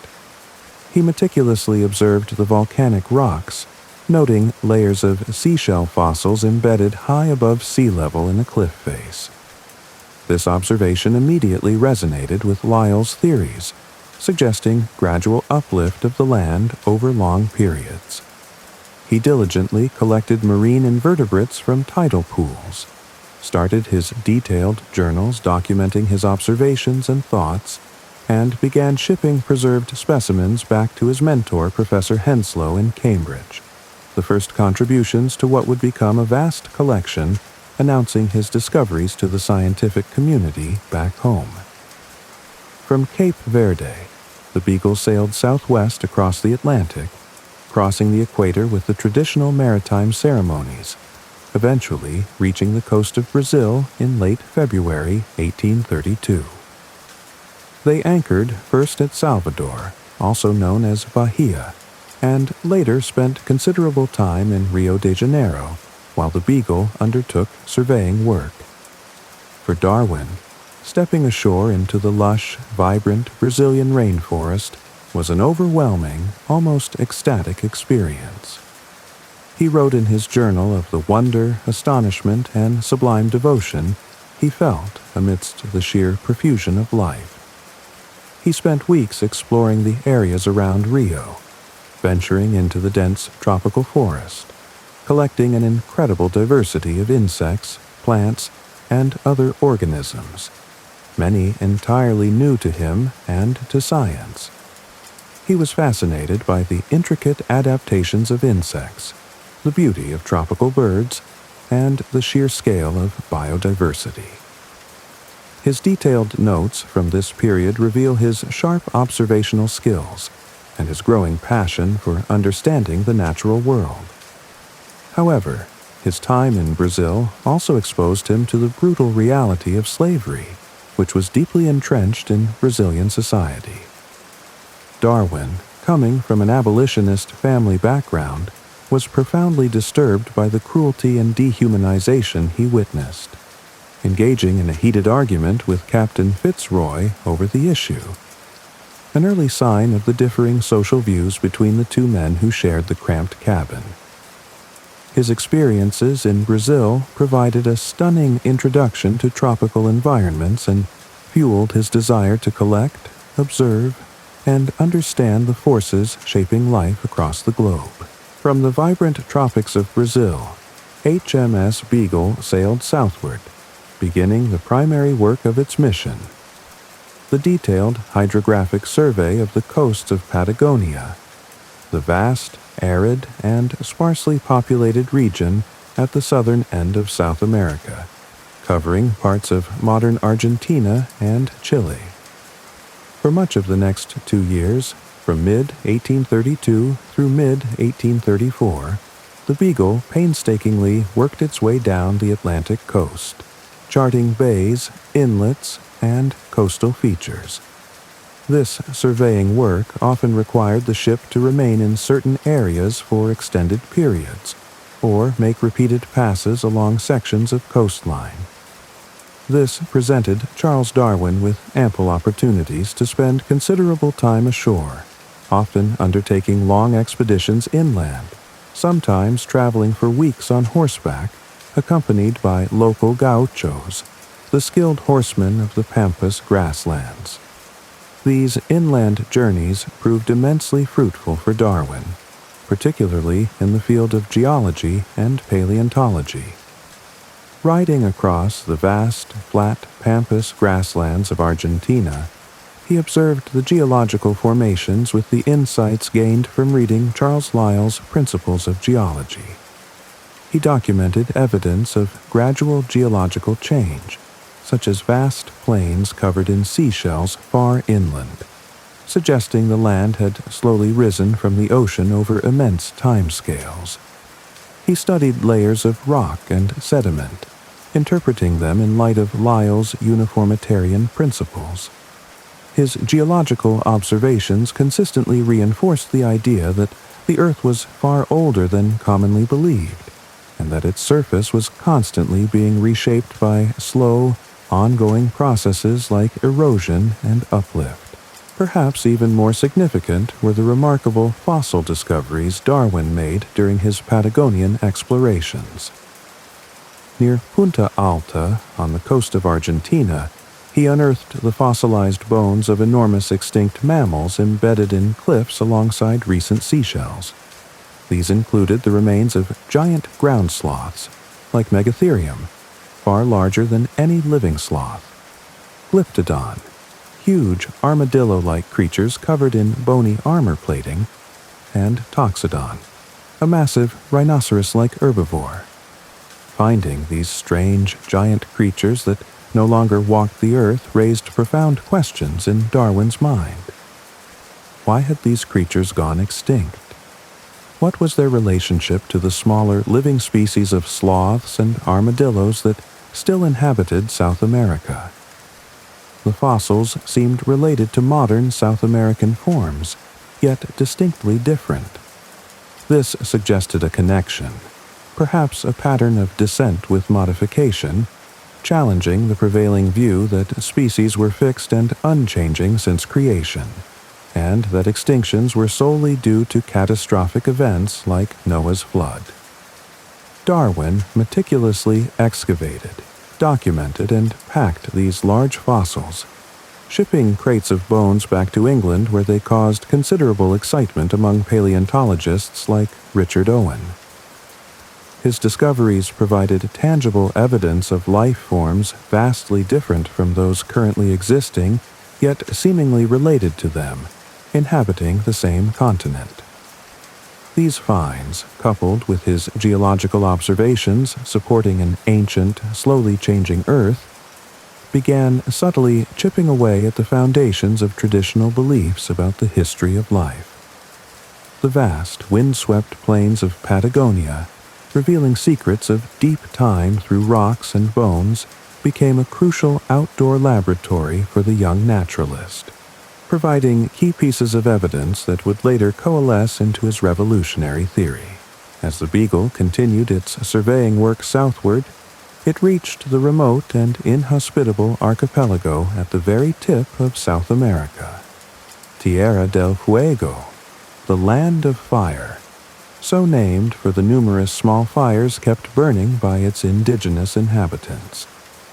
The ship spent considerable time during the southern summers navigating the complex network of channels and islands in this region, including the Beagle Channel, which now bears its name, charting the coastline under often challenging weather conditions characterized by cold winds, rain, and sleet.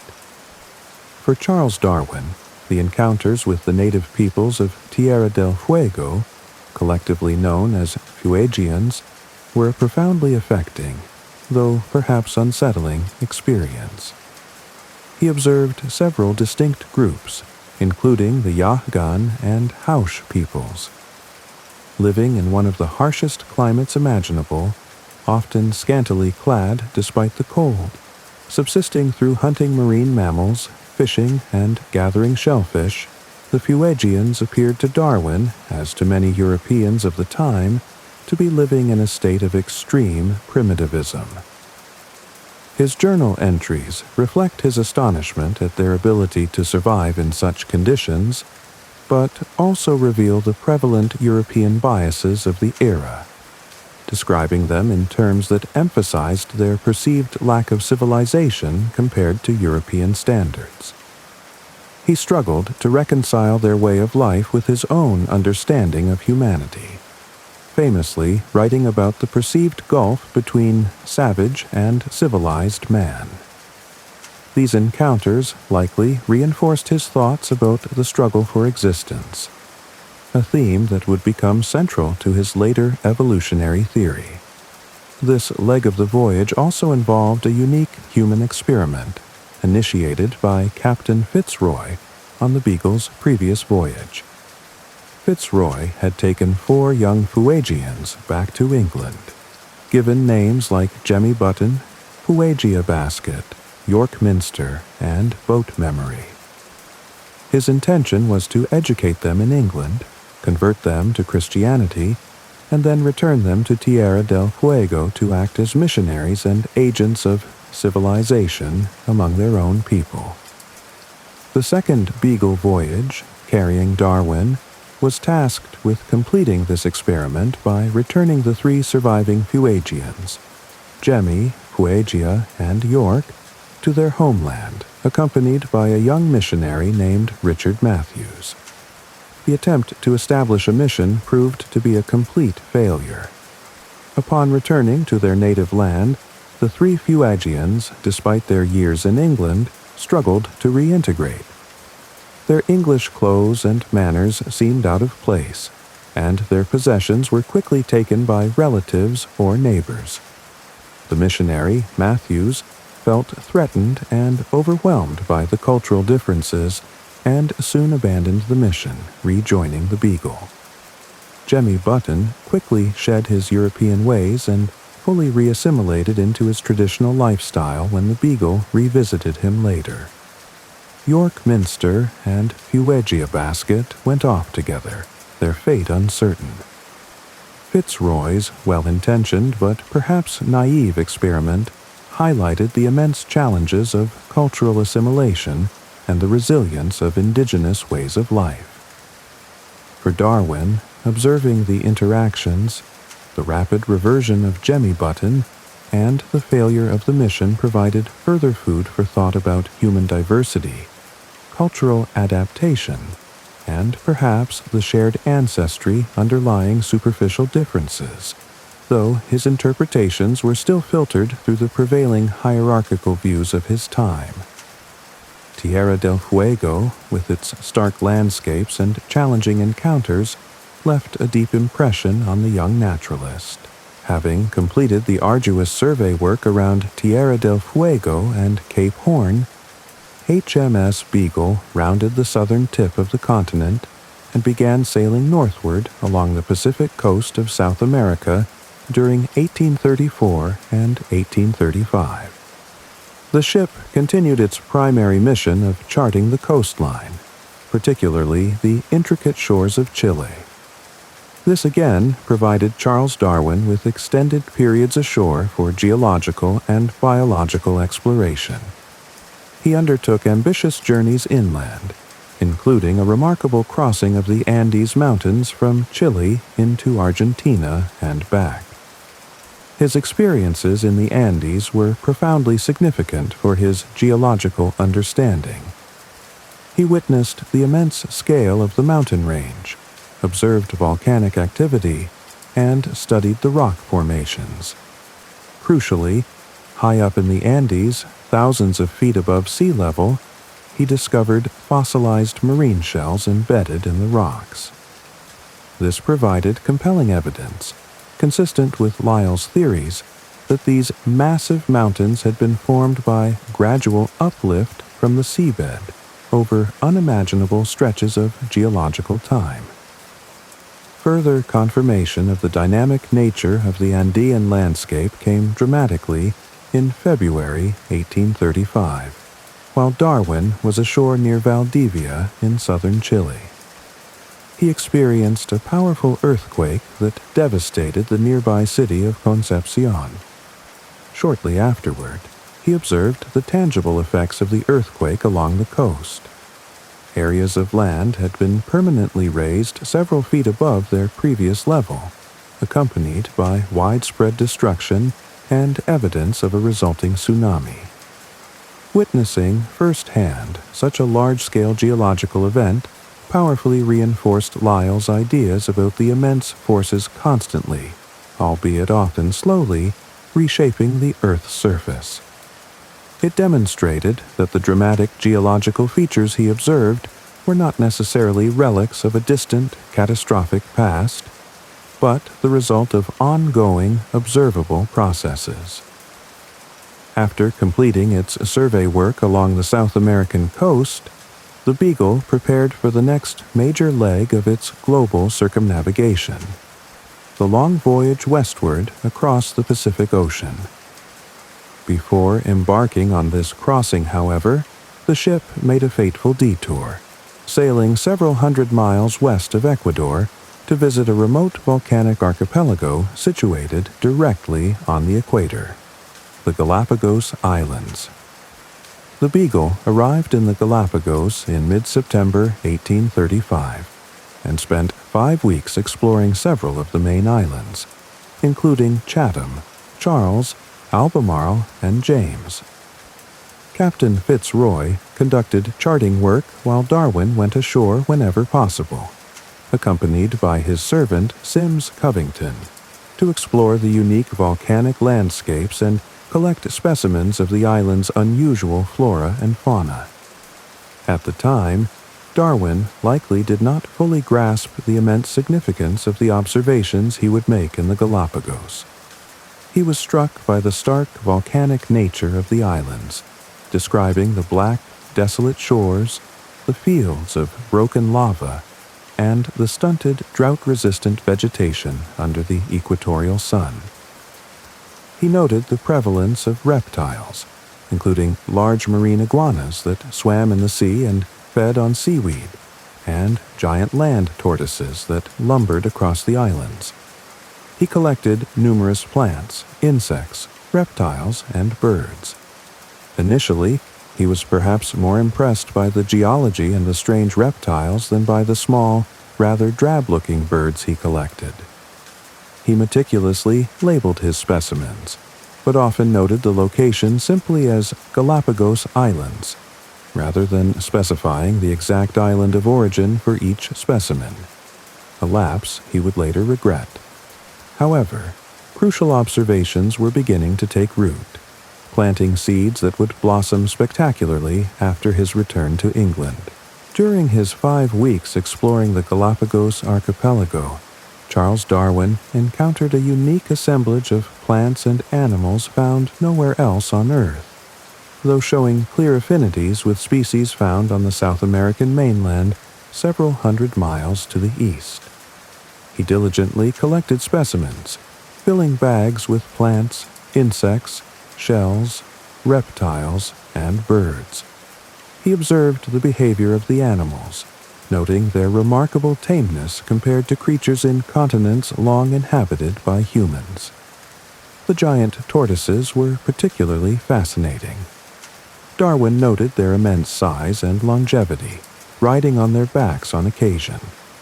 Crucially, he was informed by Nicholas Lawson, an Englishman acting as vice-governor who lived on Charles Island, that the tortoises differed subtly in shell shape from island to island, and that experienced residents could tell which island a tortoise came from simply by looking at its shell. This observation, though perhaps not fully appreciated by Darwin at the time, hinted strongly at island-specific variations within a single group. He also studied the remarkable marine iguanas, the only lizards known to forage in the sea, diving to feed on algae. He noted their black coloration, perhaps an adaptation to absorb heat on the volcanic rocks, and their unique physiology allowing them to expel salt. Land iguanas, equally distinct, inhabited the drier inland areas. Darwin collected examples of both. The bird life was also distinctive, though perhaps less obviously spectacular than the reptiles initially. He collected various small birds, including mockingbirds and different types of finches. He noted that the mockingbirds seemed to differ slightly from island to island. For instance, the mockingbirds he collected on Charles Island appeared distinct from those on Chatham Island. This observation of island-specific variation within mockingbirds particularly caught his attention and made him ponder the relationships between these isolated populations. His collection of finches would later become iconic symbols of evolutionary adaptation. But during his time on the islands, Darwin did not fully recognize their significance.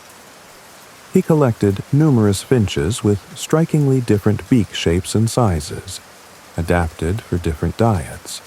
Some with thick, strong beaks for cracking seeds, others with slender beaks for probing insects, and yet others with specialized beaks for feeding on cactus. However, he initially misidentified some of them, thinking they belonged to different bird groups altogether, like wrens or grosbeaks. He also failed, for the most part, to carefully label each finch specimen with the specific island from which it came, lumping many together simply as from the Galapagos. It was only after his return to England, when the ornithologist John Gould examined his bird collections, that the true picture emerged. Gould informed Darwin that all these seemingly different birds were, in fact, closely related varieties of finches, unique to the Galapagos, and that the different species were largely confined to specific islands. Furthermore, Gould pointed out that the mockingbirds Darwin had collected were indeed distinct species, differing from island to island. These revelations, particularly the island-specific nature of the finch and mockingbird species, became crucial pieces of evidence for Darwin. Why would different, yet clearly related species inhabit separate islands within the same small archipelago? It strongly suggested that an ancestral species from the mainland had reached the Galapagos, colonized the different islands, and then, isolated from each other, gradually adapted and diverged over time to suit the specific conditions and food sources available on each island, eventually forming distinct species. This pattern of geographical distribution and island-specific adaptation provided compelling support for the idea of transmutation, or evolution, of species, challenging the notion that each species was created, fixed, and immutable, while the full theory of natural selection was still years away. The unique observations and collections made during those 5 crucial weeks in the Galapagos laid a critical foundation for Darwin's revolutionary ideas about the origin of species, leaving the Galapagos Islands in late October 1835. HMS Beagle continued its westward voyage across the vast Pacific Ocean, embarking on the long journey back towards England. The ship sailed for several weeks across the open ocean before reaching New Zealand in December 1835. Darwin found New Zealand less appealing than Tahiti, perhaps due to the ongoing conflicts between Maori groups and the perceived state of the English missions there compared to the situation described by earlier visitors. From New Zealand, the Beagle sailed onward to Australia, arriving in Sydney in January 1836. Darwin explored the area around Sydney, observing the unique marsupial wildlife, like kangaroos and platypuses, which further stimulated his thoughts about the geographical distribution of animals and the distinctiveness of life forms on isolated continents. He also reflected on the social conditions of the British penal colony there. Continuing westward, the Beagle crossed the Indian Ocean, stopping at the Cocos Islands, a remote group of coral atolls. Here, Darwin conducted detailed studies of coral reef formation. Building on his geological observations and Lyell's principles of gradual change, he developed a brilliant theory explaining how different types of coral reefs, fringing reefs, barrier reefs, and atolls could form progressively as volcanic islands slowly subside beneath the ocean surface. His theory proposed that corals first grow as a fringe around a volcanic island. As the island sinks, the corals grow upward, forming a barrier reef separated from the shore by a lagoon. Eventually, if the island sinks completely, only a ring-shaped coral atoll remains. This theory of coral atoll formation through subsidence was one of Darwin's major scientific contributions from the voyage, and demonstrated his growing ability to synthesize observations into powerful explanatory frameworks. The Beagle then sailed onward to South Africa, rounding the Cape of Good Hope in May 1836. Darwin spent some time in Cape Town, meeting with scientists like the astronomer Sir John Herschel and continuing his geological studies. From South Africa, the ship made brief stops at St. Helena and Ascension Island in the South Atlantic before finally heading northward towards home. After nearly 5 years circumnavigating the globe, HMS Beagle dropped anchor at Falmouth, England, on October 2, 1836. Charles Darwin, the young, uncertain graduate who had left England 5 years earlier, returned as a seasoned naturalist and respected collector, his mind brimming with observations and unanswered questions gathered from around the world. The immediate aftermath of the voyage was a period of intense activity for Darwin.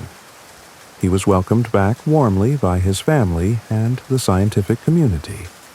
He began the immense task of sorting, cataloging, and distributing the vast collections of geological, zoological, and botanical specimens he had sent back during the voyage to experts for detailed study and identification. He worked closely with specialists like the paleontologist Richard Owen, who studied his fossil mammals, and the ornithologist John Gould, whose analysis of the Galapagos birds proved so crucial. Darwin also began writing prolifically, publishing his popular and highly successful account of the journey, initially titled Journal of Researches, but now commonly known as The Voyage of the Beagle. He also edited multi-volume scientific reports based on the expedition's findings.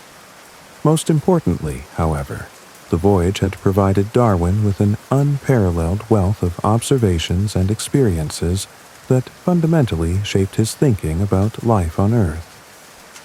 The geographical patterns he observed in fossils and living species, the variations between island populations, the evidence for immense geological time and gradual change, all these pieces began to swirl in his mind. While the full theory of evolution by natural selection would take another 2 decades of patient work, research, and reflection to develop and finally publish in his landmark book On the Origin of Species. In 1859, the seeds of that revolutionary idea were firmly planted during his transformative journey around the world aboard the Beagle. Let the wonders Charles Darwin observed on his long voyage soothe your mind now. Imagine the unique creatures of the Galapagos, the vastness of the Patagonian plains revealing ancient fossils, the slow, steady growth of coral reefs in warm tropical seas. Allow the spirit of quiet observation, the patient gathering of knowledge about the natural world, to bring a sense of peace and gentle contemplation to your thoughts.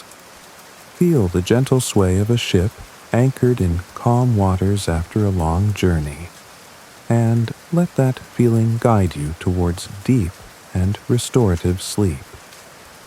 Breathe easily and rest. Let our thoughts journey now to the beginning of the 20th century, to an era often called the heroic age of Antarctic exploration. Allow your mind to travel to the planet's frozen extremes, the vast, icy, and largely unknown continent of Antarctica. After centuries of exploration mapping coastlines and continents across the globe, the North and South Poles remained the last great geographical prizes, beckoning adventurers with the allure of reaching the very ends of the Earth. By 1909, the North Pole had been claimed, though controversially, by American explorers Frederick Cook and Robert Peary. Attention now turned decisively southward to the ultimate terrestrial goal, the geographic South Pole, situated deep within the immense frozen wasteland of Antarctica. The quest for the South Pole became a focal point of national pride and intense international interest. Leading the charge for Great Britain was the Royal Navy officer Robert Falcon Scott. Scott was already a celebrated Antarctic explorer, having led the Discovery expedition from 1901 to 1904. Which had penetrated further south than anyone before. Now, he was meticulously planning a new, large-scale British Antarctic expedition, known as the Terra Nova expedition, aboard the ship Terra Nova. Scott's venture had broad scientific objectives alongside the primary goal of reaching the South Pole, and it enjoyed substantial funding, public support, and the backing of the British establishment.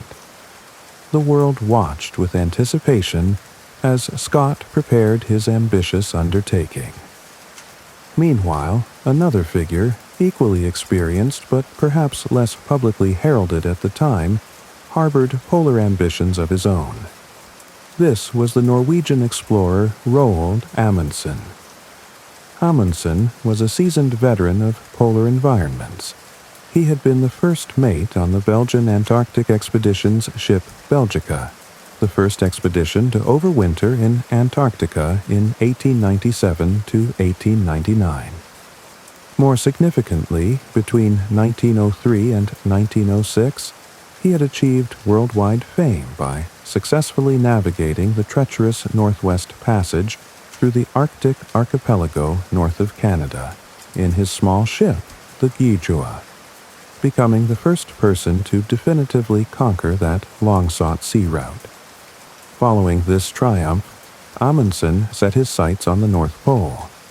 He obtained Fridtjof Nansen's famous polar exploration ship, the Fram, purpose-built to withstand being frozen into Arctic ice, and meticulously planned an expedition aiming to drift across the Arctic Ocean frozen into the ice pack, hoping the currents would carry him over or near the North Pole.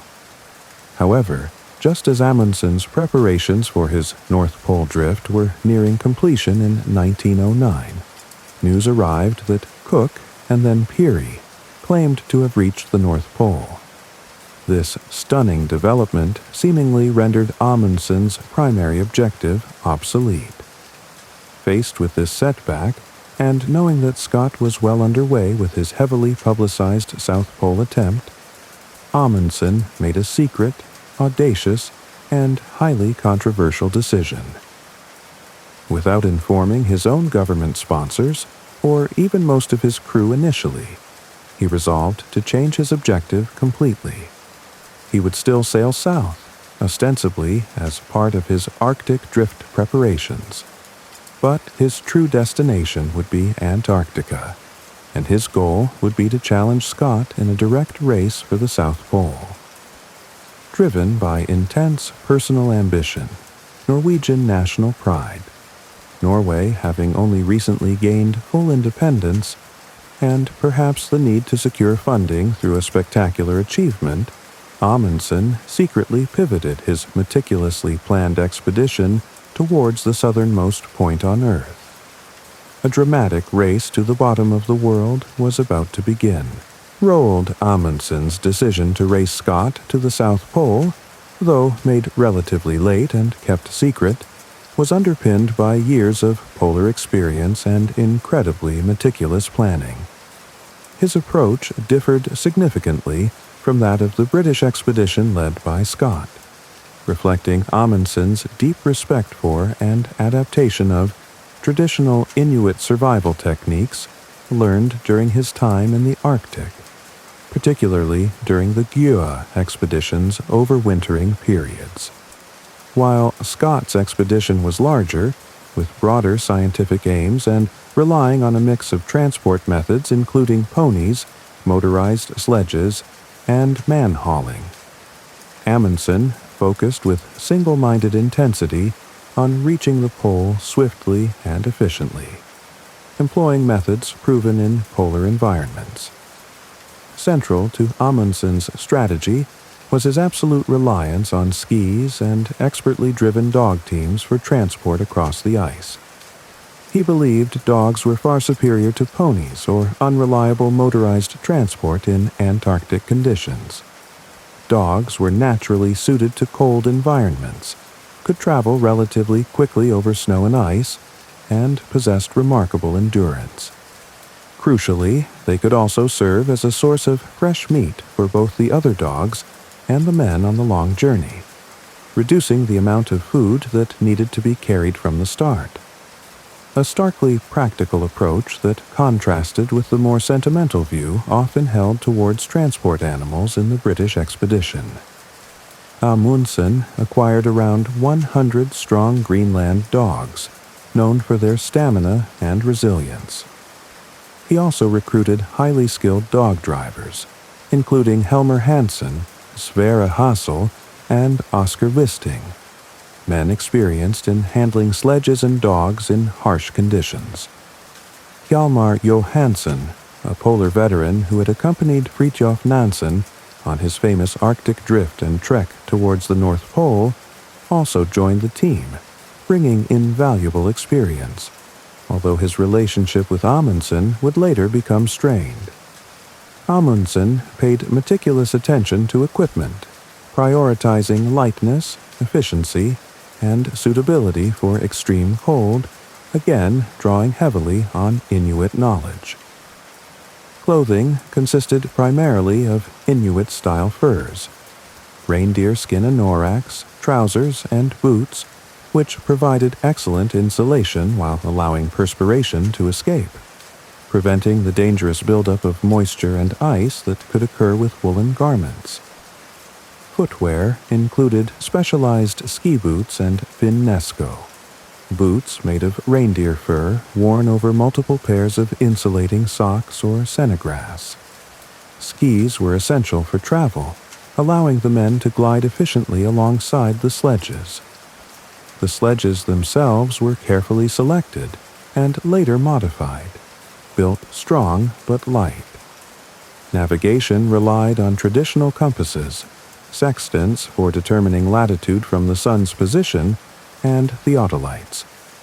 Cooking stoves were chosen for their efficiency in melting snow and heating food with minimal fuel consumption. Food supplies were carefully calculated, consisting of high-energy items like pemmican, chocolate, biscuits, and dried milk. Even the design of the expedition's base hut incorporated elements ensuring warmth and efficiency during the long Antarctic winter. Amundsen's approach was characterized by intense focus, pragmatism, and a deep understanding of the specific challenges posed by polar travel, leveraging experience and proven traditional methods to maximize the chances of success in the demanding race ahead. In August 1910, Roald Amundsen's ship, the legendary Fram, slipped quietly away from Norway. Only Amundsen himself and a very small inner circle knew the true destination was Antarctica and the South Pole, not the Arctic. Most of the crew and Amundsen's funders still believed they were embarking on a multi-year Arctic drift expedition. During a stop at Madeira, Amundsen finally revealed his true intentions to the assembled crew, offering anyone unwilling to join the Antarctic venture the chance to leave.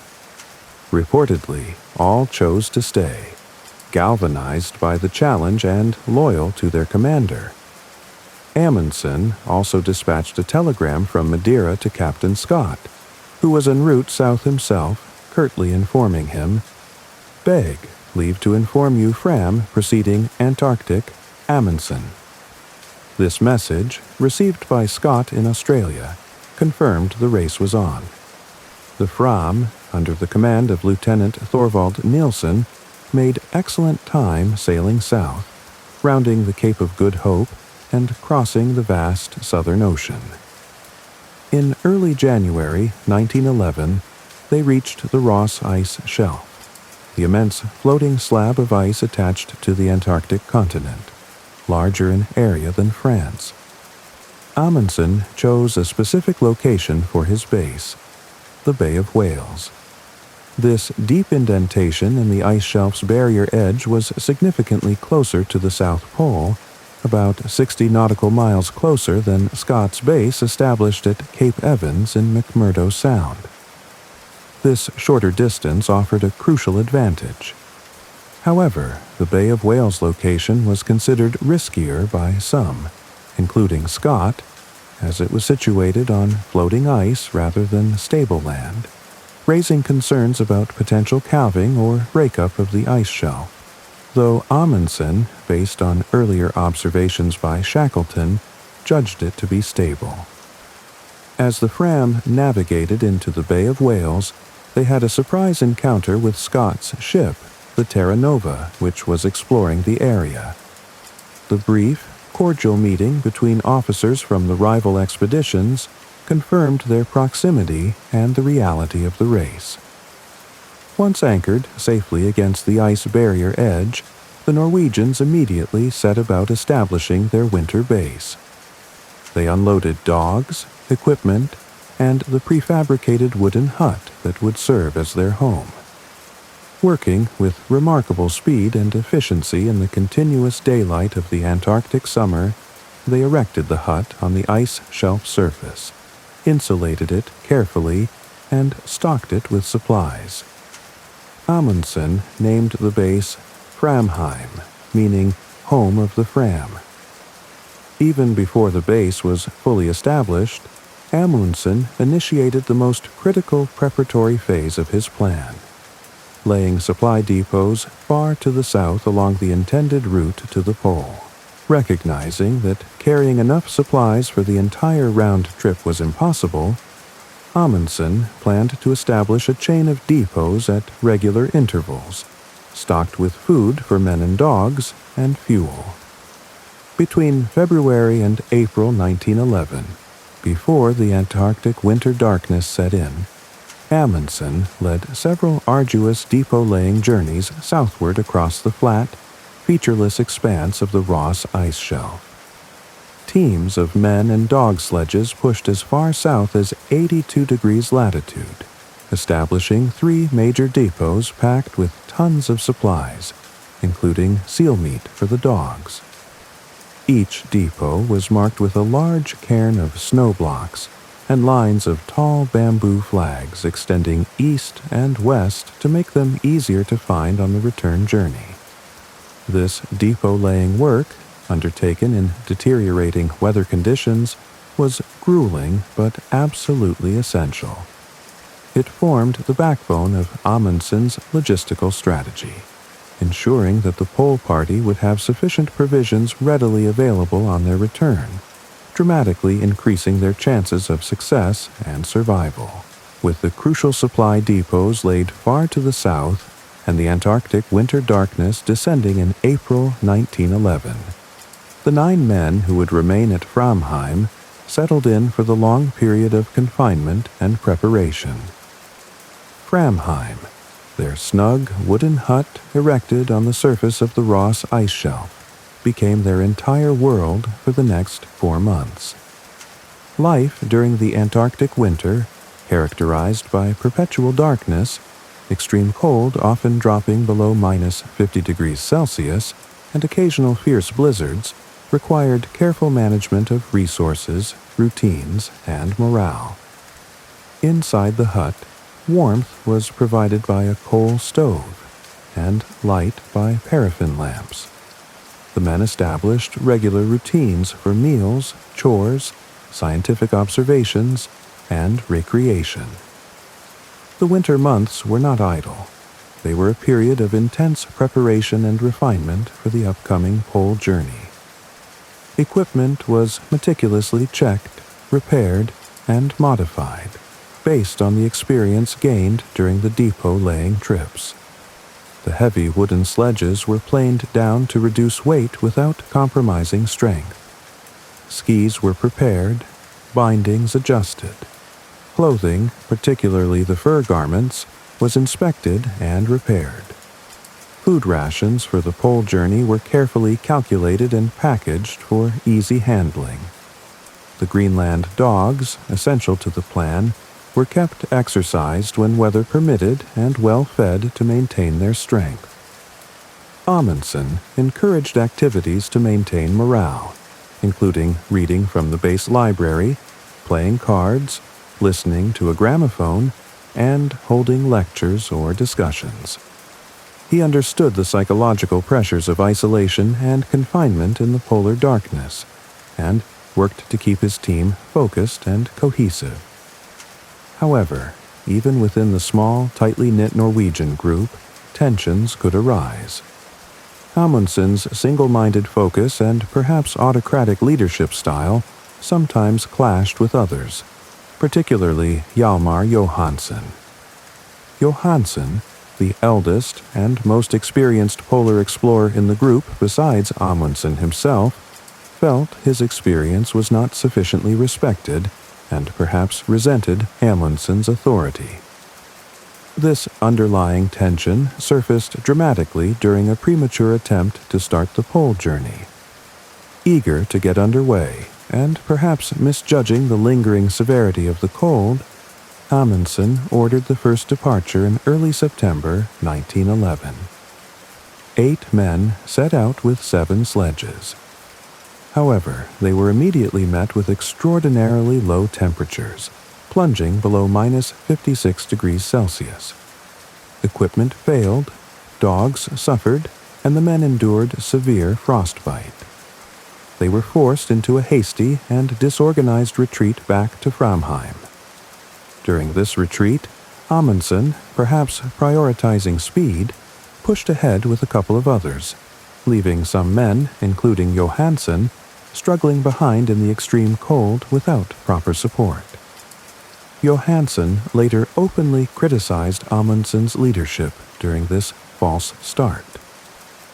Amundsen reacted sharply to this challenge to his authority. He reorganized the pole party, reducing it to 5 men, and pointedly excluded Johansen from the final team selected to make the attempt on the pole, assigning him instead to a secondary support journey.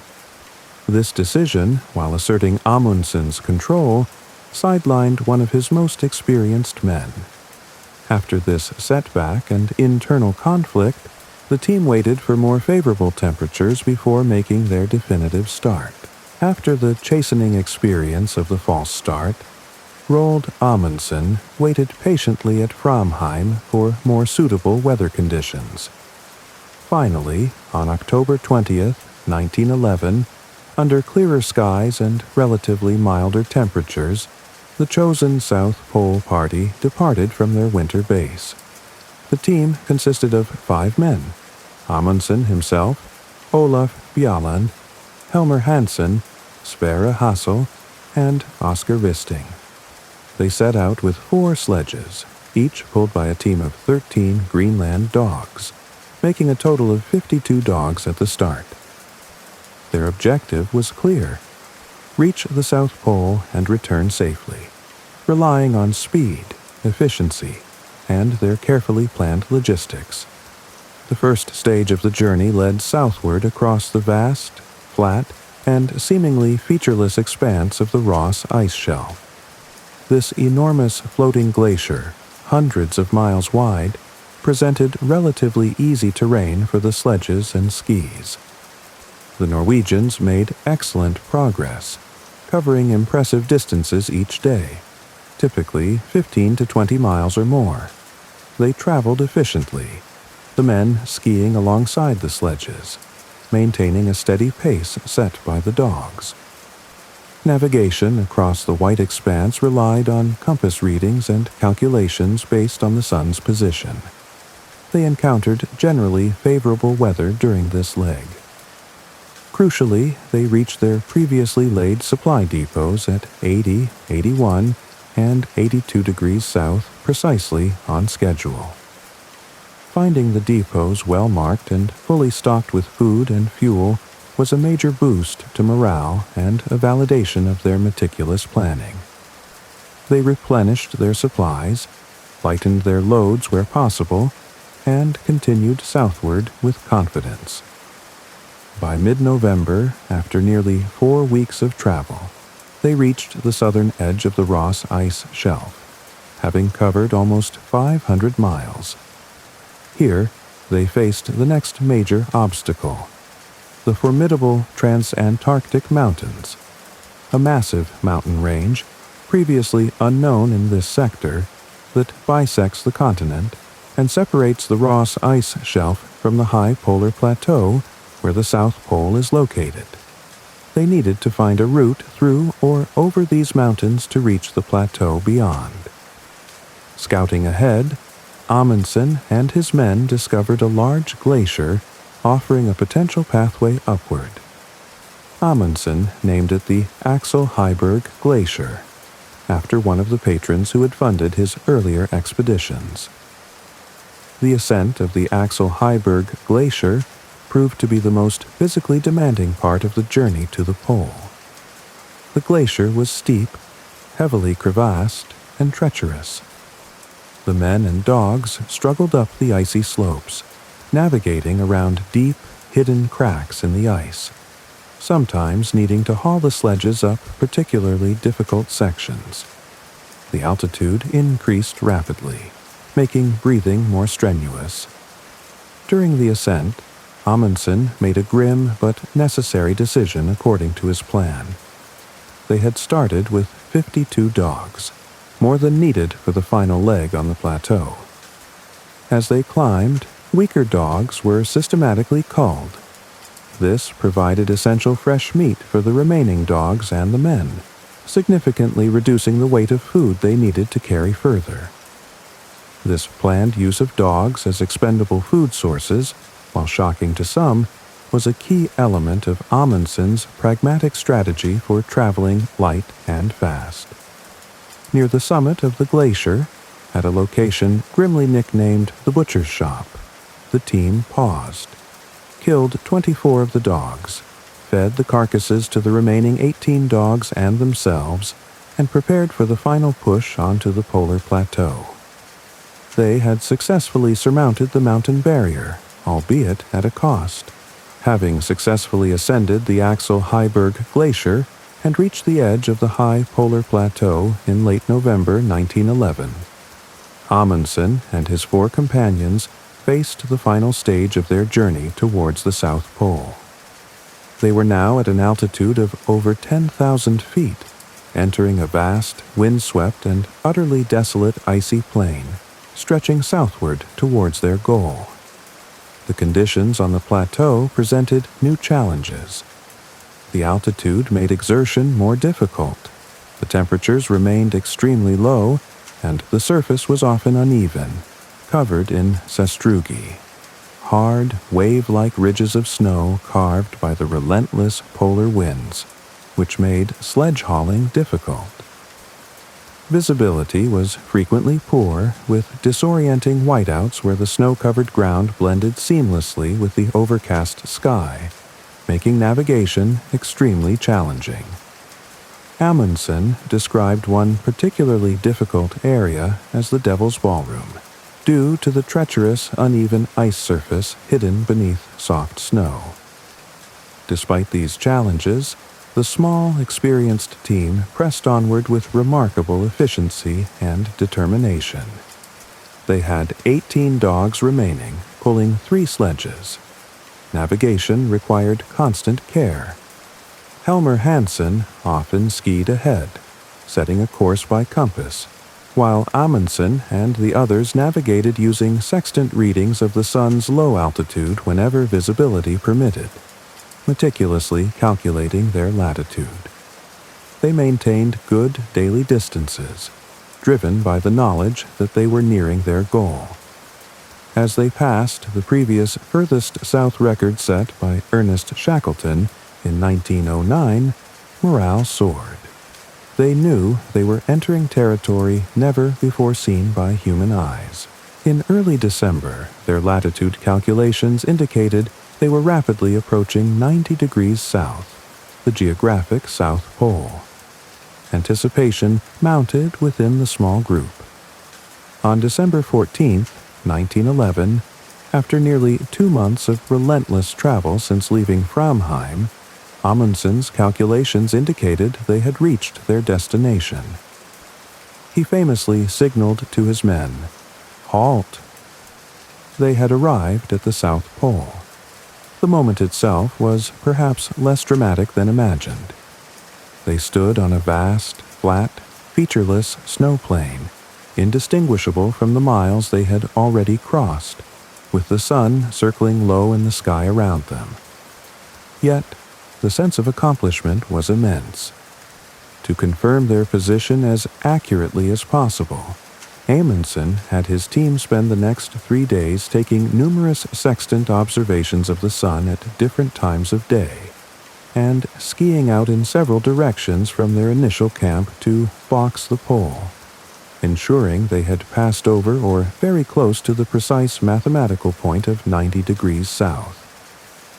Satisfied they had achieved their goal, the Norwegians formally claimed the surrounding polar plateau for King Håkon VII of Norway. They erected a small dark tent named Polheim, meaning home at the pole, surmounted by the Norwegian flag, along with the flag of the Fram. Inside the tent, Amundsen left a letter addressed to King Håkon, briefly describing their success. He also left a second letter, addressed to his rival, Captain Scott, anticipating that Scott's party would likely reach the pole eventually, kindly asking him to forward the letter to the king should the Norwegians perish on their return journey. After spending 3 days at the pole, documenting their achievement and resting the dogs, Amundsen and his 4 companions prepared to leave. On December 18, 1911, they turned their sledges northward and began the long journey back towards Framheim, having successfully become the first human beings to stand at the southernmost point of the Earth. The return journey from the South Pole proved to be almost as remarkable in its efficiency and success as the outward trek. Having achieved their primary objective, the focus now shifted entirely to returning safely and swiftly to their base at Framheim. Amundsen's meticulous planning and depot strategy proved its worth spectacularly during this phase. Following the trail of snow cairns and marker flags they had built on the way south, they navigated back across the polar plateau with relative ease. The tracks left by their sledges were often still visible, providing a clear path to follow. The weather remained generally favorable, though they still encountered fog and occasional challenging surface conditions. The remaining dogs, though fewer in number, performed admirably. The descent from the polar plateau via the Axel Heiberg Glacier, which had been so arduous on the way up, was navigated safely, though still requiring great care. Reaching the flat expanse of the Ross ice shelf felt like returning to familiar territory. Most importantly, they located each of their pre-laid supply depots with pinpoint accuracy.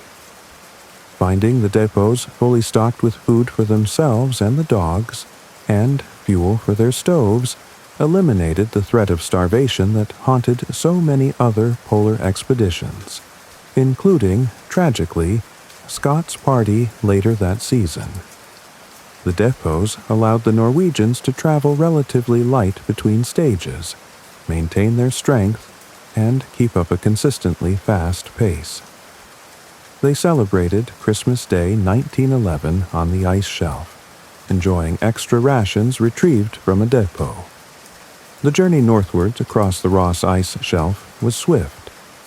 Finally, on January 25, 1912, Roald Amundsen, Olaf Bjaaland, Helmer Hansen, Sverre Hassel, and Oscar Wisting arrived back at Framheim, their base camp at the Bay of Whales.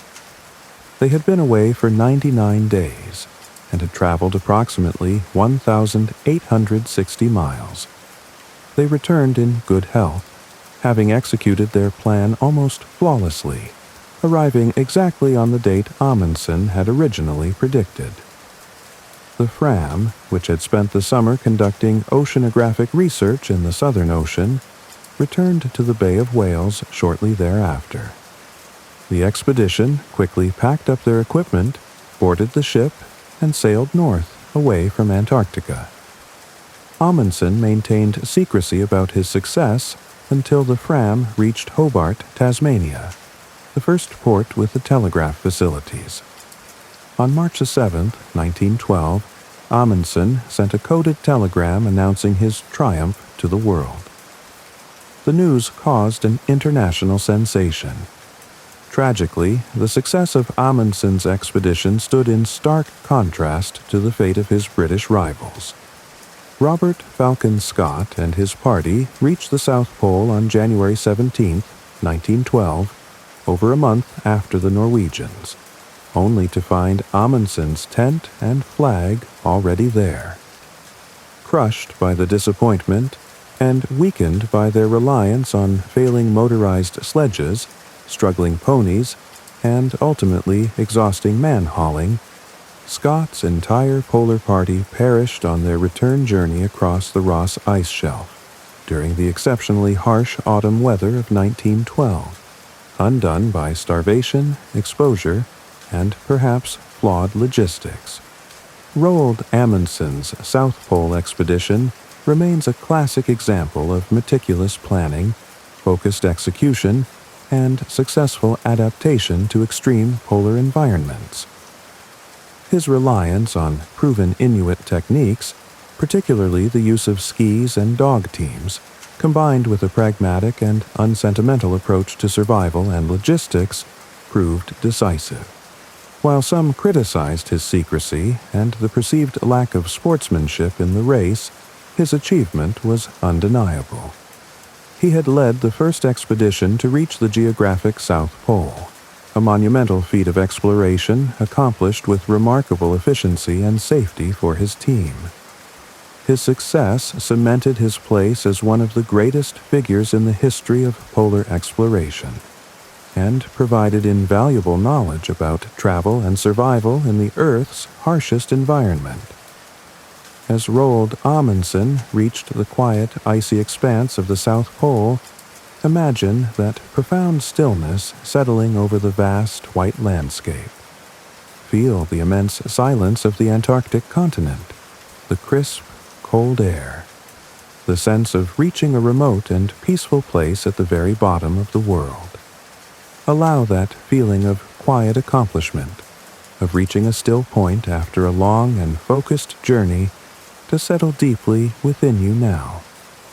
Let the stark beauty of the polar landscape guide your mind towards a state of deep calm and tranquility as you drift easily towards sleep. Breathe in the stillness. Breathe out all tension and rest. Thank you for journeying with us this far, tracing the footsteps of the history's greatest travelers. If you found peace and wonder in these stories, we invite you to subscribe and like the video. It helps us continue to bring you more voyages through time and thought. Until we meet again, may your mind stay curious and your spirit at ease.